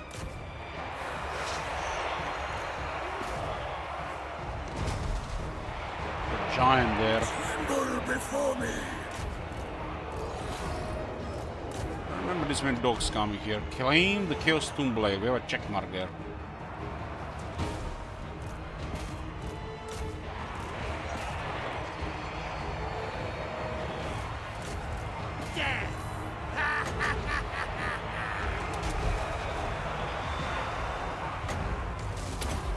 Fear the Why is the unit taking so much damage? Surrounded by a bunch of dogs.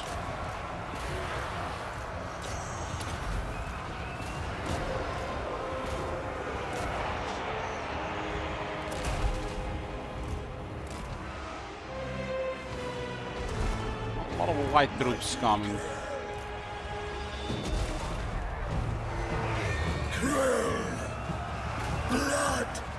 Let's see what he can do on Giant.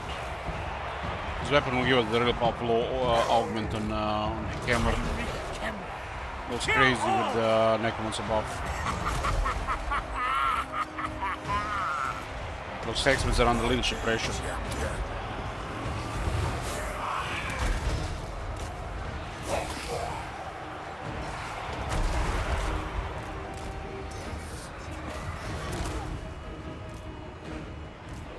Mortals shall die.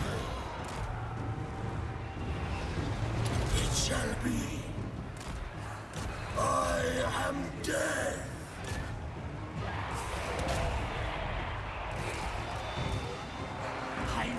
It's really over the place here. Our time is now. It's like Chaos Warriors here. With magic blades. But they're trying to disengage.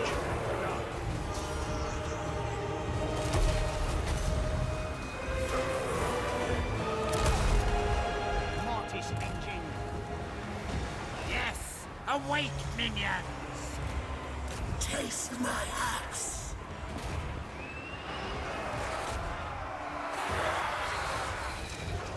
Routed. Lord of Undead.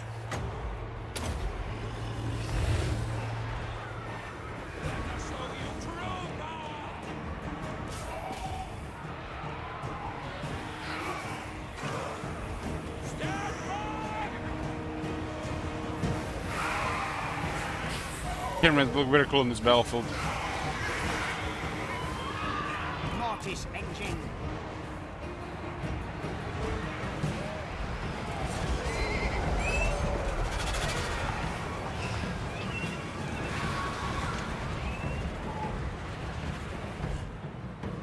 Their time has come. Oh god, this, the Necromancers from the horses.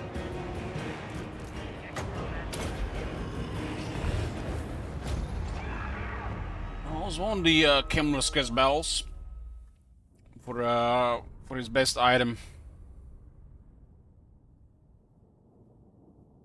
Units around Krail get 0.1 regeneration with 5 attack. They heal and then they resurrect. It's still the horrible regeneration for units around him. But no like the fire downside. At least no fire weakness. They do get slower healing if they get hit by fire.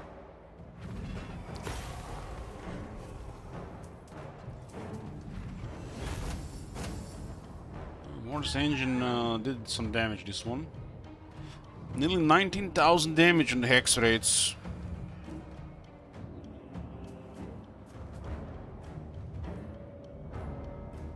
Okay, replenishing here, but Captis is a very small amount here. Do we need replenish from this area? Not this turn. 260. I'm kind of low on shekels. Another useless for ancillary. The dead approve. Chaos Tombblade grants Kilmer magic attacks, 10 damage, 6 attack, 3% replenish for the army. But the most important thing, this Chaos Tombblade possibility. All allies in range of 35 get 0.1 regeneration and 5 attack. They heal, and if they're all healed and somebody died, the dead will start resurrecting. Stacks with a Master of the Dead. Stacks with a Curse of Undead. Stacks with Invocation of Heck. Stacks with the Reliquary Binding. Stacks with the Unholy Lodestone.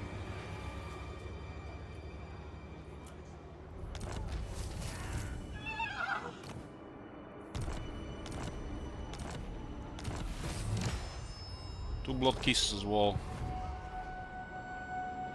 This one used to be require to be in melee for this ability, but not anymore. While the Master Dead used to be out of melee. They now both work all the time. No requirements. Master Dead used to be out of melee, and Tombblade used to require in melee. So they just work as in radius. Still says melee. I didn't see at the bottom. Okay, so this one still requires melee, okay. I guess it would have been a little bit OP if it was not another melee more. I didn't see that under the leadership. But the Master of Dead still works now. This used to be out of melee. But it works all the time now. I guess they removed the criteria because of necromancers and corpse cards. So Kilmer has to be in melee, and this trigger effect, this thing triggers. It does get also regeneration with perpetual regeneration, but he's pretty squishy against the right stuff, so we still have to be careful with him being in melee. His other item does grant him quite a bit of toughness on the ability. The Cloak of Mist Shadows. In case he starts getting hit. Well, of course the magic can still hurt him.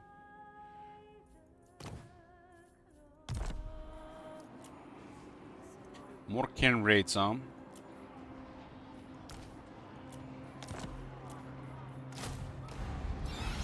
Three can rates, turn 8. I couldn't put can rates on the landmark for recruitment. What? Bats and wounds, gather. There's some really great stuff all around.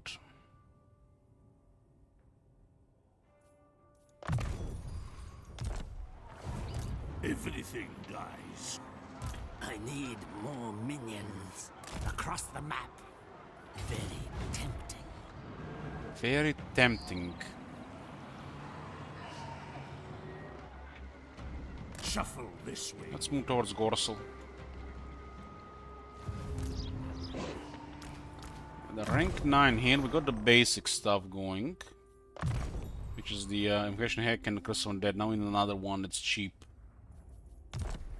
That does something when we cast it.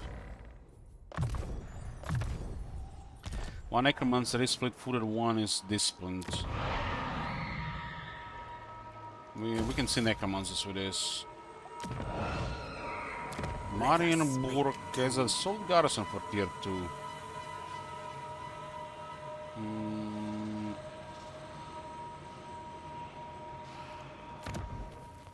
Should still go for Repression Building.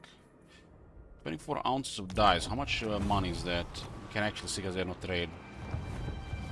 We don't really bother with trade resources. Do you know? Death before life. At least not right now. I remember get sweet when we get tier 3.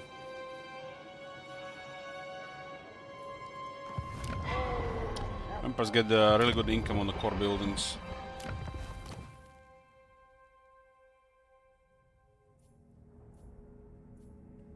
Also, like this one was adjusted. Also, you want it to be 320 on tier 3.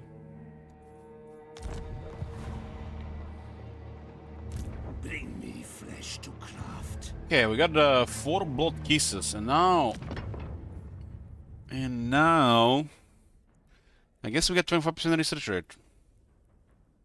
The necrotic faction effects are really powerful.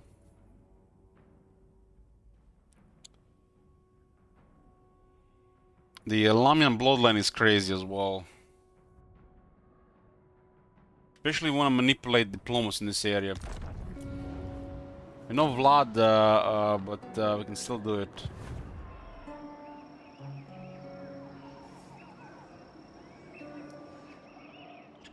Ally with Corona, that would be silly.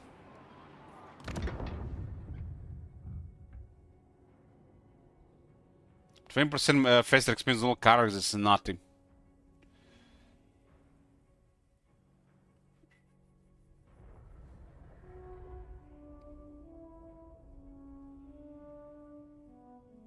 Probably if I was doing a long campaign I would go with Necrar gifts, but let's go do silly.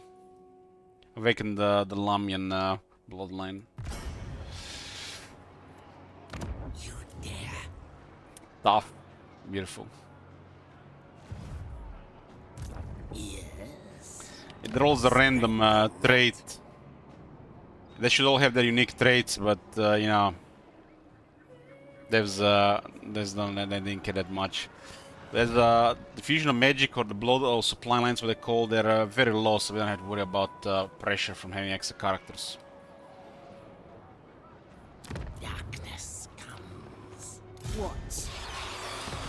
Usually leveling another lord is well worth it. This one is really excellent. Starts immediately with 20 physical resistance. It's better demon than other demons. And look at this. No missile resistance.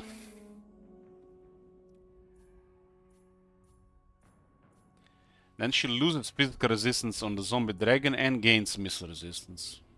I guess that's better. Immortal Horror grants 50% battle healing cap, which is crazy. Which makes the zombie dragon insane. And you get a powerful damage dealing monster and wizard in one. They will all pay. Yours is. But they can besiege Marienburg and kill her, huh? If we do it like this. To do it the other way around, we gotta put camera outside. Flight. Find me, Gravebound.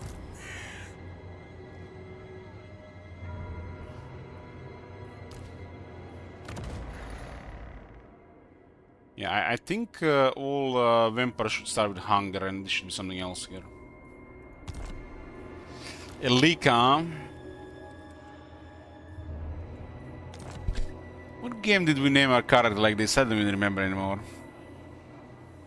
I'm saving points of kill for rank 12, yes. You dare.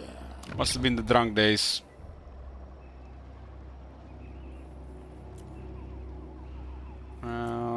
Can't afford this.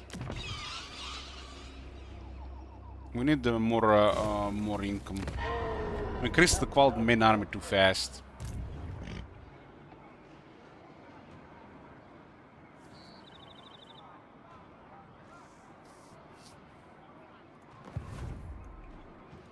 Yes, my sire. Yeah. Yes, Neferata. We're expanding into Wasteland, and we'll see what we can do with Reichland. Speak. I will hear you now. Be warned, my mood is dark. The only way to work with Vlad is to go hostile in Sylvania. The only way to work with Karl, I mean. Vlad can easily work with the Empire, though. You are not welcome in my court, yet here you are.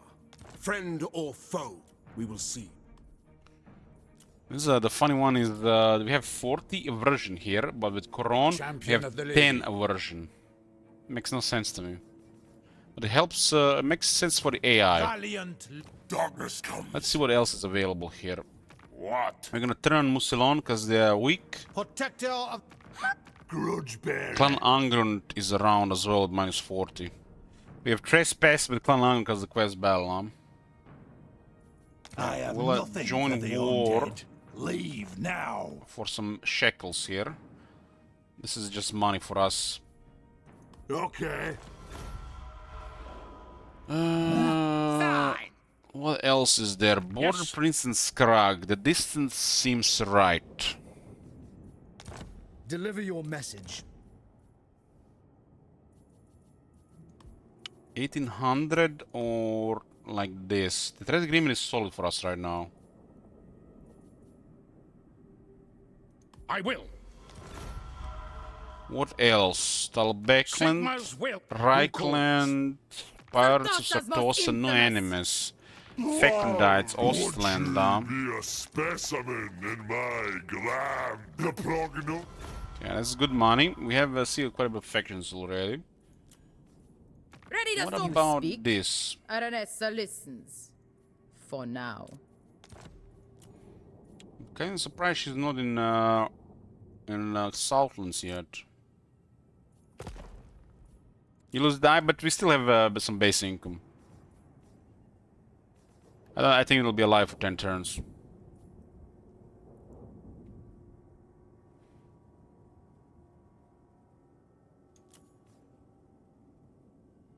By the Look at this. Skal has decided to dislike Kron, not just Vlad. We'll see how long Kron is actually be on our side. We can take down Kron, and if we didn't get a non-aggression, the next step would have been to just take over Kron, which is really easy to do, especially with our army. But let's keep this experiment around. That version is weird. I want to say it's bugged. It's really weird that Bretonia has only 10 aversion with the vampires. I think this should be 40. But they might have done an exception for Kemmler. Because we have same aversion with Vlad, but with the Dwarves or the Empire we get 40. Kemmler is also a big enemy of the Empire. Empire wants to hunt him down. But the Empire is just doing their own thing. Von Karstein sends his minions to threaten and parley. Check this fast. It's just they don't really want to have more than one enemy right now. I guess they want to have more military. Yeah, this is a bug. This is a bug as well. And I think it stretched the portrait. Just like one of these 1,000 little things that are bugged in the game. Who wishes the red kiss? You know, it would be awesome that every time you recruit a character, that all the other traits would reroll. Here we go with the traits again. Here we go with traits again. This is gonna be tier 3 and some money here. We're gonna clear Marienburg as the plan right now, then Karagziflin, then probably Lioness and the Red Duke. That's the plan. Pushing a little bit more military right now, but it'll be worth it.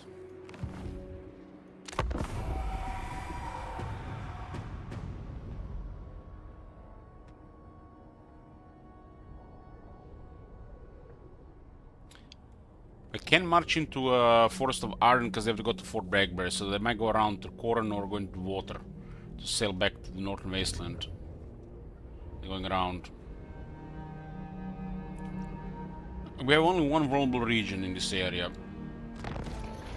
The Gisor here. 13 units for the standard.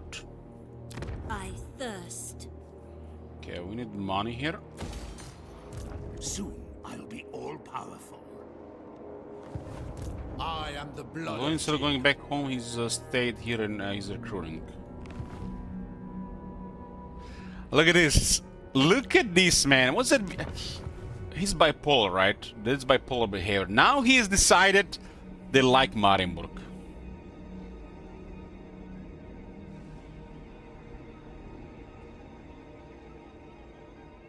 I've seen things. I've seen Lewin even when you're the Empire murdering Kemmler, he decides to like Kemmler.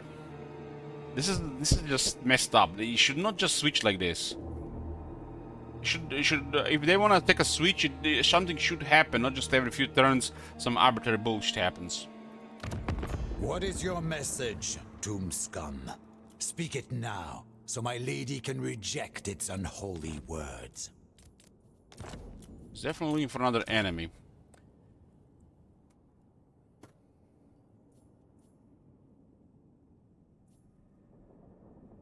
When Mario started trespassing, they decided to hate us for attacking Marienburg, and he wants to go to war in Marienburg.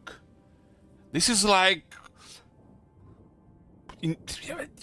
What? Yes. At least he dropped it as he doesn't like. He's neutral now. He's neutral. His feelings towards hostilities over Marienburg are neutral now. We can't be the only person that pays attention to diplomacy this shit, right? It's clearly something is wrong here. I am ready. What turn is this? Turn 9. 2 turns before we can steer this Red Duke. Lord of Bretonia. Belcor wants the lioness, huh? Up to bat. Zealand has no enemies. Come then, messenger. Spit out your words so I can be done with them. I think Stilton is getting wrecked. Asinine Mortal. Natural authority. What is this? Dead? Flake feet? Man, I've read the feet. It's fleet, okay. Bow, for you are in the presence of celestial blood. Give me money, lady. This, the Grand Curtains are wonderful. Agreed. Okay, who else do we have here? They started a war with Reichland, huh? The nation calls. It looks like the Reichland is gonna be hostile. It's too much work for all the way around. Too much work. All right, ready. We could also go to war against these guys, but they could immediately switch into Wasteland. I don't want that to happen. It's just we would have an army going back and forth. The Queen of Tides! This is good Come as on well. board. I'll guarantee your safety. We're ship-shape. By joining wars, we explore the world without sending scouts, and build up further diplomacy around by making peace treaties and discarding factions around them, by joining further wars and making peace treaties and making more money. Honor before glory. Armored in faith. Lioness wants non-aggression, but I want to destroy them. Yes. Valiant.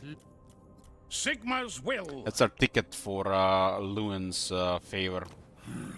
Having, you know, see guys, having good relationship with Lewin, he will just hook us with the lady. Then we get lady favors too. Old sawbones. Yeah.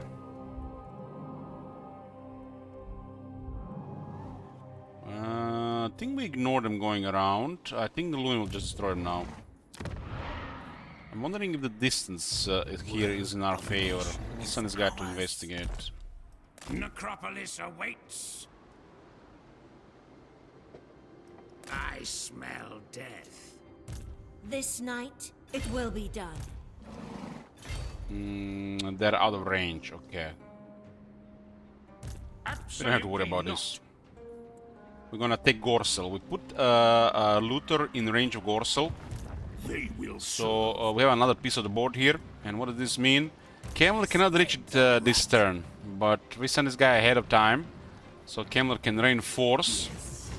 And this guy can attack the city, and we still get Gorsel this turn without Camel being in range for the actual attack. unleash undeath. Saves a lot of time to prevent whack-a-moling. Bring me zombie fodder. Getting extra turns like this creates huge advantage. They will all pay.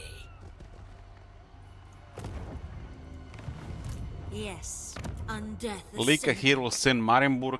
Should be enough for the garrison to defeat whatever comes there. Yes, my lord of death. Okay. I really need income here. This growth is acceptable in the economy.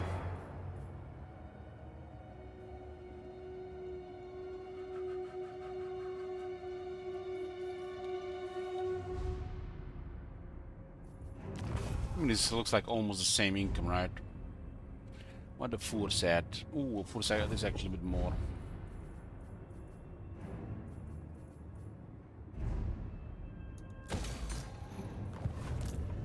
Okay, I got supervisor points, and we take Gorsel. It will be a mass grave.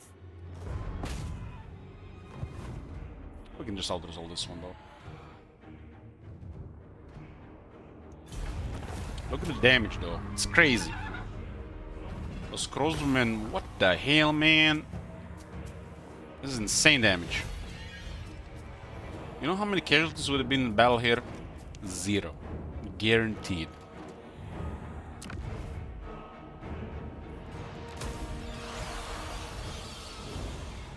Drake says 10% more post-battle loot. Bats and wolves. It's okay if it gather. works.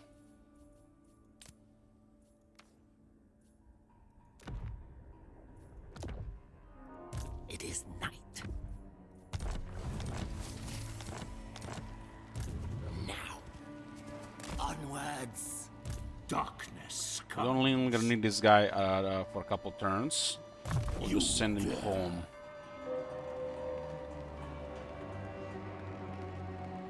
Yes. Okay, money is much better right now. We have unlocked the corpse card on a necromancer, so now we got a vigor mortis and the master of the dead. He's gets a bullseye on him. Gets a target on him. He's gonna be really heavily focused by missiles. Something like a shield of Tolos and the item for a missile resistance. He does heal pretty fast though. Grave time. Rank 9 on Kemmler. You dare! We have two amazing piles. Look at this, another Mortis engine. We have everything we need here in this place. And look at this, if you mouse over 4 bergbears, there's only 3 units available. I'm glad they fixed the interface.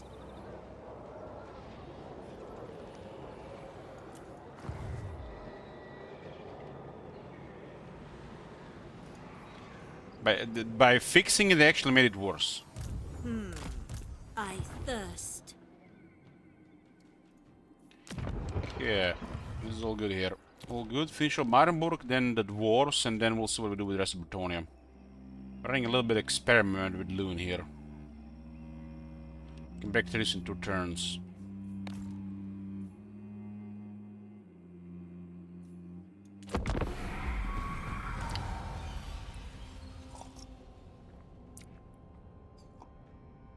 Why does life get slightly more bearable when you're playing Vampire Count's campaign?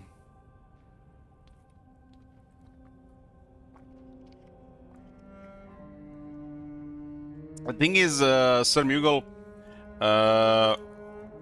it also lost what was initially available The there. minions of a dying kingdom. Come to take my tally, no doubt. Let us haggle for souls. No aggression. I want to destroy the castle. Piles are temporary. First time I hear about this, Sir Mughal. Temporary piles. Find me, grave. Yeah, occupy Arnau and go back to Bretonnia. How do we make Loon happier? You come to Bretonnia, He might break stranger. non-aggression at this point. I am its king. Let us hope you leave us friend. We'll get him a small gift. Agreed. We also need to sort of this slightly better. your We are in the mocking bow same does not area. We are in the frighten same me, area. Cold-spawn. Instead of crushing him, I'll we have decided that to head, keep him around. as I've had many of your kind.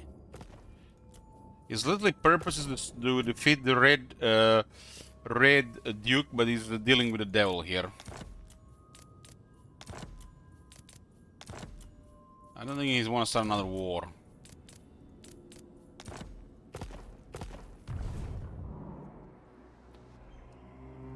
Your wish, master. I need to capture Lioness and give it to him. That would be the best thing to do. Ready. Undeath Ascendant. I will. Now. We'll capture now first.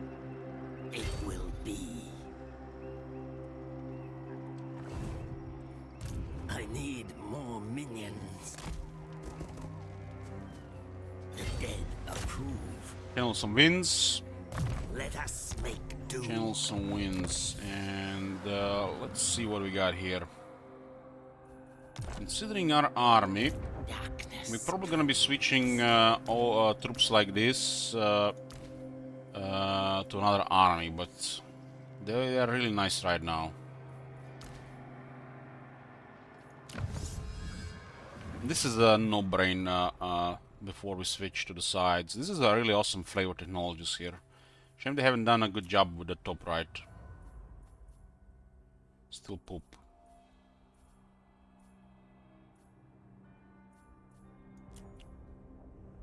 Okay, let's go for this one here. This one will grant us more movement range in the campaign map and faster reinforcements.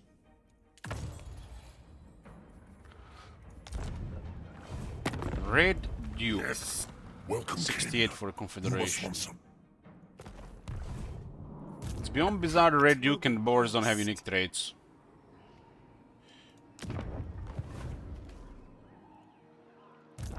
Speak. What would happen here? These guys could really go around as well. Dare approach me, vile beasts. Wild beasts. I don't look like they're looking for any more enemies. Reichland looks like they're gonna declare war on us. I'm surprised they haven't already. They will all. But it's Warhammer 3, right? Should probably enforce the garrison here, pay for that. This one will be for money right now.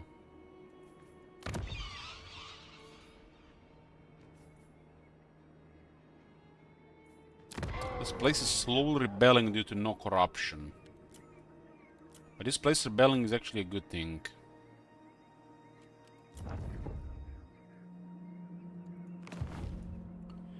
Capture Arnau and go fast Polonaise before Lewin changes his mind. But I can totally see Lewin going hostile here. Now. She's not really needed in Marienburg currently. Darkness comes. Yes, my son. That's her trespass in Red Duke's territory.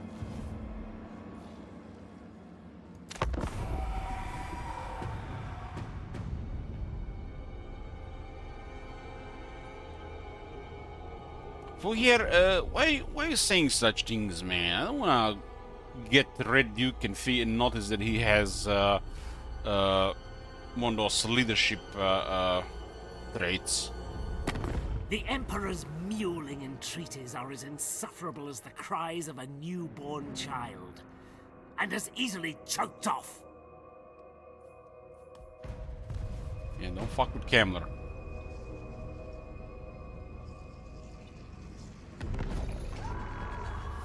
Lewin is going around without a military access.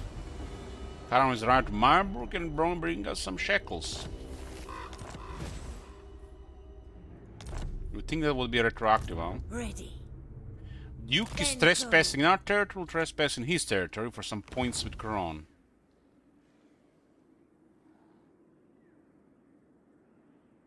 We can actually break treaty with the Duke, but he might attack this area immediately. More sleep shines. It's not in our best interest right now. The shamblers move. We have to take a lioness after as well. Impossible. Kill them. Raise. 552, huh? Let's. What the hell? What the hell is this? This is complete trash.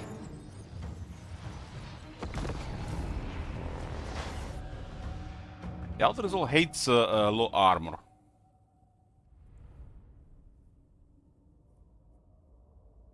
Is that which campaign starting today? Agneta hasn't decided on the faction. Looks like not today.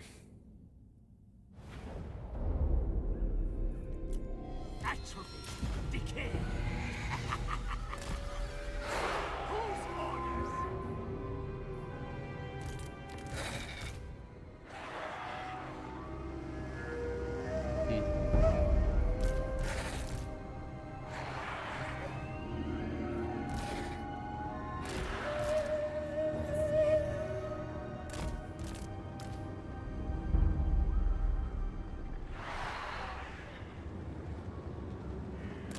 I mean, we can start this some other time, right?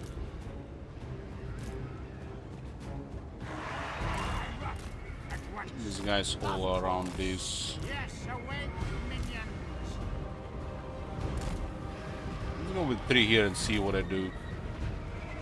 I know who they're gonna shoot though.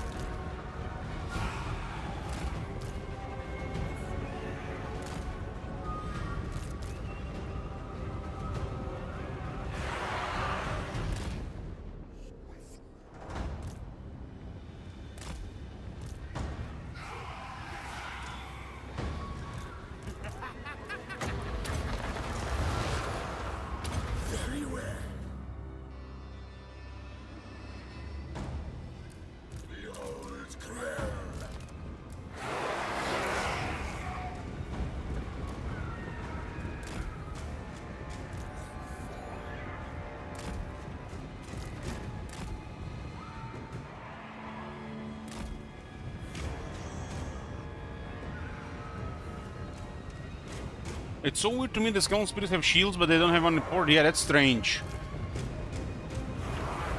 It's strange. Will I open a bottle of cooking and I'm gonna choose ogres? What's wrong with you, Tom, man? Why do such things, man? Why ruin this great day? You make me sick.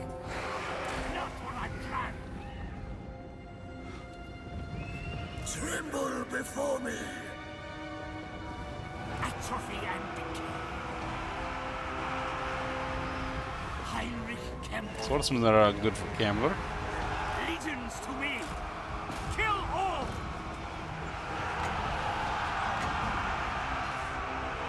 I'm gonna try to shoot the horrors.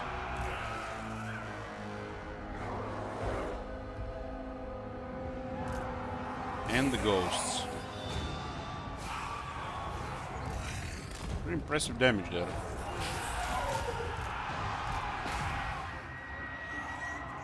"27 speed on the Graveguard." Heinrich Kempel.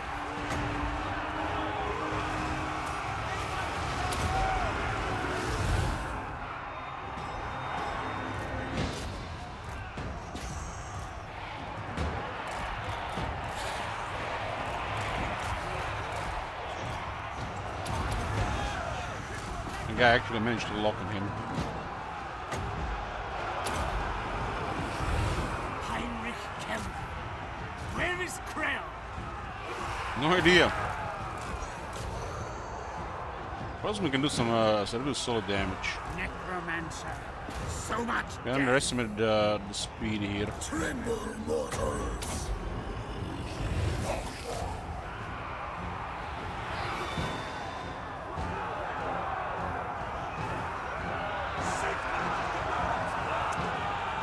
Blitzmaster. This is a really good position for Hex Rays. They're fighting like 5 units. White Blades would have been excellent here. I am the Blitzmaster.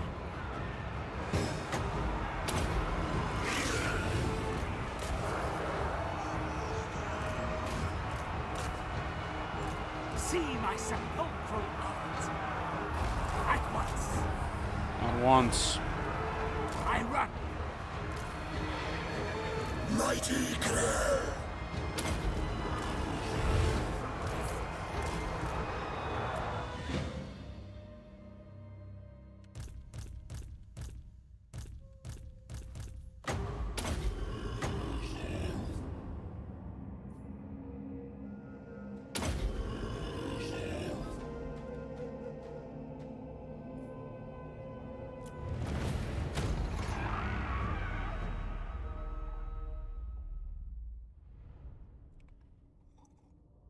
They removed magic attacks from the Graveguard and the Black Knights. Could have at least added it to the recent Champions technology.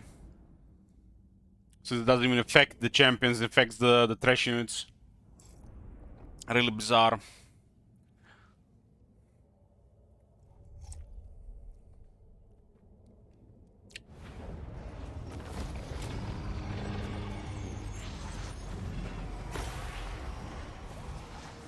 $18,000 damage in the Morse engine.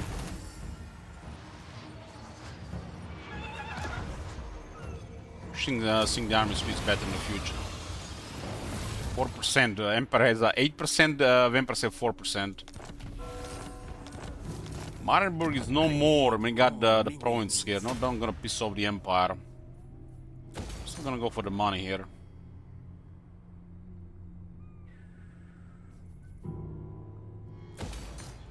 Spread the rot. Corruption's going up. We don't have to worry about this. With corruption we got control. What we have to worry about is Reichland going aggro. Reichland only gonna go aggro. It makes sense to get 2 more provinces here. Speak. I will hear you now. The stronger they get, the more aggressive they're gonna get, but there's no player focus anymore. Which means we can direct them somewhere else. Like we did into Midland.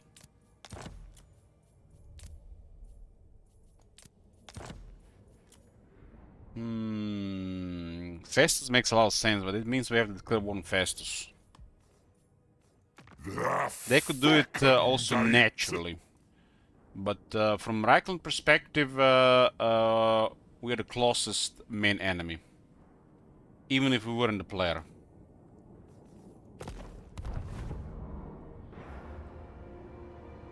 So it makes a lot of sense for them to declare war on us. We can lower this chance by getting more military, but it's fine if it happens. We joined the war for some shekels, stuff and all.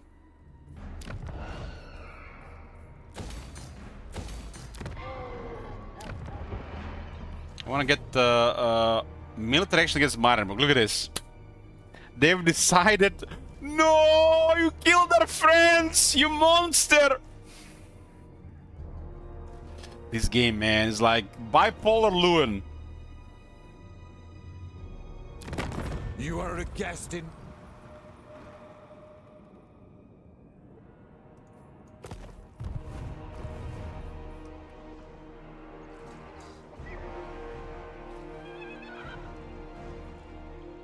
I need to rush Lioness there. If I break Red Duke treaty, he might immediately declare war here. I am the blood of Gilles. I think that's fine. I'm not really worried about this. If we want chaos, we shall have chaos. Man sleep wanes. King Lewin, I feel the lady's anger at your presence, vampire. Does he offer anything for Say this? what you will. Doesn't offer anything for it.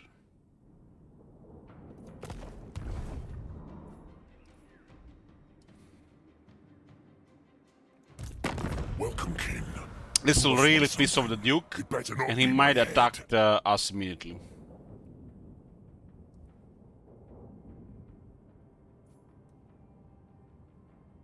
Good.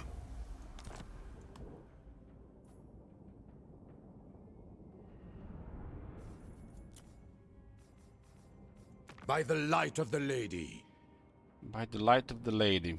There's some trespassing happening here. So trespass against Bastogne line is -3, trespass against Mousselon is 1. We are getting a huge penalty because of Marienburg. Your wish, master. We'll see what happens over the course of the next few turns. Find me grave bound. I have a very strong army. We can deal with anything with Cam right now. We won't be able to cover a big area. Leuven is the natural expansion for Kemmler. It's like Marienburg and Leuven is like hot area. Really sweet area here. And then the Reichland is right adjacent.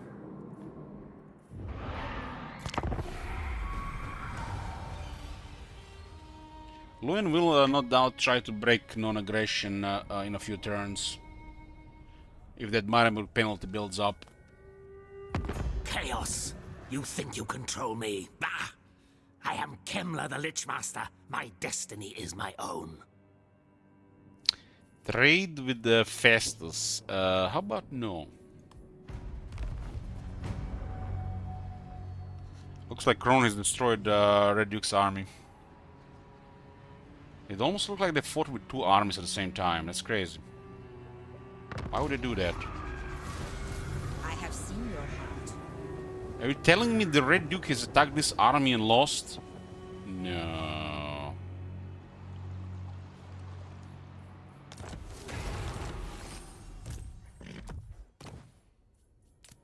That can't be right.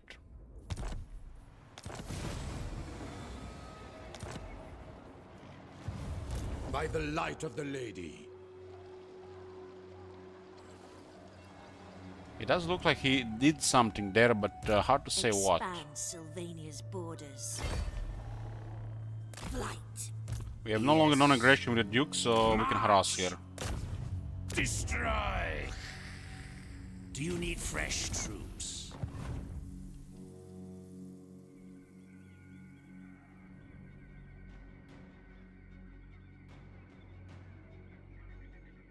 We have -22, -25. We really have to capture Lioness there. It's gonna take us several turns to even get there. Across the map.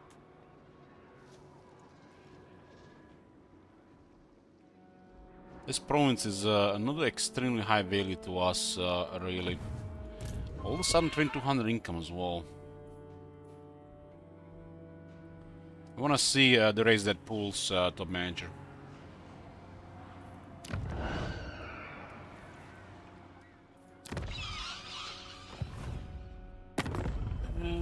Let's see.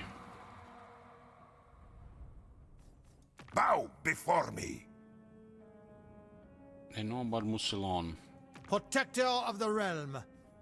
It Belaga. Celestial Barrow has been rolling well. Look at his enemies there. Spirit of the Jungle, everybody's favorite faction. As a dragon-blooded, I speak for all Cathay. 2000. I need that. I need that.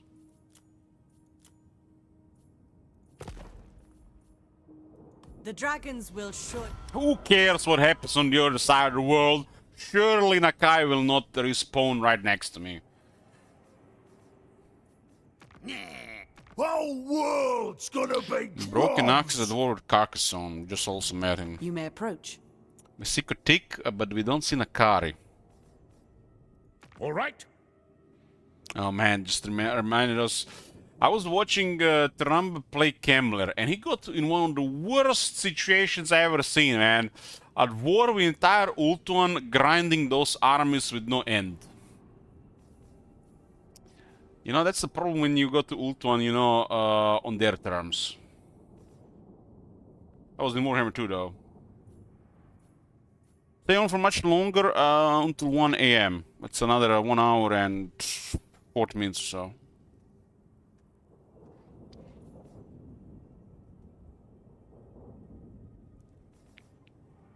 Yes. Okay, that's spooky now. They got military here. Yes. By the comet. Fear the pirate! Who called? Speak. I will hear you now. Be warned, my mood is dark. His mood is dark.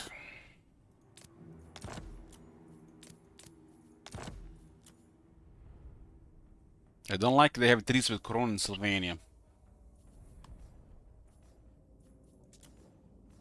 This action does not have my consent. It looks like he controls Midland, just like that. This big puts him in a war with the Fecundites. Fecundites have to go around. It's unlikely they're gonna go all the way to the wasteland. Unlikely. Death, won't you be a specimen in my glam I'm gonna declare war on the Fecundites here. Try to cause some chaos here. You have entered my surgery. Now prepare to be cut open. The distance is there and Reichland is closer. Old sawbone. Is it time? Von Carstein sends his minions to threaten and parley. They're not looking for this war, but they might make it anyways.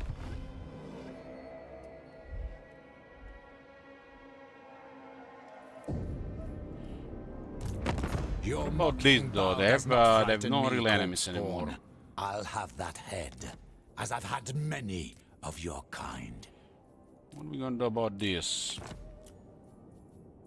Ideally, I want to drag him to war with Reichland. Everything is too far here.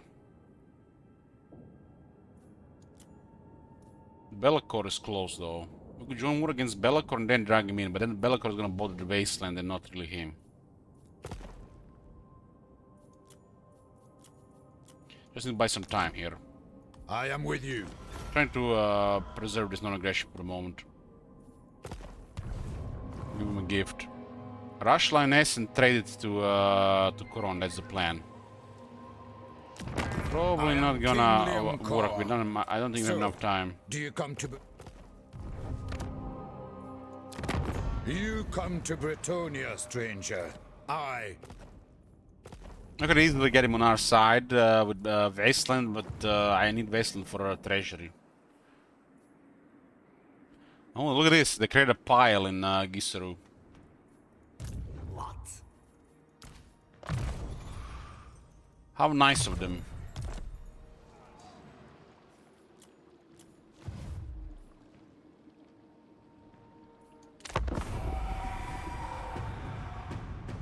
Coron is very close to cancel non-aggression and going hostile here.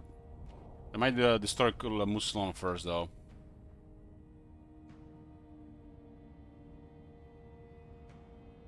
Oh, they didn't go for Musilon? What the hell? Why did they switch the other side? They have nothing is on the other side. What are you doing, Luan? Another army disappeared there. What is going on? Where this army is coming from? Like, you guys see there was another battle here. What the hell?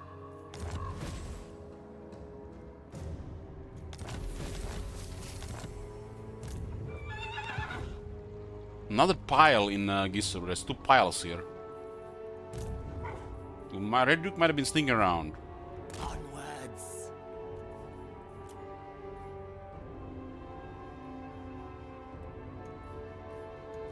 Okay, let's get another one of these. Why was the Loon went back and not towards Musilon there? Yes, misery awaits. No Bellicor coming. This could be a massive pile if we can capture that. Crumble. I will not betray you. You will not betray me. Defile. I thirst. What's the situation here? Still at 25 for Marienburg. Wow. I am King Leoncoeur. So, do you come to Bretonnia as friend or enemy? Rank 60, we are on 82. What else is happening here? No confederation and no military. Lord of the Dead. Valiant Lord. What? Clan Scryer could get some stuff there. Favored. Northern province have no enemies. I understand my celestial light blinds you, but do try to focus. What do you mean, try to focus? I'm focused. The Storm Dragon gives her a scent. The Taylor wants to trade. Precious few lesser beings are granted the Storm Dragon's counsel. Okay, okay. I see how it is. Sigma's will. This is actually interesting. What the chance the exiles even come here? Deliver your message. Of course. What is going on with Korn? Hasn't even finished top notes, already warring 2 more factions. Now. This is the... Oh, look at these! Fecundites, ah, I see. So he decided on the Fecundites. So look at this. Code, we were closer as the main target for him, and he switched on Fecundites anyways. This is literally just confirms you there's literally no player focus anymore in the game. It is the opposite right now. They are repulsed by the player. This is like what is this, man? Like, we're literally alongside their border, adjacent to Reichland, and they're beelining into Fecundites instead. I mean, they do have higher inversion with those guys, but they don't see us. They don't see us at all.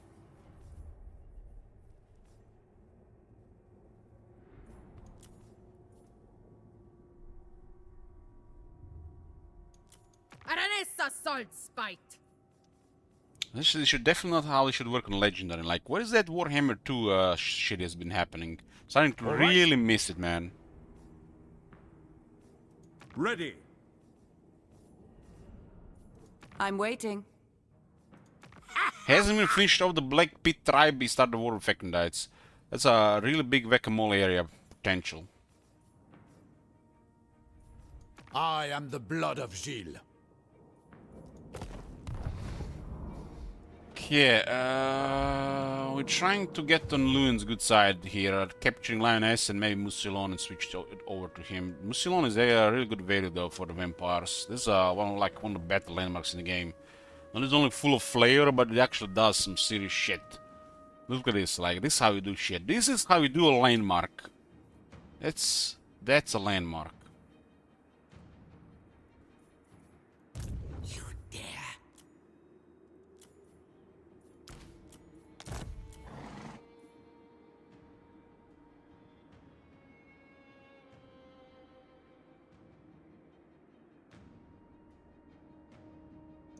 Got Black Knights available.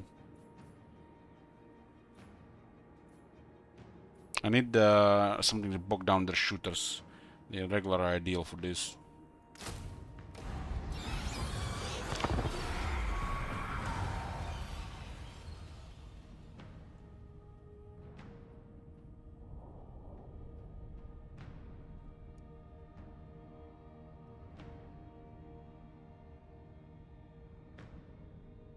Excuse the tomb breath. Now, what is it you want?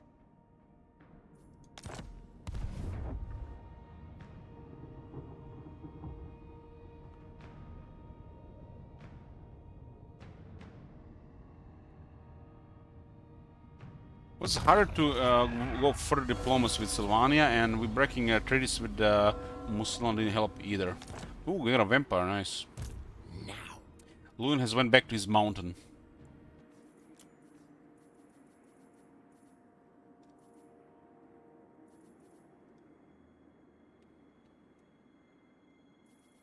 No additional hex rates, so.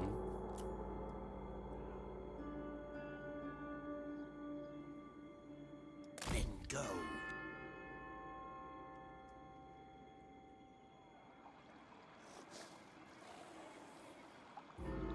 A pact will be placed. That's a vampire with replenishment. Master of the Black Arts. That's solid. World domination is ours. Is solid.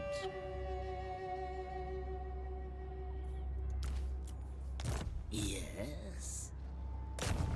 So be it. They will all pay.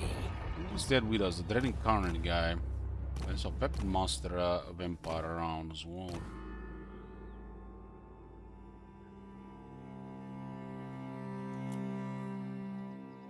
No. 78 attack on rank 1. Let us make doom. More sleep, child. Yes, my sire. Then go. Did I just trespass there again? What was it? H there?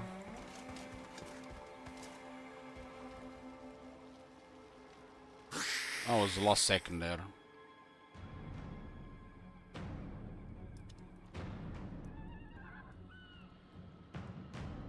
That will do nicely. Be'lakor has landed.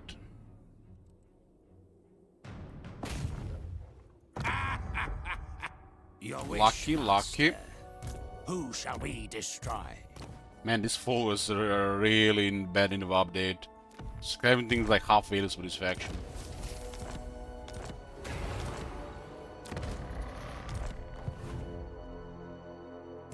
What?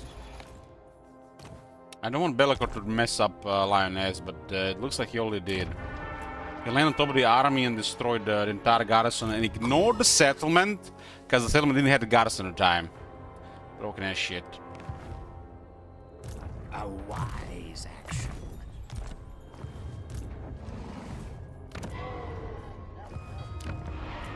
This one will rebel. This one will rebel. You can upgrade to tier 3 next turn.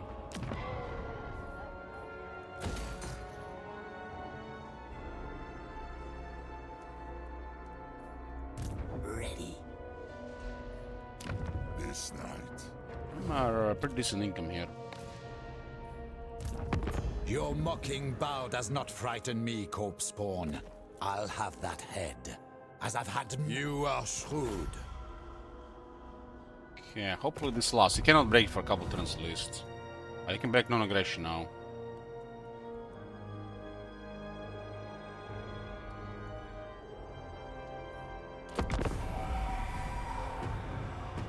That's a great deal, cause the gifts would have costed more in the next couple turns. We get the permanent relationship with the trade agreement.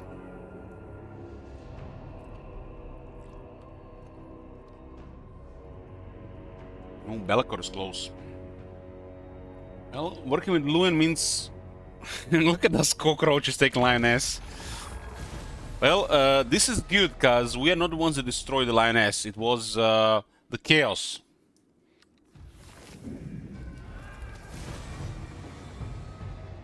Agreed. And we can declare war here. 6 turns. I will not betray you. Follow me. Find me. 6 turns.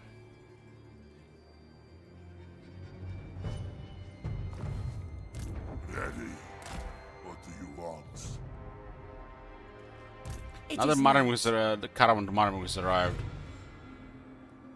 Follow me.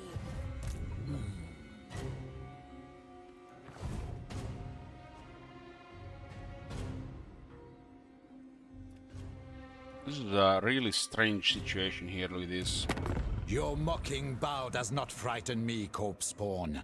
I'll have that. It's still stuck at 25. It's almost like it's bugged. Many of your kind. This 22, 2 and 1 is still there.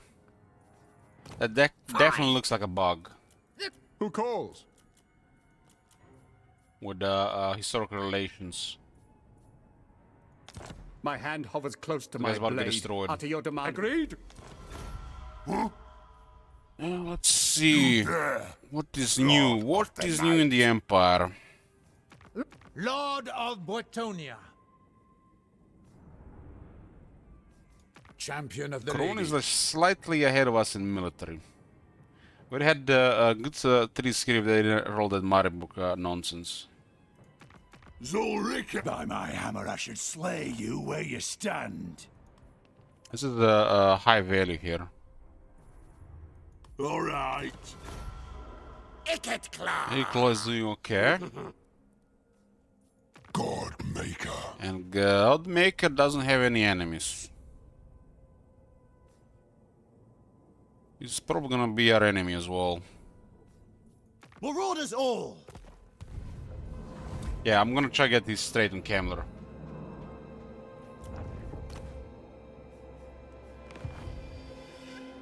Darkness comes. I think he's gonna sail away now. Holy shit, look at that pile, they're really 6,000. I guess he just landed, killed the army outside, and take the city that lost the next turn. It is night. Crazy piles in the area. I haven't even created 3 of them.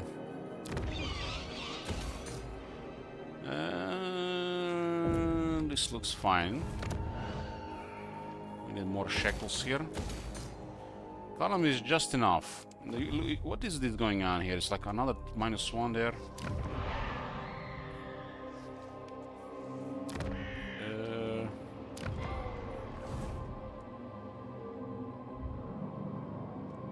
Who is this? Grom. Has the same paint as Coron. Another lord for some money.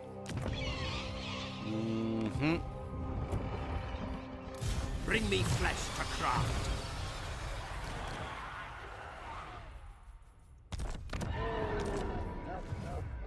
It is not. Ready. Okay, recruit, get rid of it. They're going back to the pool. All is great here.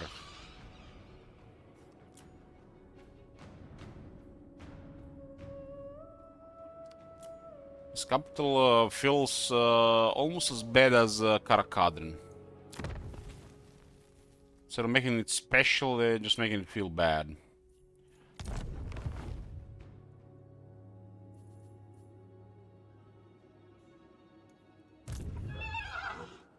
There's a... we have to put him in the army for that one. Maybe we were just in 7 there. Bellicor probably gonna leave now because there are no enemies here anymore, but he might also just start a war. His army is pretty beaten up, so probably gonna go back to Albion.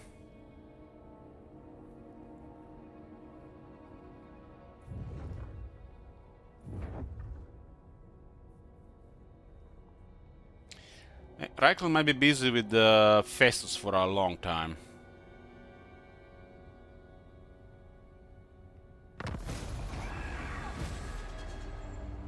Oh, the raised dead did work for Bellicor there. Grave times. We're out of range. Dawn approaches. 5 turns for this war.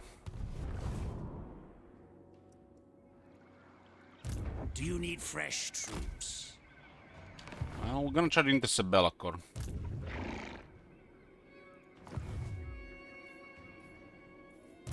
How opportune.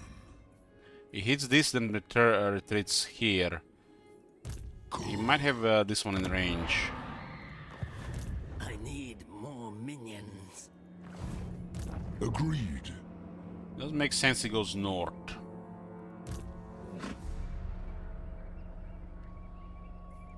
Shadow. You're gonna have to trespass there, huh?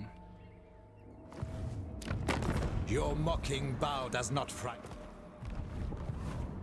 He's in out of zone control here. He attacks, disengage, goes for Gisseru, and then Rex Gisseru will lose a little bit of income here.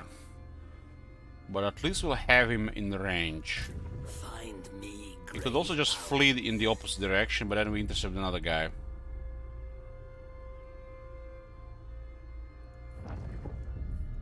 Of course. Yes, the time is right. Let us wander this way. How opportune. My bloodline calls. Good. Undeath ascend. I have a Lika bait here, I guess. Shadowed. Who wishes the red kiss? This night. Had hunger for regeneration, and this guy can go away. Let's see what he's for a second first. Grom. Do you know who I am? Nope. No Looks like they're almost may even receive there. the blessings of the lady. My will alone. Setting to the pool. This is not ideal. Agreed. But I think it's fine. Getting Bellicor would be amazing. Because he's a strong army, we get the good value there, and we get his straight, and we finally get rank 12. Now. So we're gonna do an unusual thing here and declare war here and make sure he gets stuck in a bad spot. I am the Harbinger. The fort. Do you know who I am? He declared war on Baston, I didn't even actually see that. We'll still go with the original plan. The laws of chivalry demand I hear you. We have no... we don't even need to bother with this. 217. Yeah, just get the money.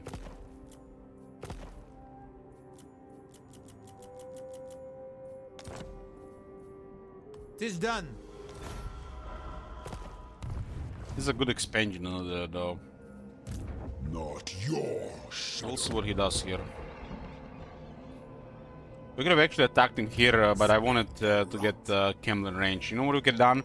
We could have recruited a lord, put him in the middle of the settlement, march with Kemmler on his reinforced range, and click on the lord, right click on the Bellicor. He's right on top of the settlement. We could have triggered the battle on this turn, but then Kemmler doesn't get his trade. Somebody else gets it. But we would have destroyed him.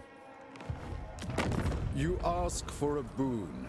Speak, and I will see if it is within my They definitely power have to hostile give. intentions towards this, but not enough.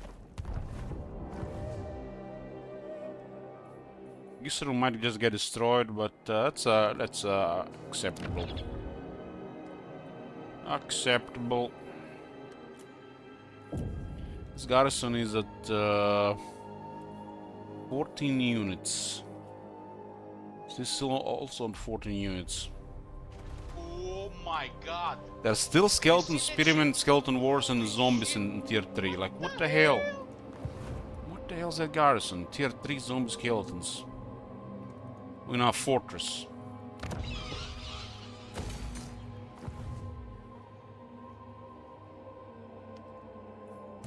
They will all pay. It will be done. Emperor Johnny.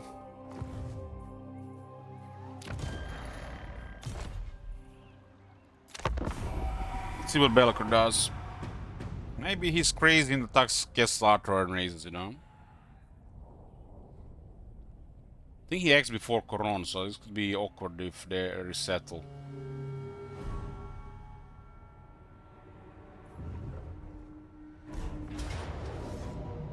Okay, that's definitely an awkward one. He went for the battle.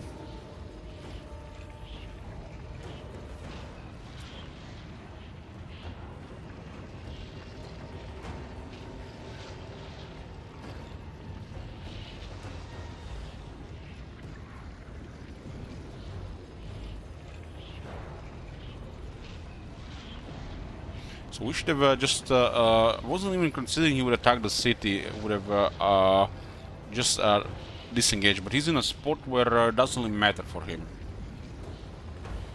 And we did put money into tier 3 R2. I guess he really wanted it like that.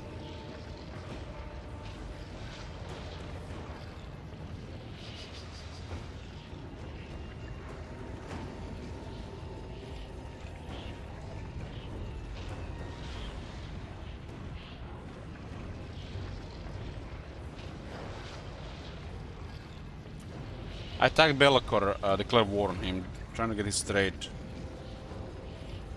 The auto resolve here is fine.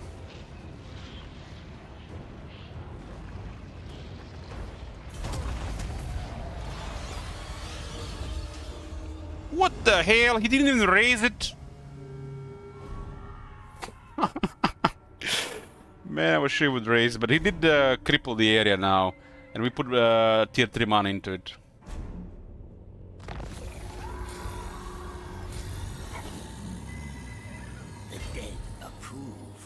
And he marched in the opposite direction as well.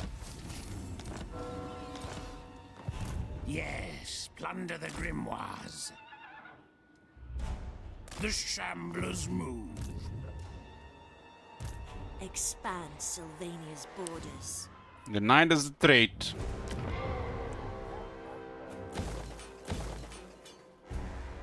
There's a little bit financial setback here, but I think it's still fine. Let us make doom.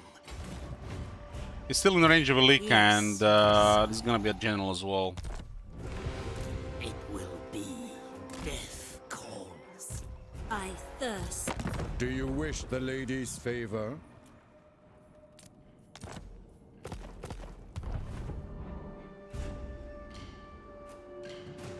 I want hopefully we get one of these settlements. We're unable to get corruption going due to adjacency. Do you wish the lady's favor? He values this mountain quite a bit.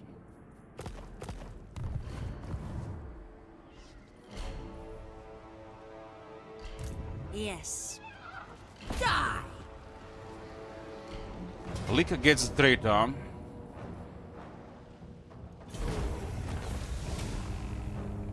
Good money here.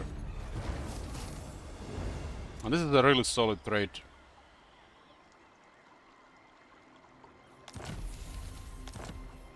We definitely want to capture one of these two settlements. You dare! We don't get fuck out of Lyonesse though. We're gonna get trespass penalty with the Lewin. Especially if they captured next turn. It looks like they will. We're gonna double trespass penalty. Strike out. I will hear you out, vampire spawn, but make no promises to the conduct of my knights. What is this thing here? The Mario number 1 is slug finally going down. Ready? Find me. I guess we have to avoid at least one of the trespass penalties.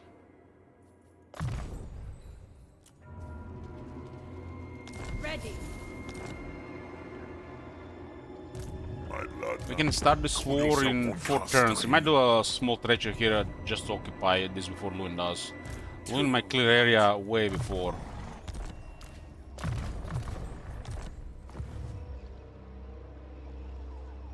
I don't care because we decided to work with Lewin. I don't want him breaking treaties with us because we are so close to get it through.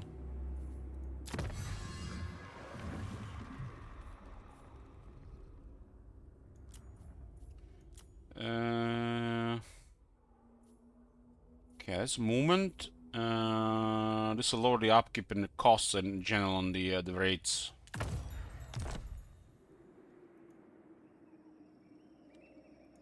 I need more minions.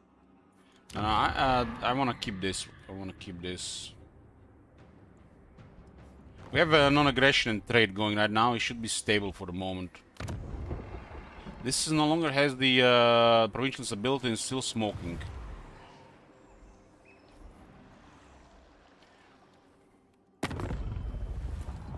We could have easily just taken down Lewin, but we went the other way around because strange version number.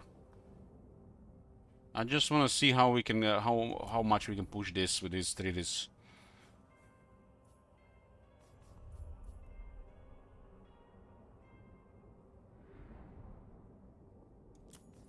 Dark are these times. I may serve the lady, but my will is still my own, vampire. They love me. It is done. Kemmler is a popular man in Bretonia.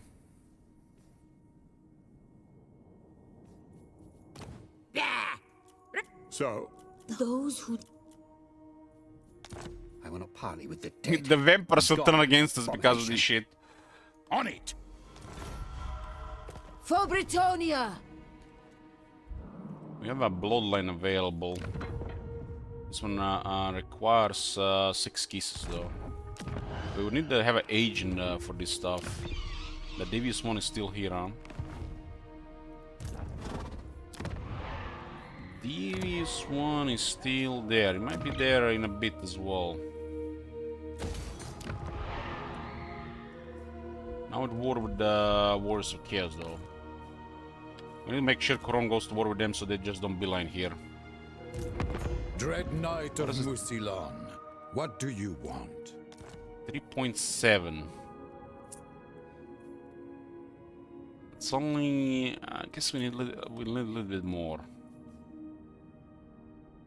What would... what's Avon other option? For a boon. Speak, and I will see if it is within my power. Nothing that makes sense. Grom is the other one that would make sense closer. But it's still on... have to clear Lioness first.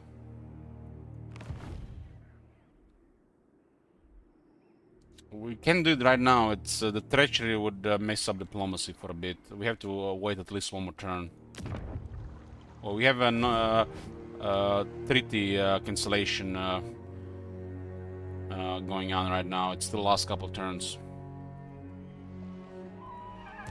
They will all pay. Holy shit, this thing is going crazy. Let us make doom.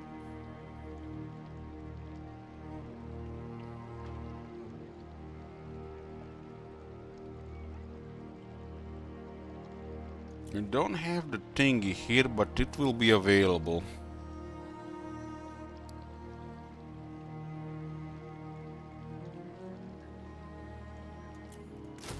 Let's go with this route.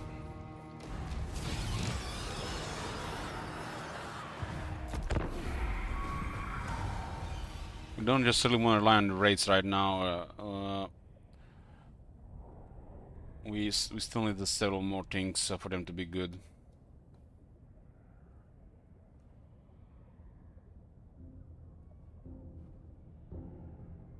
We might not get Musilon. We just got a trespass penalty as well. At least there was no attrition.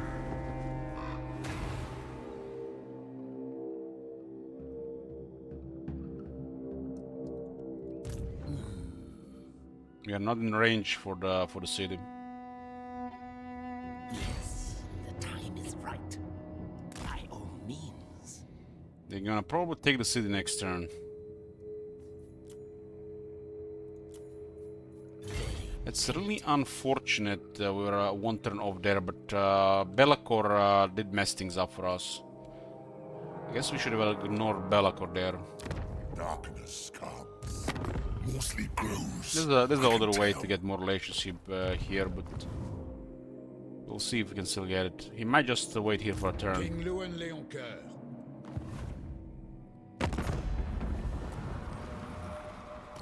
Me! Natural or... No evil do. Is it time? Let's see what's going on in the world. Any treaties? Dark. Grom potential. Onward to battle. Be'lakor focus on Scry will be nice. The dragon. Ready to defend. Planation. Speak quickly. Countless more pressing matters demand my attention. The storm. Anything else available? What? They still don't like Corona. What? Yes, sick, all right. How the hell still get in war with all these dwarves? The Empire. So, yes? World Walkers. Fear the pirate queen! Doctor. Man, Fagunet's got wrecked. Maybe the fortress goes down faster this time.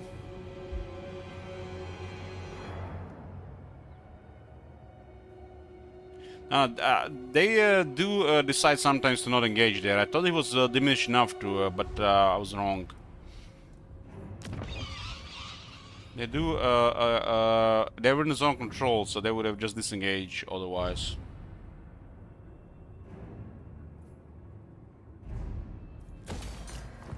Let's get that devious necromancer. Your wish, master. Kiss. Death awaits. Foolish mortal, you dare. Failed for a kiss. Ready. Okay. Spread the rot. Let's see what happens next turn. Because, you know, once the Bretonia is sorted, the only thing that's left is Reichland, unless they decide to work with Reichland as well. That's slightly more difficult, but it's entirely possible. Now we're taking attrition as well. Double trespassing. Third penalty for one more turn. Now. To some... Man, Lewin was just click click. Be'lakor messed up our plans here for a second. Move. Now. Follow me. Okay. Lost some potential there. How long is this? 5 turns. It's almost enough for rebellion. It's a horrible event for the vampires. So what do we do about this? You come to Bretonia, stranger. I am its king. We get a double trespass hope there you and we leave us failed to get a friends. settlement in Lioness. You always started a war with Grom. What is your message? That was fast. Scum. Speak it now, so my lady can reject. A good plan. Is that they're gonna take 7 turns to recover. You come to Bretonia, stranger. Done. That trade on Be'lakor on the second lore was not worth it.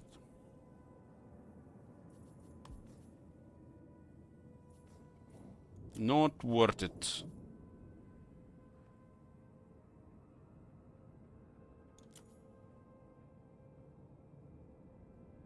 The nation calls.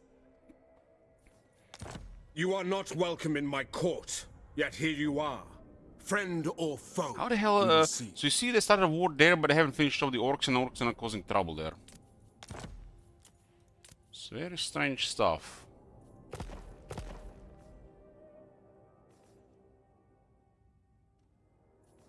At your service. Wind Shaper. Bow! I'm gonna piss off Vlad with this behavior. That's big money here. There's a rebellion building up in 2 different places. We got rank 11 here, rank 12 here.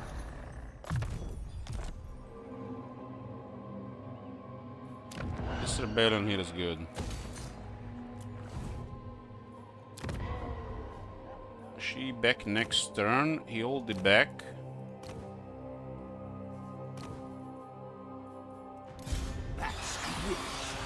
Already back.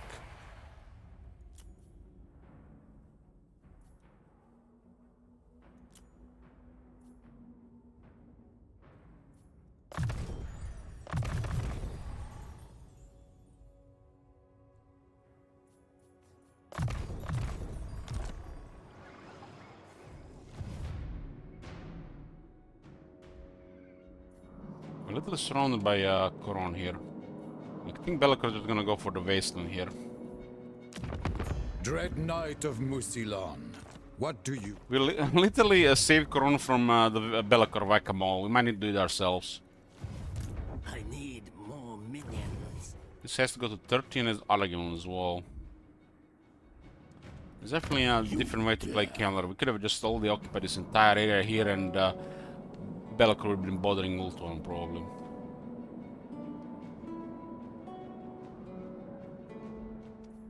Why is it we always look at these strange situations to go different ways about this? Guess we are at that point.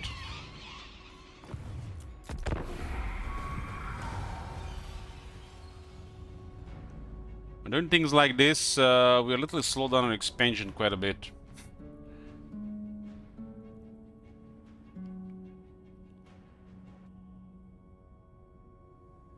Swimmer is a killer. For sure, for sure. I want to see what happens in the long term. But the high elves exist as well. We can please everybody, being a better version faction. The dead approve.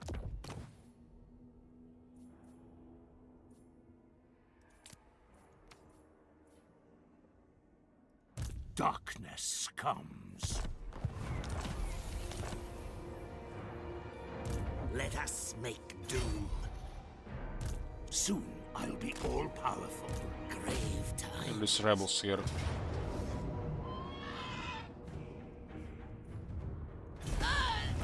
Look at this damage, man. It's ridiculous.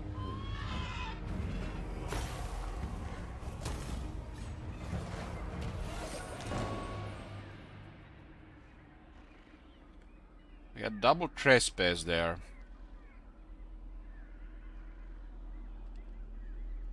You dare. I have no military access to go around as well.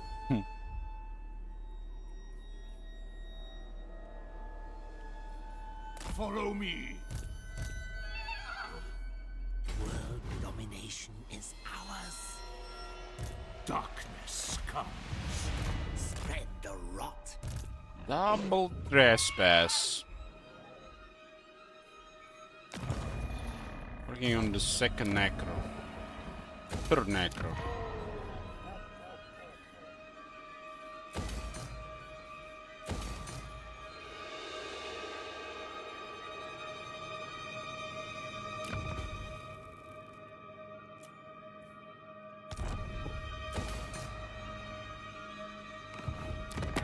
Dread Knight of Musilon, what do you want? 1.7. 1.7. This might actually be worth it. We could target Be'lakor as well. For a boon. Speak, and I will see if it is within my power to give. Very well.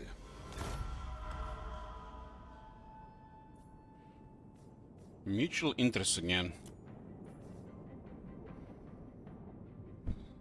What DLCs would you suggest to someone with like 300 hours of vanilla Warhammer 3? There is just so many DLC. Yeah, that's true. That's true. The best DLC is Tomb Kings, in my opinion.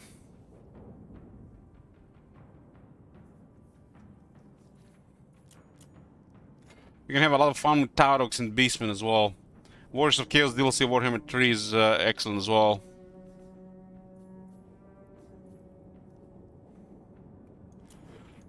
What? Yes. I thirst. What, Vlad has no enemies? Cower before. How is that even possible? Pop! Hath no one taught thee to respect thine elders? I don't think he's very happy.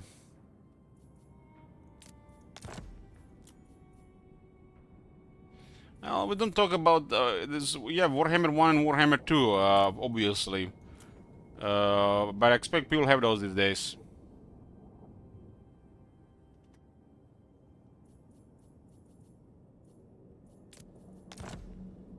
.1 with Feckendice. I'll probably start a war with the border here anyways.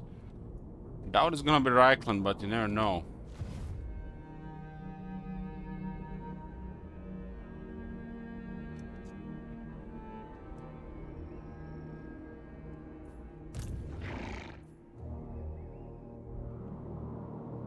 Without military access, we can't really do much here. At least we can destroy Kargzi from here. Aye. My axe thirsts for war.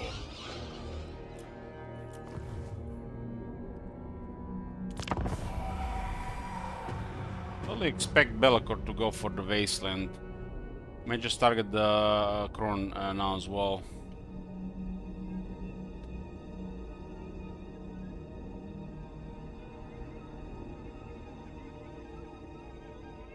I have one hero to keep an eye on Bellicor's army.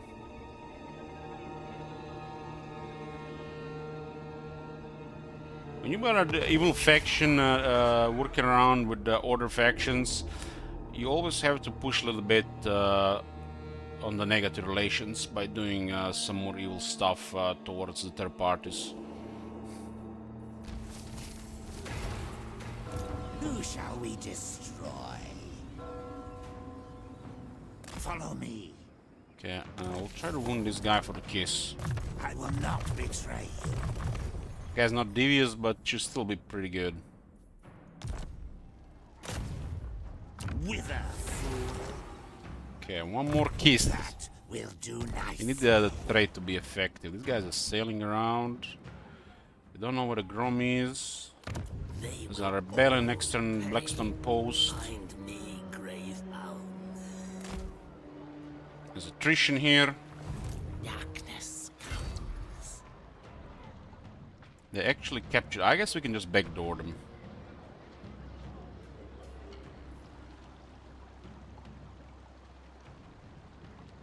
Trespassing in Baston. You must be desperate indeed, Lish, to seek the aid of the chivalrous Bretonnian might. Military access is almost impossible.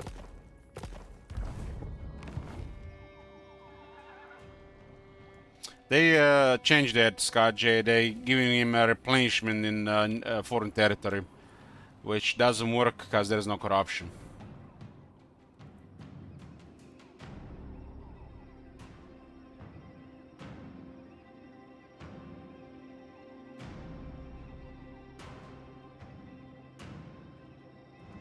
I hunt to rot. I guess get Karagzi from there. I'm gonna face a big dwarf army, but that's great. Great experience. This is a sprint rebellion for one turn. Don't rush me. Yes.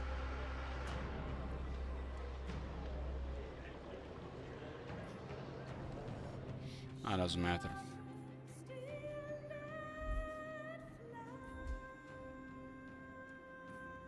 You dare. I relish the opportunity. An army is here, and they're at war with Baston for some reason. What? For the wisdom of Valea. This army was sacked, this army captured it. A lot of this faction can decide they like Karak Ziflin. This Reichland already decided it. You dare approach me? This gives us attack and damage for the raids.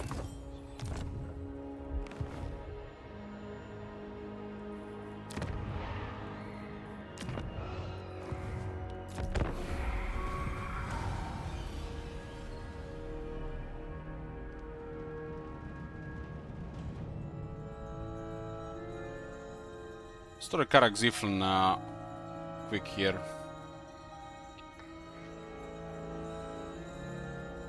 My minions are restless. This had better be important, for your sake. Fine. We joined that war just to get money on the inside.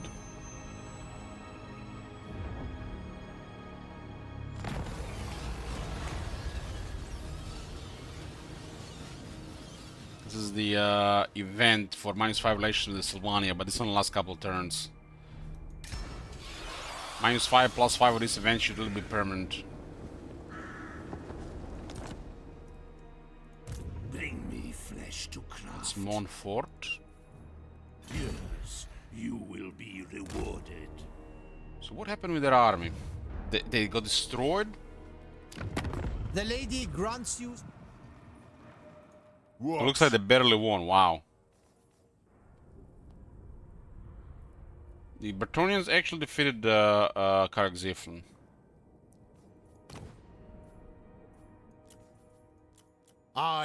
Quick look on diplomacy. Devourer of light.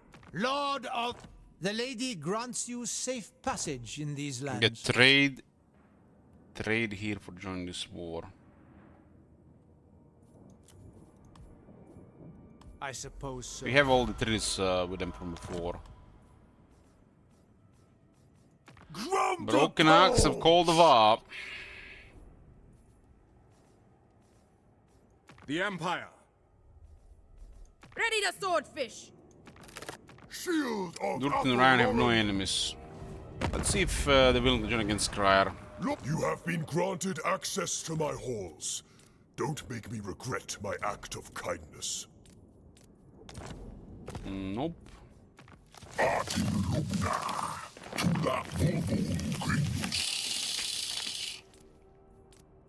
No, they're chilling, but there'll be adjacency soon here. Everything dies. Destruction! Let's clear these guys. What? Kill them, my children. It does give us one more region in the area. That's a crazy casualties. Ooh, Armor of Destiny.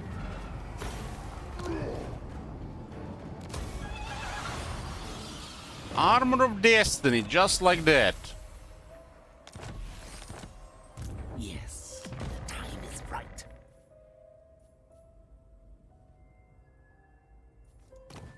That's definitely lucky there. It will be a mass grave. You guys are in poor shape, huh? Make them suffer.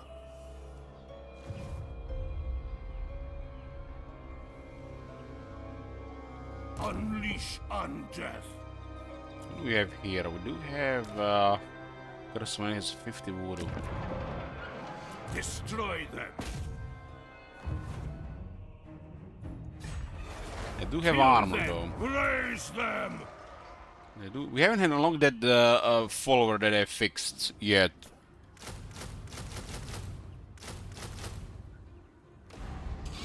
That should be fine.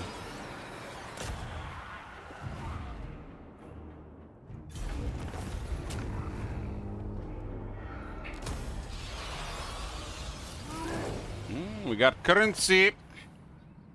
Barrow is adjacent. Darkness comes. You dare. Gotta do this. Gotta do this guy. You want back your city back? Welcome to fair Bretonia, Commodore. Montfort. Military access and some treasury. Okay, now we can move around freely. Can we give more for Tuluan? Let's just double check. Let the supplicant come forward. That's even better. That's even better. We actually push him in a bad spot as well.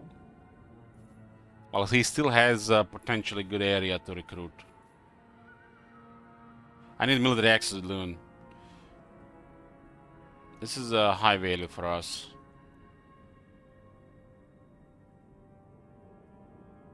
Agreed. And now Bastone is literally just an enclave here. We can mostly avoid trespassing here. Getting Grungrint though, that's rough to sort this province.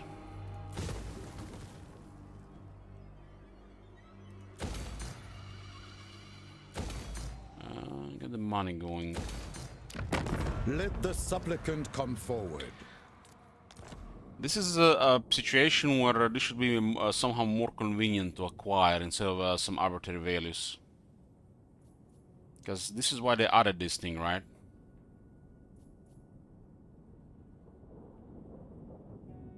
It is possible, but it's just way too much work in a trade at this high value.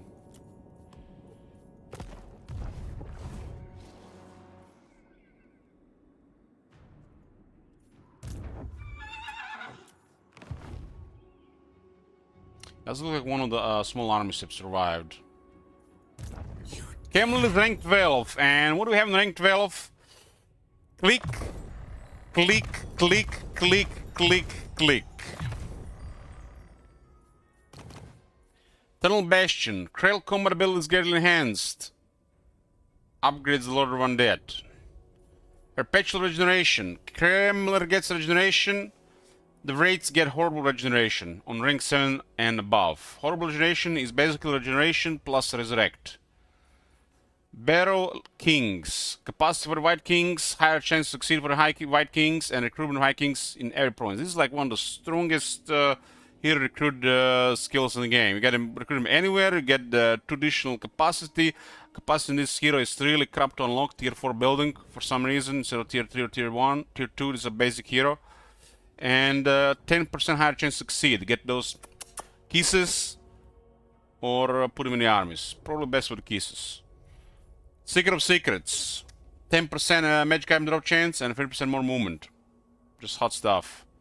White Blades. The Wraiths and Mongols get Devastating Flanker. Get higher charge values from the sides and the back. And they also get +8 anti-infantry, which is massive on the Wraiths. And on the last point, get 10 Winds of Magic Power Reserve, Greater Arcane Conduit, and additional 35% cheaper to raise their costs. Instead of Arcane Conduit, has a Lore Master. This point, we'll take the Evil Souls, which grants this unit spell resistance and melee attack, which are the Wraiths.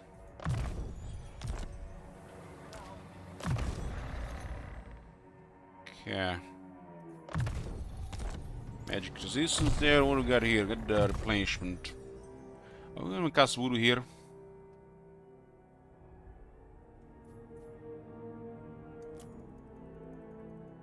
I guess we will. We shall. This is solid. But you know what will be better. I want to see this item equipped. Or this item equipped. Spread 45 armor, 90 armor. Ready. That gets targeted.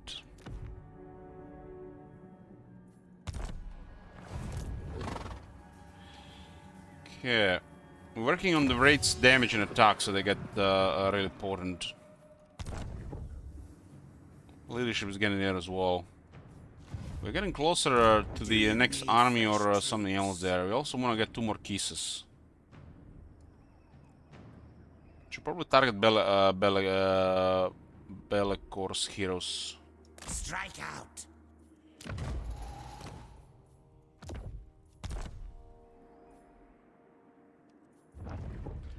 It's not now tracking. This is a bug here. It's still smoking, but there is no provincial instability anymore.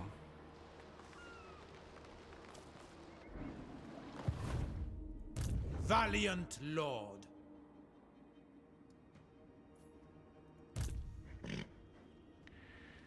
Vigor Mortis, Unholy Lodestone, Master of the Dead, Regulatory Binding, they all stack, yeah.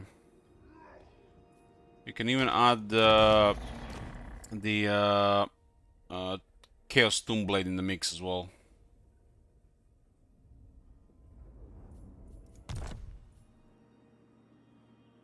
I'm working on the Lamian Dark Arts, just to make the relation stable.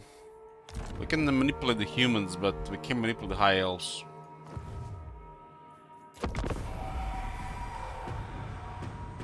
Would require a lot more resource for that.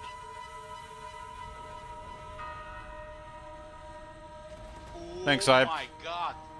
Have you seen that shit? Holy shit! What the hell? We should get those White Kings so we can spy around. Deal for the campaign map. Devious White Kings will be glorious with this faction.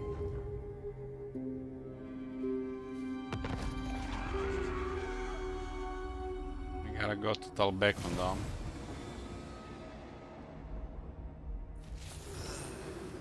Karakzipl is no more. There's a battle against orcs. Ooh, kisses are gonna be available. Raid Aquitaine. Raiding quest, man, what the hell? Get rid of that.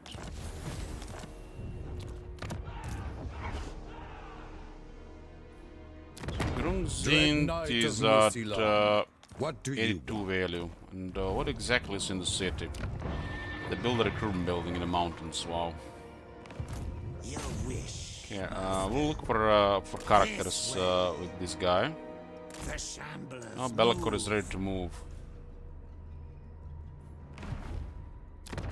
We're gonna probably target Belacor at this point.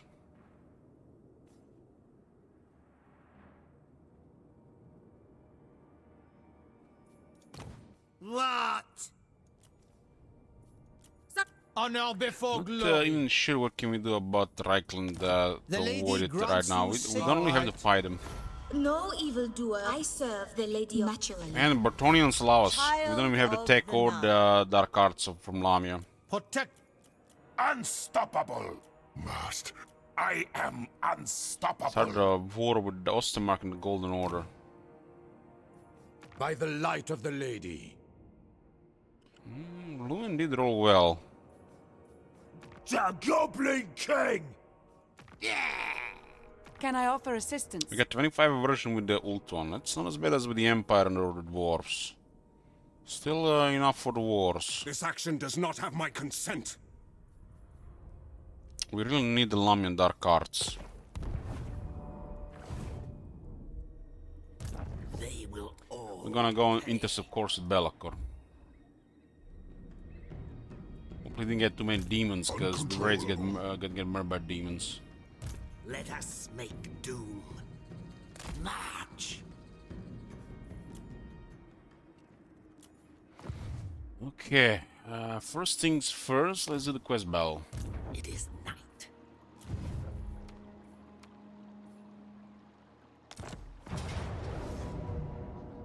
This one is against greenskins, and we'll get 2 more kisses. Black Knights can charge better.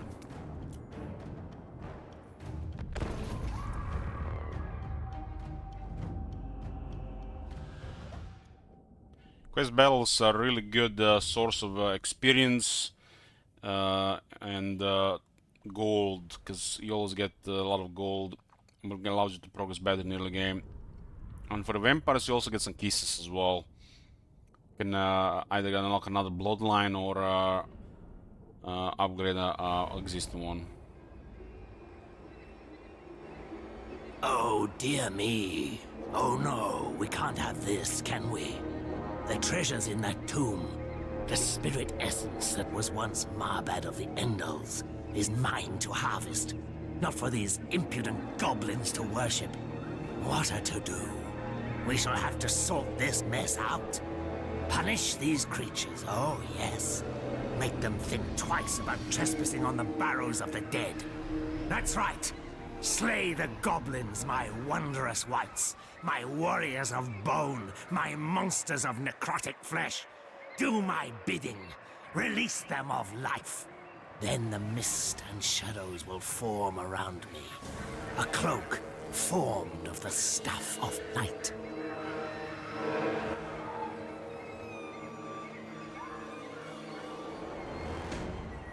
Poor Greenskins here, man. Poor Greenskins. Mortis engine. Mortis engine.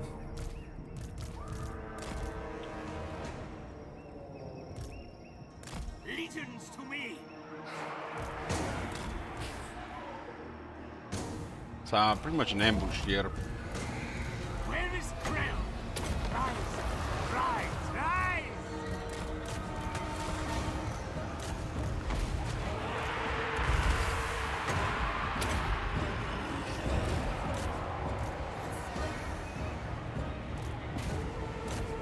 This guy has any voodoo? They give him foot of Gork for lol sound. Undead terror. Krill. Attack buff. Knights are doing well there.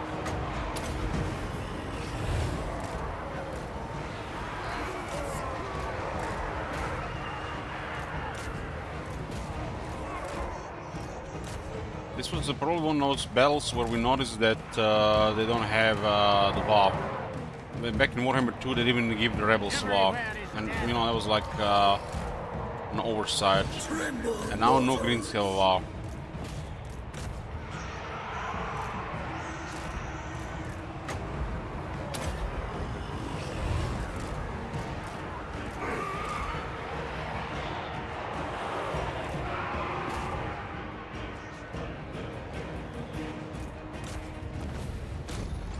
What's the reinforcement? It's supposed to get reinforced here.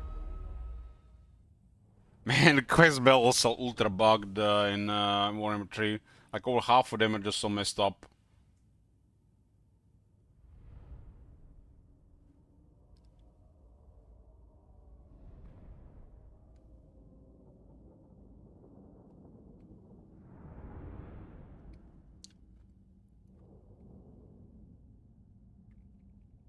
What a half-assed botched job. Get over 2,000 or 5,000.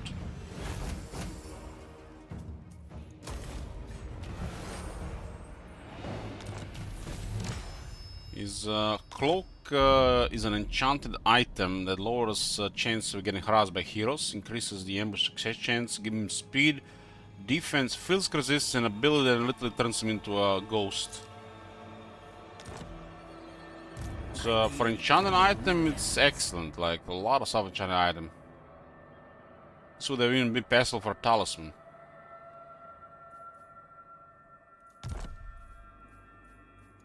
Tomb rot.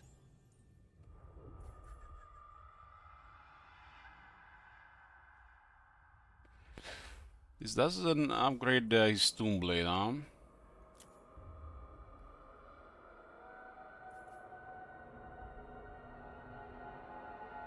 Higher chance for them to come back, huh? There's really some really sweet stuff available here. Find me grave-bound. Even there's upkeep reduction here. There's a lot of sweet stuff. Let's go extra on the raid so at least a little damage. Heal soul still. The veterans see a lot more damage, and this one is ward save.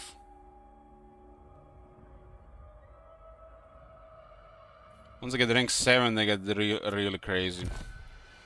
There's still some time to get there.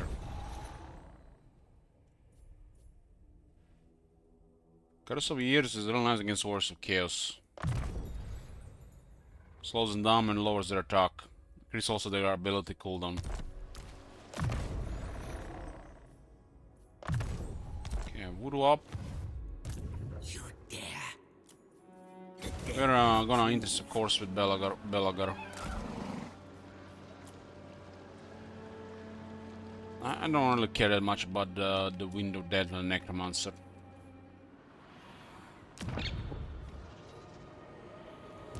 They will all pay. I rarely prioritize the Wind of Death. Even back in Warhammer 2, towards the end, it was like boring. Just situational destruction.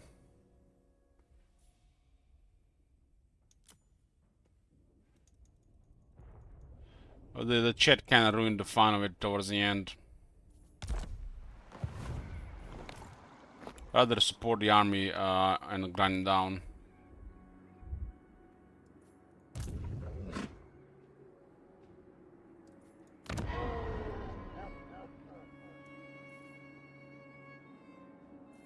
I mean, we know that can be fun, but it's not everything.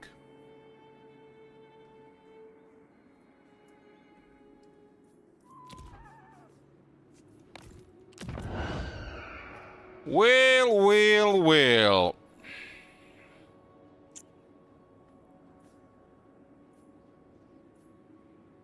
These are campaign heroes. They're really cheap to cycle around. Basically, you recruit this tactician, and hopefully the next one is the one you want. And White Kings tend to be campaign heroes.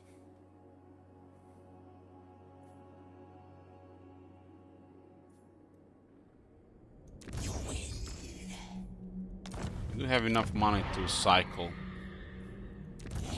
We also want to move a bit as well. We got 3 slots there. These are one of the best guys to give us kisses. We're gonna unlock again Lamian Bloodline, the Lamian Dark Arts, because we're working with Luin and we wanna avoid the conflict with the humans. This grants us 30 relations with Empire, Kislev, and Bretonia. You know how there's a trickster thing, they're all things under one? Why this is not under like bloodlines and they all show like under one?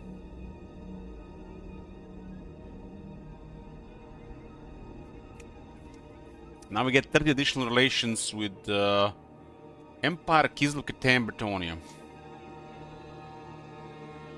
And Luin is gonna love us. Carl is just like, maybe that Kelmer guy isn't so bad. I will hear what you have to say.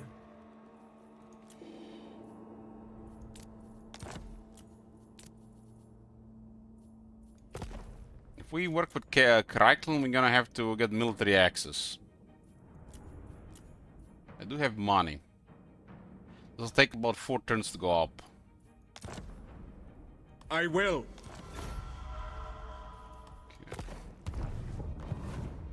Without military access, we have no business to do anything in the Empire. We could target the greenskins here and trade to the Empire.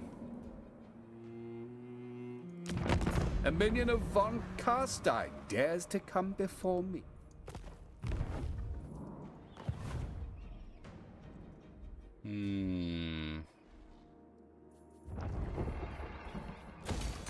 Okay, this one's getting recovered. Let's get more income here.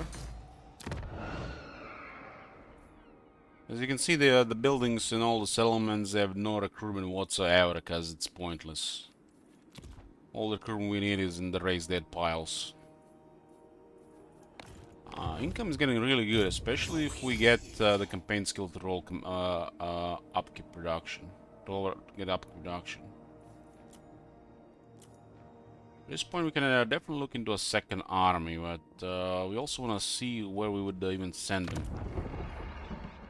A Lore Keeper Lamian Bloodline, that's nice. I would love a Lore Keeper is the best one also to get on the one of the best ones to get for the Von Karsten. This is 2 excellent traits here. Your will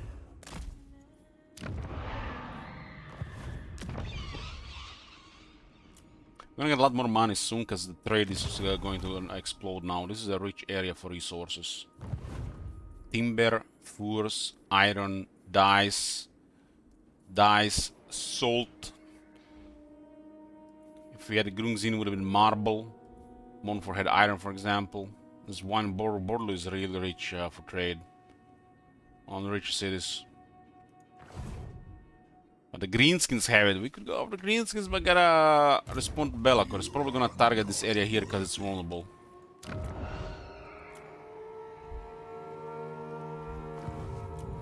We have to get this to 30 and then destroy Arglon. That's it. Pretty straightforward.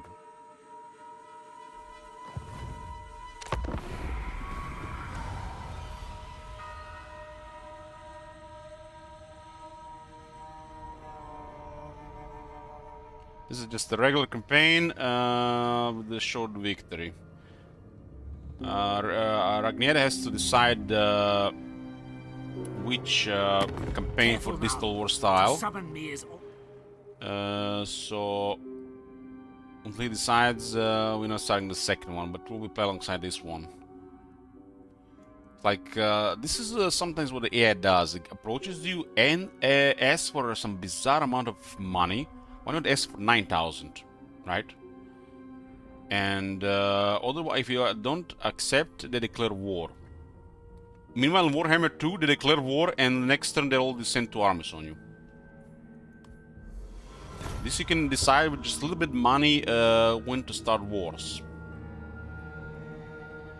And we also have to deal with vampires. Not really. You can send massive numbers with lots of cavalry.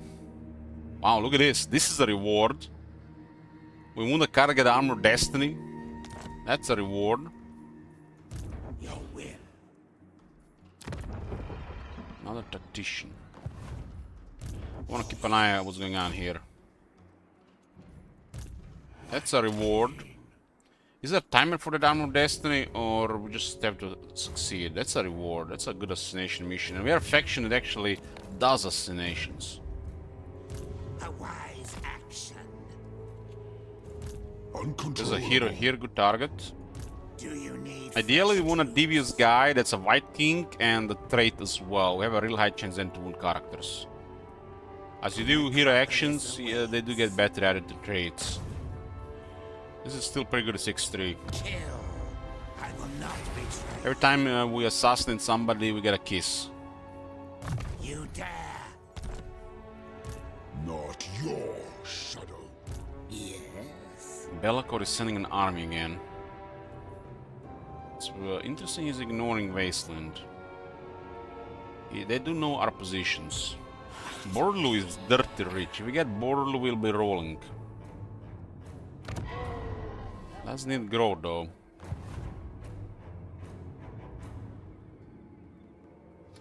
Oh, look at this. They decided like Lycoron all of a sudden.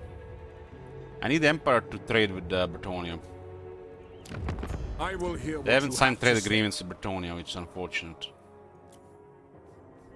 I am the blood of Gilles. Shame, you know, you can manipulate these things. You know, I would feel it would be nice if you know, vampires could manipulate this, like they sign treaties with each other and stuff like that.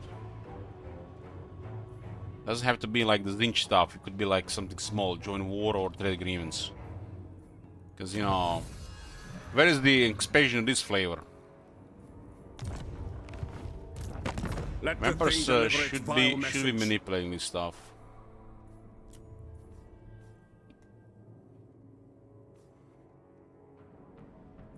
Iron Hammer. Celestial General. They love us. Nice string rank, nice, 6-9. The hot Leader of men. Leader of men wants to trade.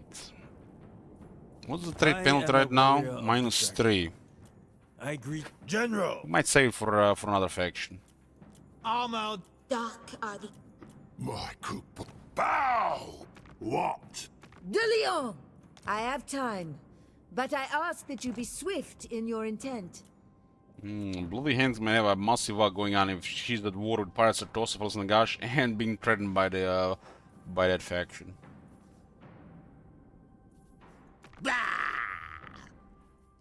You called?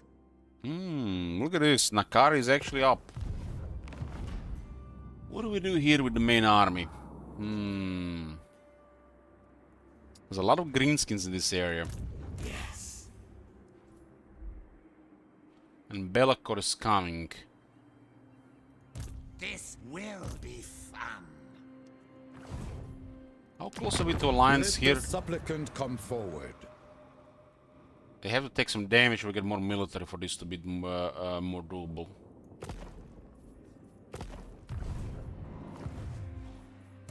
Let us make do. I think we ignore Belacor and poke around Grom. Grom has a lot of military. We'll also try to go around and go for his capital. Your will. World domination is ours. Problem is, we always take attrition here. There's no way around it.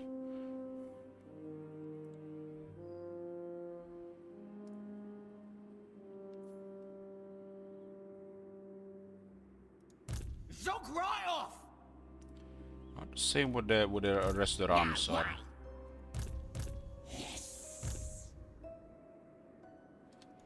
And Grom might he might just go north. He's currently massing up war mobs.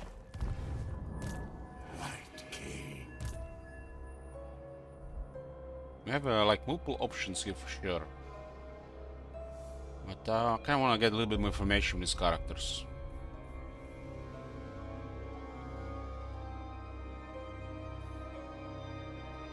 I have opportunity also to wait for Belacor.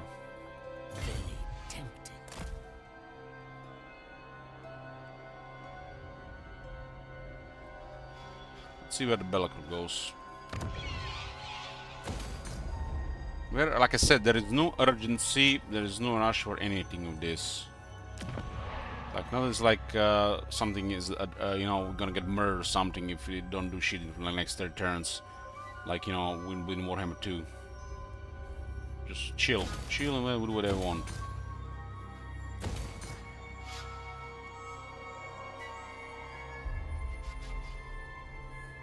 Like, Empire Reichland is here. This is Warhammer 2 and you're messing with the Reichland, not going after them, and they might declare war on you any turn. Well, we will be entering that stage where they would get Hellstorm rocket batteries, Hellblaster volley guns, Demigryph knights, and spam 3+ army of them. Here, psh, playing on normal difficulty, right? All rank 9 with 10 attack and 10 leadership against the undead. That's legendary. This is a joke.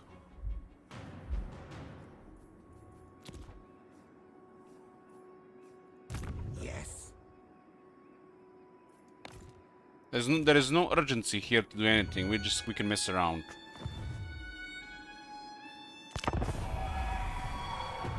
And if you don't progress in the right way, then the Ulton can threaten you as well. You know, when Camel was the list, Ulton was going really crazy. It was not Marath's time at the time.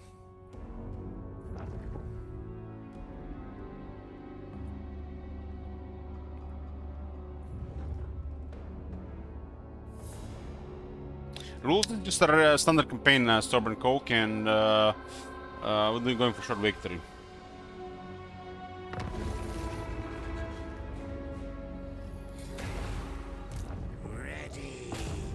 Should just land in his capital and farm his heroes. Because they cannot be killed, we can just be wounded.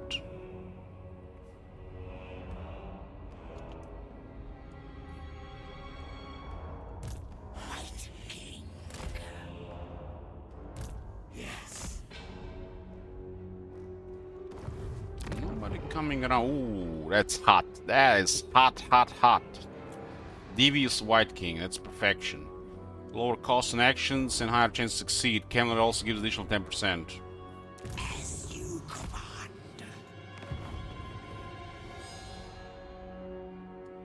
It's not the end of the world if our army takes 10, 20, 30% damage. It's still a really powerful army.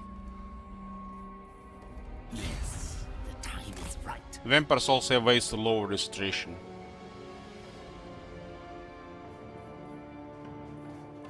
Like This is 20% lower.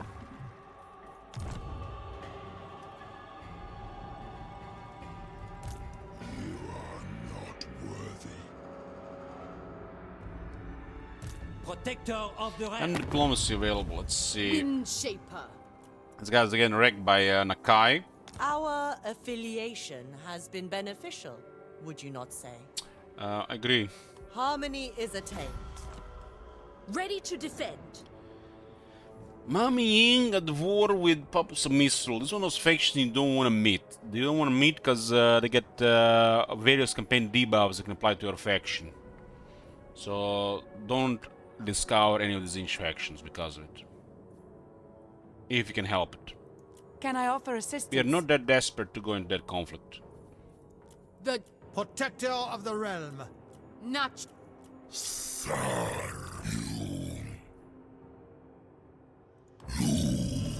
Yeah. It cools. So how does the Empire been doing? We see Ragnar with 13 settlements. They're only down to one enemy right now.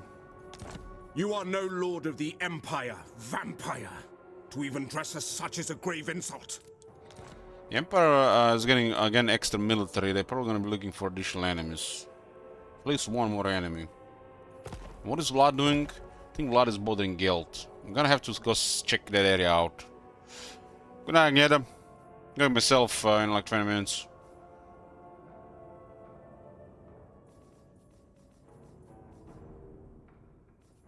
Devourer of Yeah, we definitely don't want to discover the rest of the Empire there.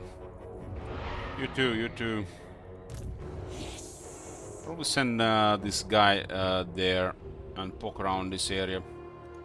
We have met before. We could have been only having a second army assembled, but let's get some funds going. I'm liking when we can just build whatever we want.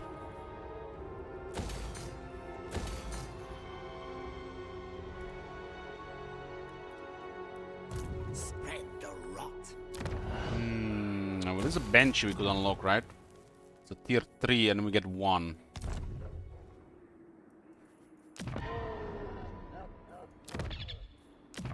Look at in Gorsel. They will all pay. You will all pay. Not sure about this. There's a hero here, but we have not enough shekels. Not enough shekels. I serve the Lady of the Lake. It is done. Oh, poor Garrison getting wrecked. There's no guards in the capital.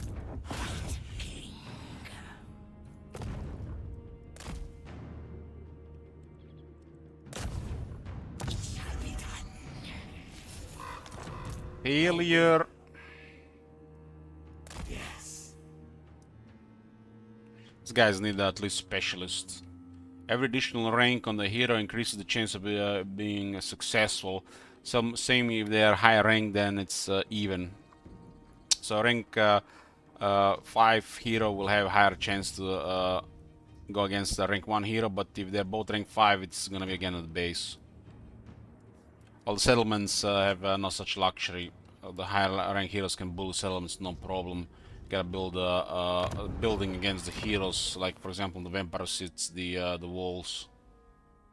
It adds like 20 ranks of lower the chance. The AI is really not doing anything with the heroes these days, unless there's some kind of long campaign happening or you're besieging a settlement around a lot of heroes.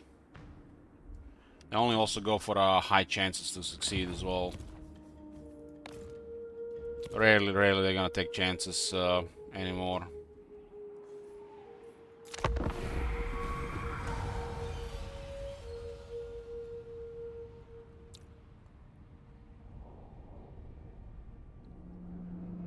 Back in the days of Warhammer 1, the heroes were insane. It was like #1 complaint on most people. But people are mainly complaining because they didn't really try to counter them. Everybody just wanted to put heroes in the armies, and nobody wanted to counter the heroes with assassinated wound, and so it was always trouble.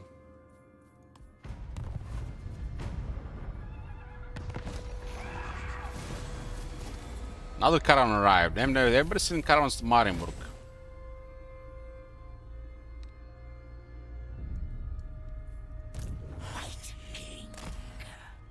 Let's send this one east.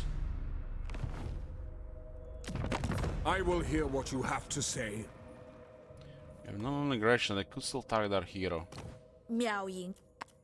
Those who displease me do not live to tell of it. Looks like she's going down. Okay, we have Belagor in sights. This is really good money here. Now it will be. I need more minion. His army doesn't have many demons. Only 2 demons in the army.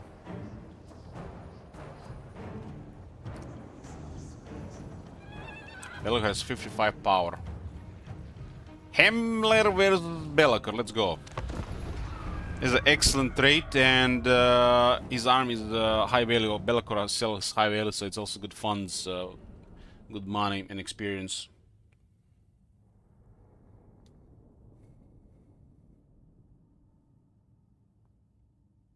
And nerf caravans, yeah.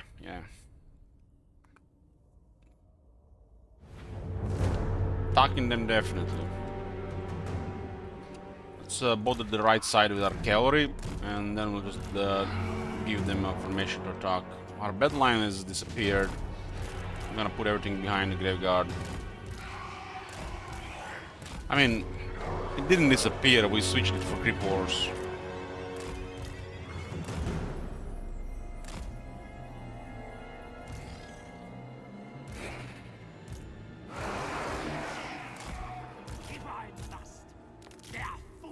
Just have to make sure the Belagor doesn't murder our characters. Yes, awake, minion. It's a very high offense. Life is a phase. Master of death.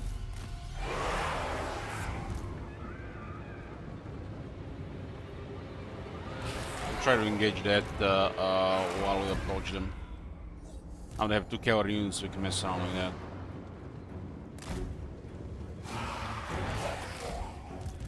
Fortunately, Hex is not yet rank 7.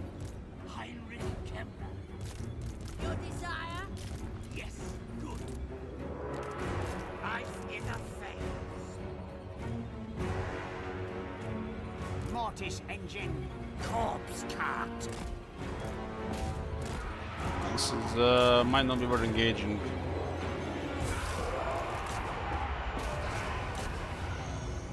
Disengaged, engaged. Oh, that's fine.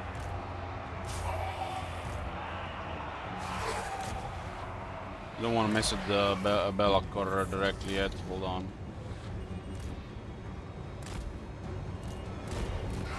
We can get easily surrounded here. We just have to send the right stuff.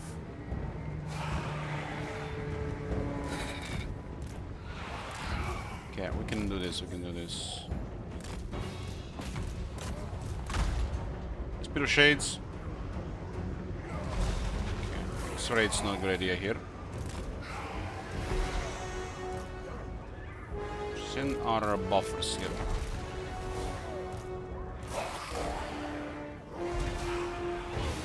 More range units, so there we are not really actually a threat to him. Doubling total over his attack and defense.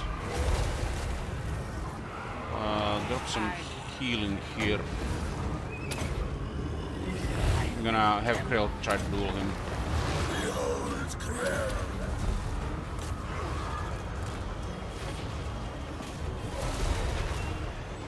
Have plenty of buffs here and make sure that everything's available.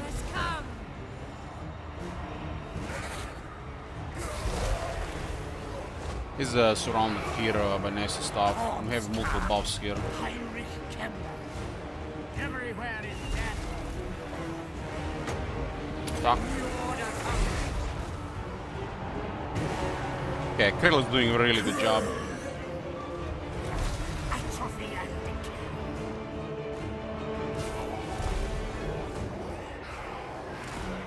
Let's see for Belagor.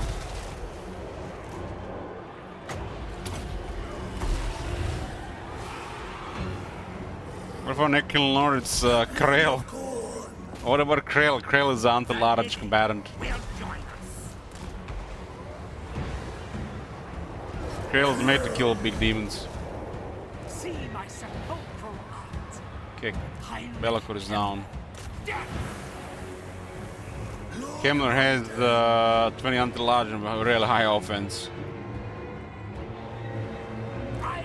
Anything big that cannot be tossed around, Krell will kill fast.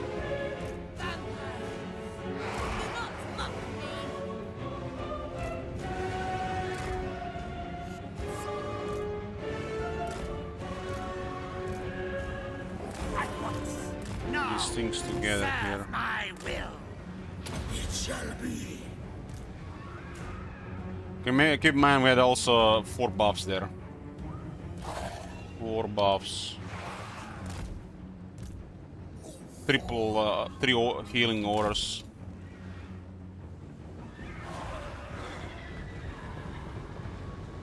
I don't really consider army a threat because they have no range, so they don't go full engagement. Sometimes you can just make some of their units engage into fighting like that. I mean, this would have happened to Be'lakor the moment he landed. It doesn't matter if we engage the entire army or just Be'lakor. This way we can observe better what's going on. That army is complete trash other than the Be'lakor. I run.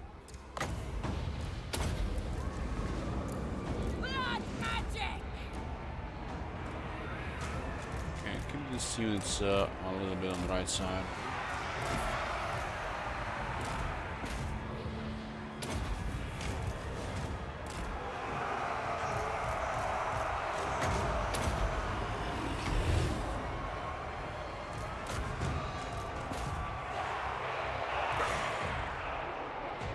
We should recruit also another army at some point. They don't really fit here.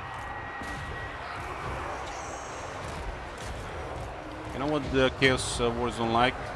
Curse of Years.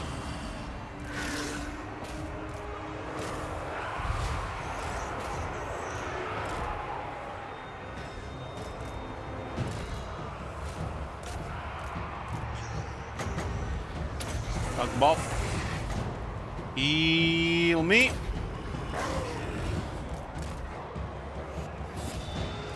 The only units that can actually fight here are the Chaos Spawn. The rest is just crap. Tremble, mortals.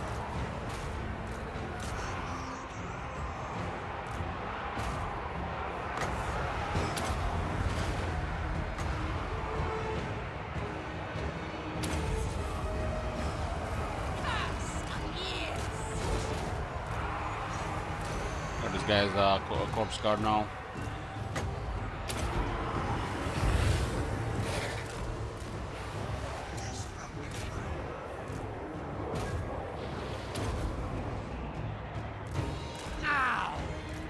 Still my beating heart.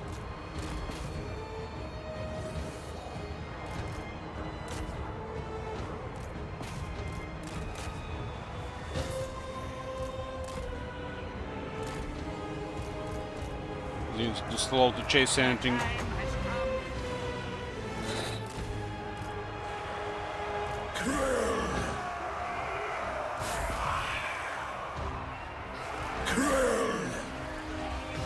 To murder.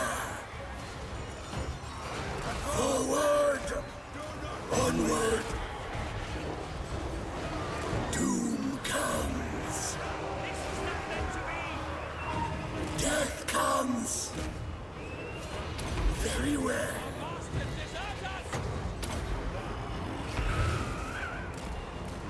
They're grinding the low armor pretty well there.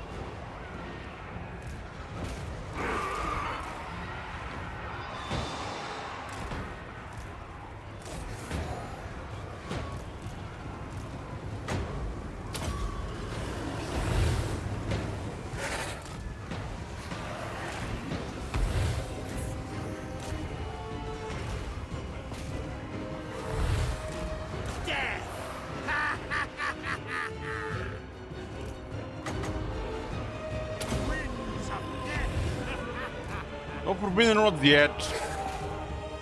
Every time I click on Necromancer, I'm looking for a Forbidden Rod.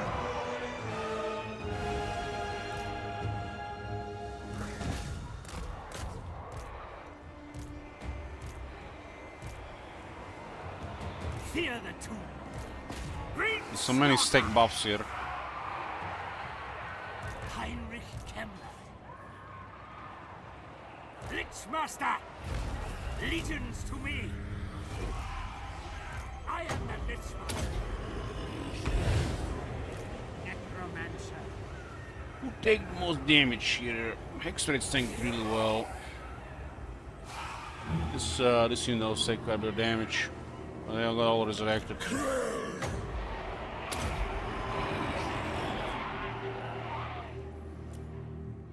The Trichin is more dangerous than any Chaos army.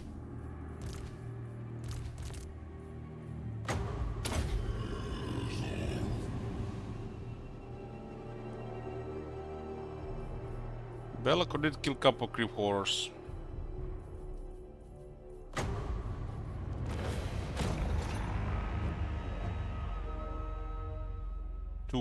Got 2 kills. I bet where he landed would have just surrounded him. We can at least see what is going on here the other way around. This army, other than Demoness, has next to no damage. We just avoid a chaos spawn with low armor units and that's it. Trolls can't fight with no experience against the undead.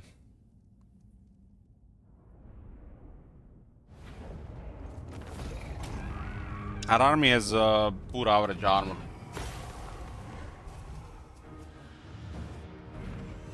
Gelt is awesome to get here. It's a really big progress here. Fights like this gives you massive advantage. Let us make doom. Obliterate.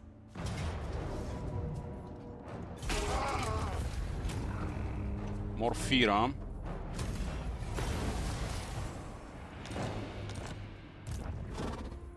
Yes, the time is right. And all of a sudden we're not taking attrition here, huh? What the hell? There's gotta be some weird bug here.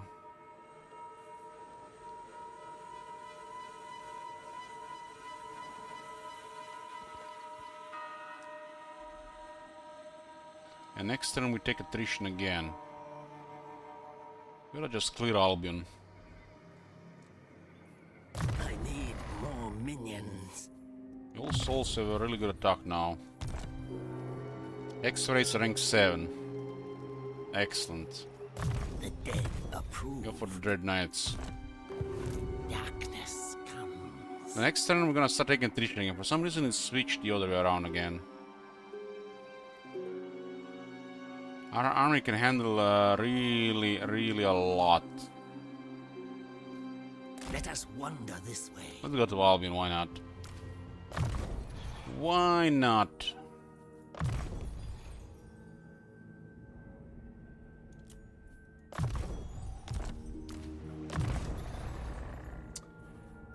Yeah, hunger on the vampire and go towards Arcane Conduit.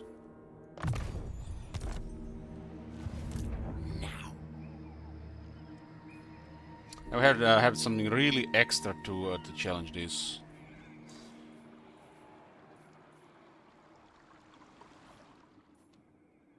Like Exalted Plague Bears will be probably one of the biggest pain in the asses for our faction. Exalted Plague Bears with Nurgle lore, keeping them alive, that'll be a nightmare for the vampires.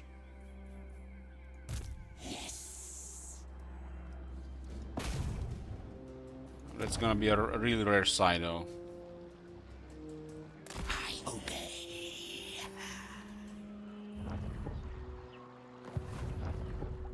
Are we clearing Albion? The Emperor could attack us, it's that. Let's kill these guys a bit.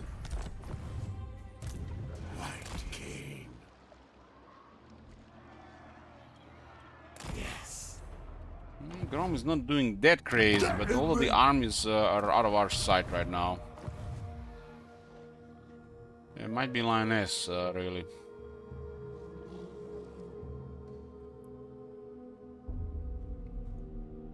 Our area is rich here, but it's vulnerable because we are a little bit greedy. Nothing wrong with that, though. Clearing Albion will attract more trouble, but at least Belgrade is not gonna bother us anymore. Sheesh. What grows 4 settlements? 1, 2, 3, 4. Got the Barrows, the river, and half of Carcassonne.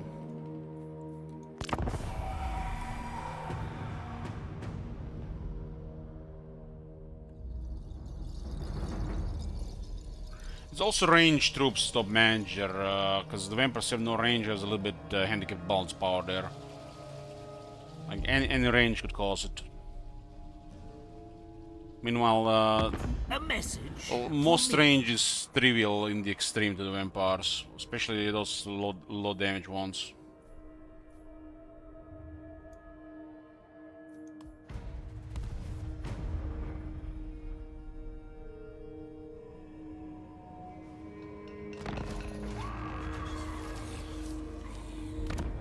Okay, boys, this is gonna be it for. We got 3,000 here. Is this after the save or before the save? I think it happens before. Missing Tome, Liber Noctus. Oh man, why the hell this guy have to be in the way? Dreadlord of the Druki. It is night. Black-hearted We don't want to fight this. Spread the rot. Can we immediately land there? Gonna be another attrition there, but we should be immune to this attrition. You dare? Are you fucking kidding me? Do they even know how the game works? Immune to chaos, corruption, chaos, waste, attrition. We land here, and then we take attrition because it's controlled by the living. 100 chaos, corruption. This is literally beyond absurd. Beyond absurd. They're changing this to the foreign territory, and then they're adding this shit here. It's like they have no fucking idea what they're doing sometimes. Yes. They should just kept this immune to most attrition. Instead of changing something and then we know how it works. Then go. Yes.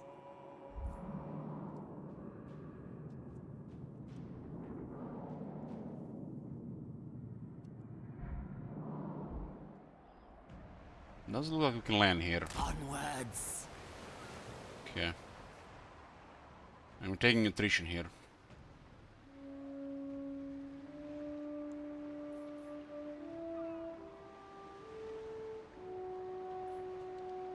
This is beyond bizarre. This thing here he has with enemy attrition, foreign land, territory, and immune to this thing, it's like makes no sense. Like they don't know how this works. But at the start of the game, it was different with this vampiric corruption, how the attrition was applied. Maybe the guys didn't even understand how it worked at the start. And then later somebody fixed it, and must have been those people who didn't even know how it works. This is immune to chaos, corruption, chaos, waste, attrition, and foreign lands replenishment. It's we has to be like under the right conditions to have any benefit from that. His faction should have just been immune to the also the what's missing here? Immune to chaos, corruption, chaos, waste, attrition. And if they want to make Cameron special, they should have given him also immunity here to the living lands, to the living, you know, the attrition from the lands of the living. Otherwise, this doesn't work here. The Cameron special thing doesn't do anything, and this is pointless. Has to be under like perfect conditions for this to do anything. And why would this even be? It's almost just flavor, and upset does nothing to the campaign. And it's just flavor doesn't work because they don't play the game.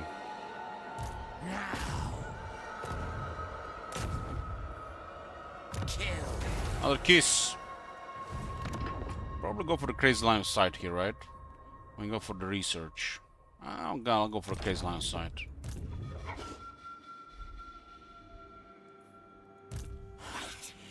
Looks like Lewin has won another battle. Looks like we have sided the right here. Lewin is might have crazy potential going. Even with nonsense in his army.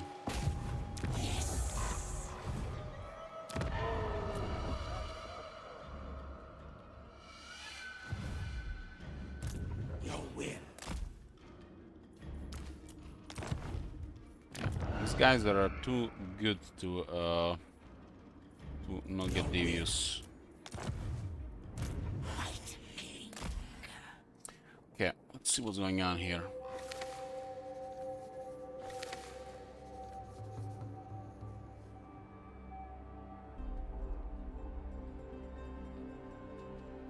What the hell is this? I just noticed this. This is the Dragonhof Conclave, and this text makes no sense here. We're not playing Manfred.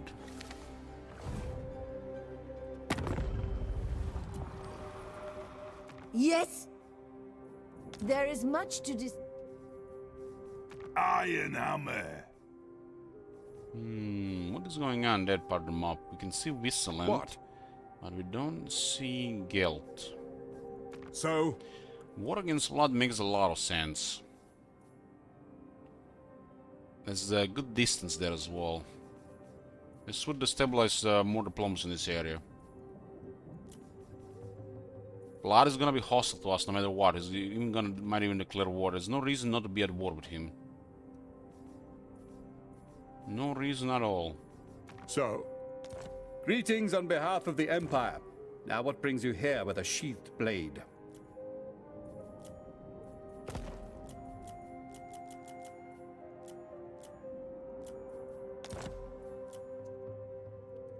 I just want income here, money here. Sigmar's Okay, will. we'll join war against Blood and see how it goes to the other side. Is it time? The Celestial College implores that I hear you. I remain unconvinced. He remains unconvinced. Vlad is at rank 15 with 9 settlements. He's doing pretty well. We gotta see how he's going out with Gelt. For Britannia!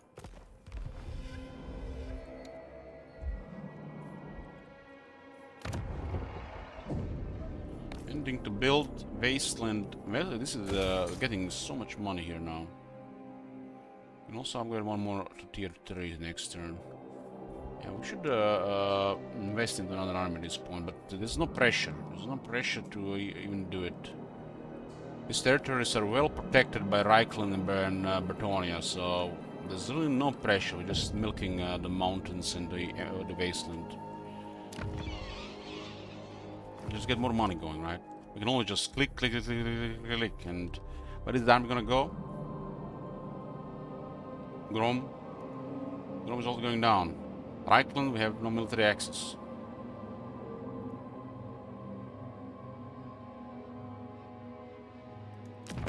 The Celestial This does College look like a implores little that I bit hear you. worrisome when I they get more remain military. unconvinced. They could just straight out declare war.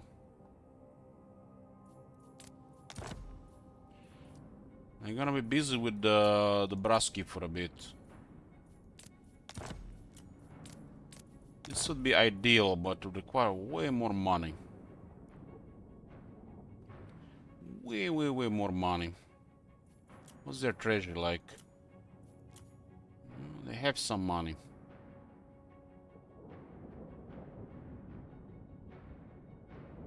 We could also just invest in another army, and that is gonna be more possible. What is this? 9,200? It's too much.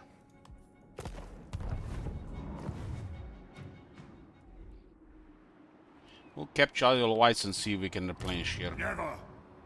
Until Belloc arrives, zero threat in this area. Only Belloc can do something, and we can only just gang him up with the Krail and all the buffs and debuffs.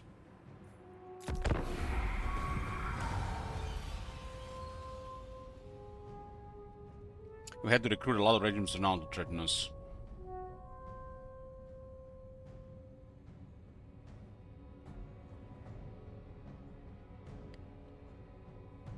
There's some kind of bug that makes the attrition stop working in the area for some reason. That probably could have been the reason they changed Camel like this, because they forgot how it worked.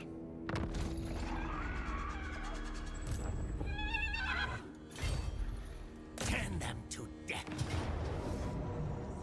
Okay, boys, this is gonna be it for tonight. This is the end of the part 1 of Barrow Legion, to be continued. Thanks for watching, and I'll see you next time. Good night. the fuck are they doing here? Despoil and ravage. I've little time for talking, but much time. Random 2 Norscan armies arrived.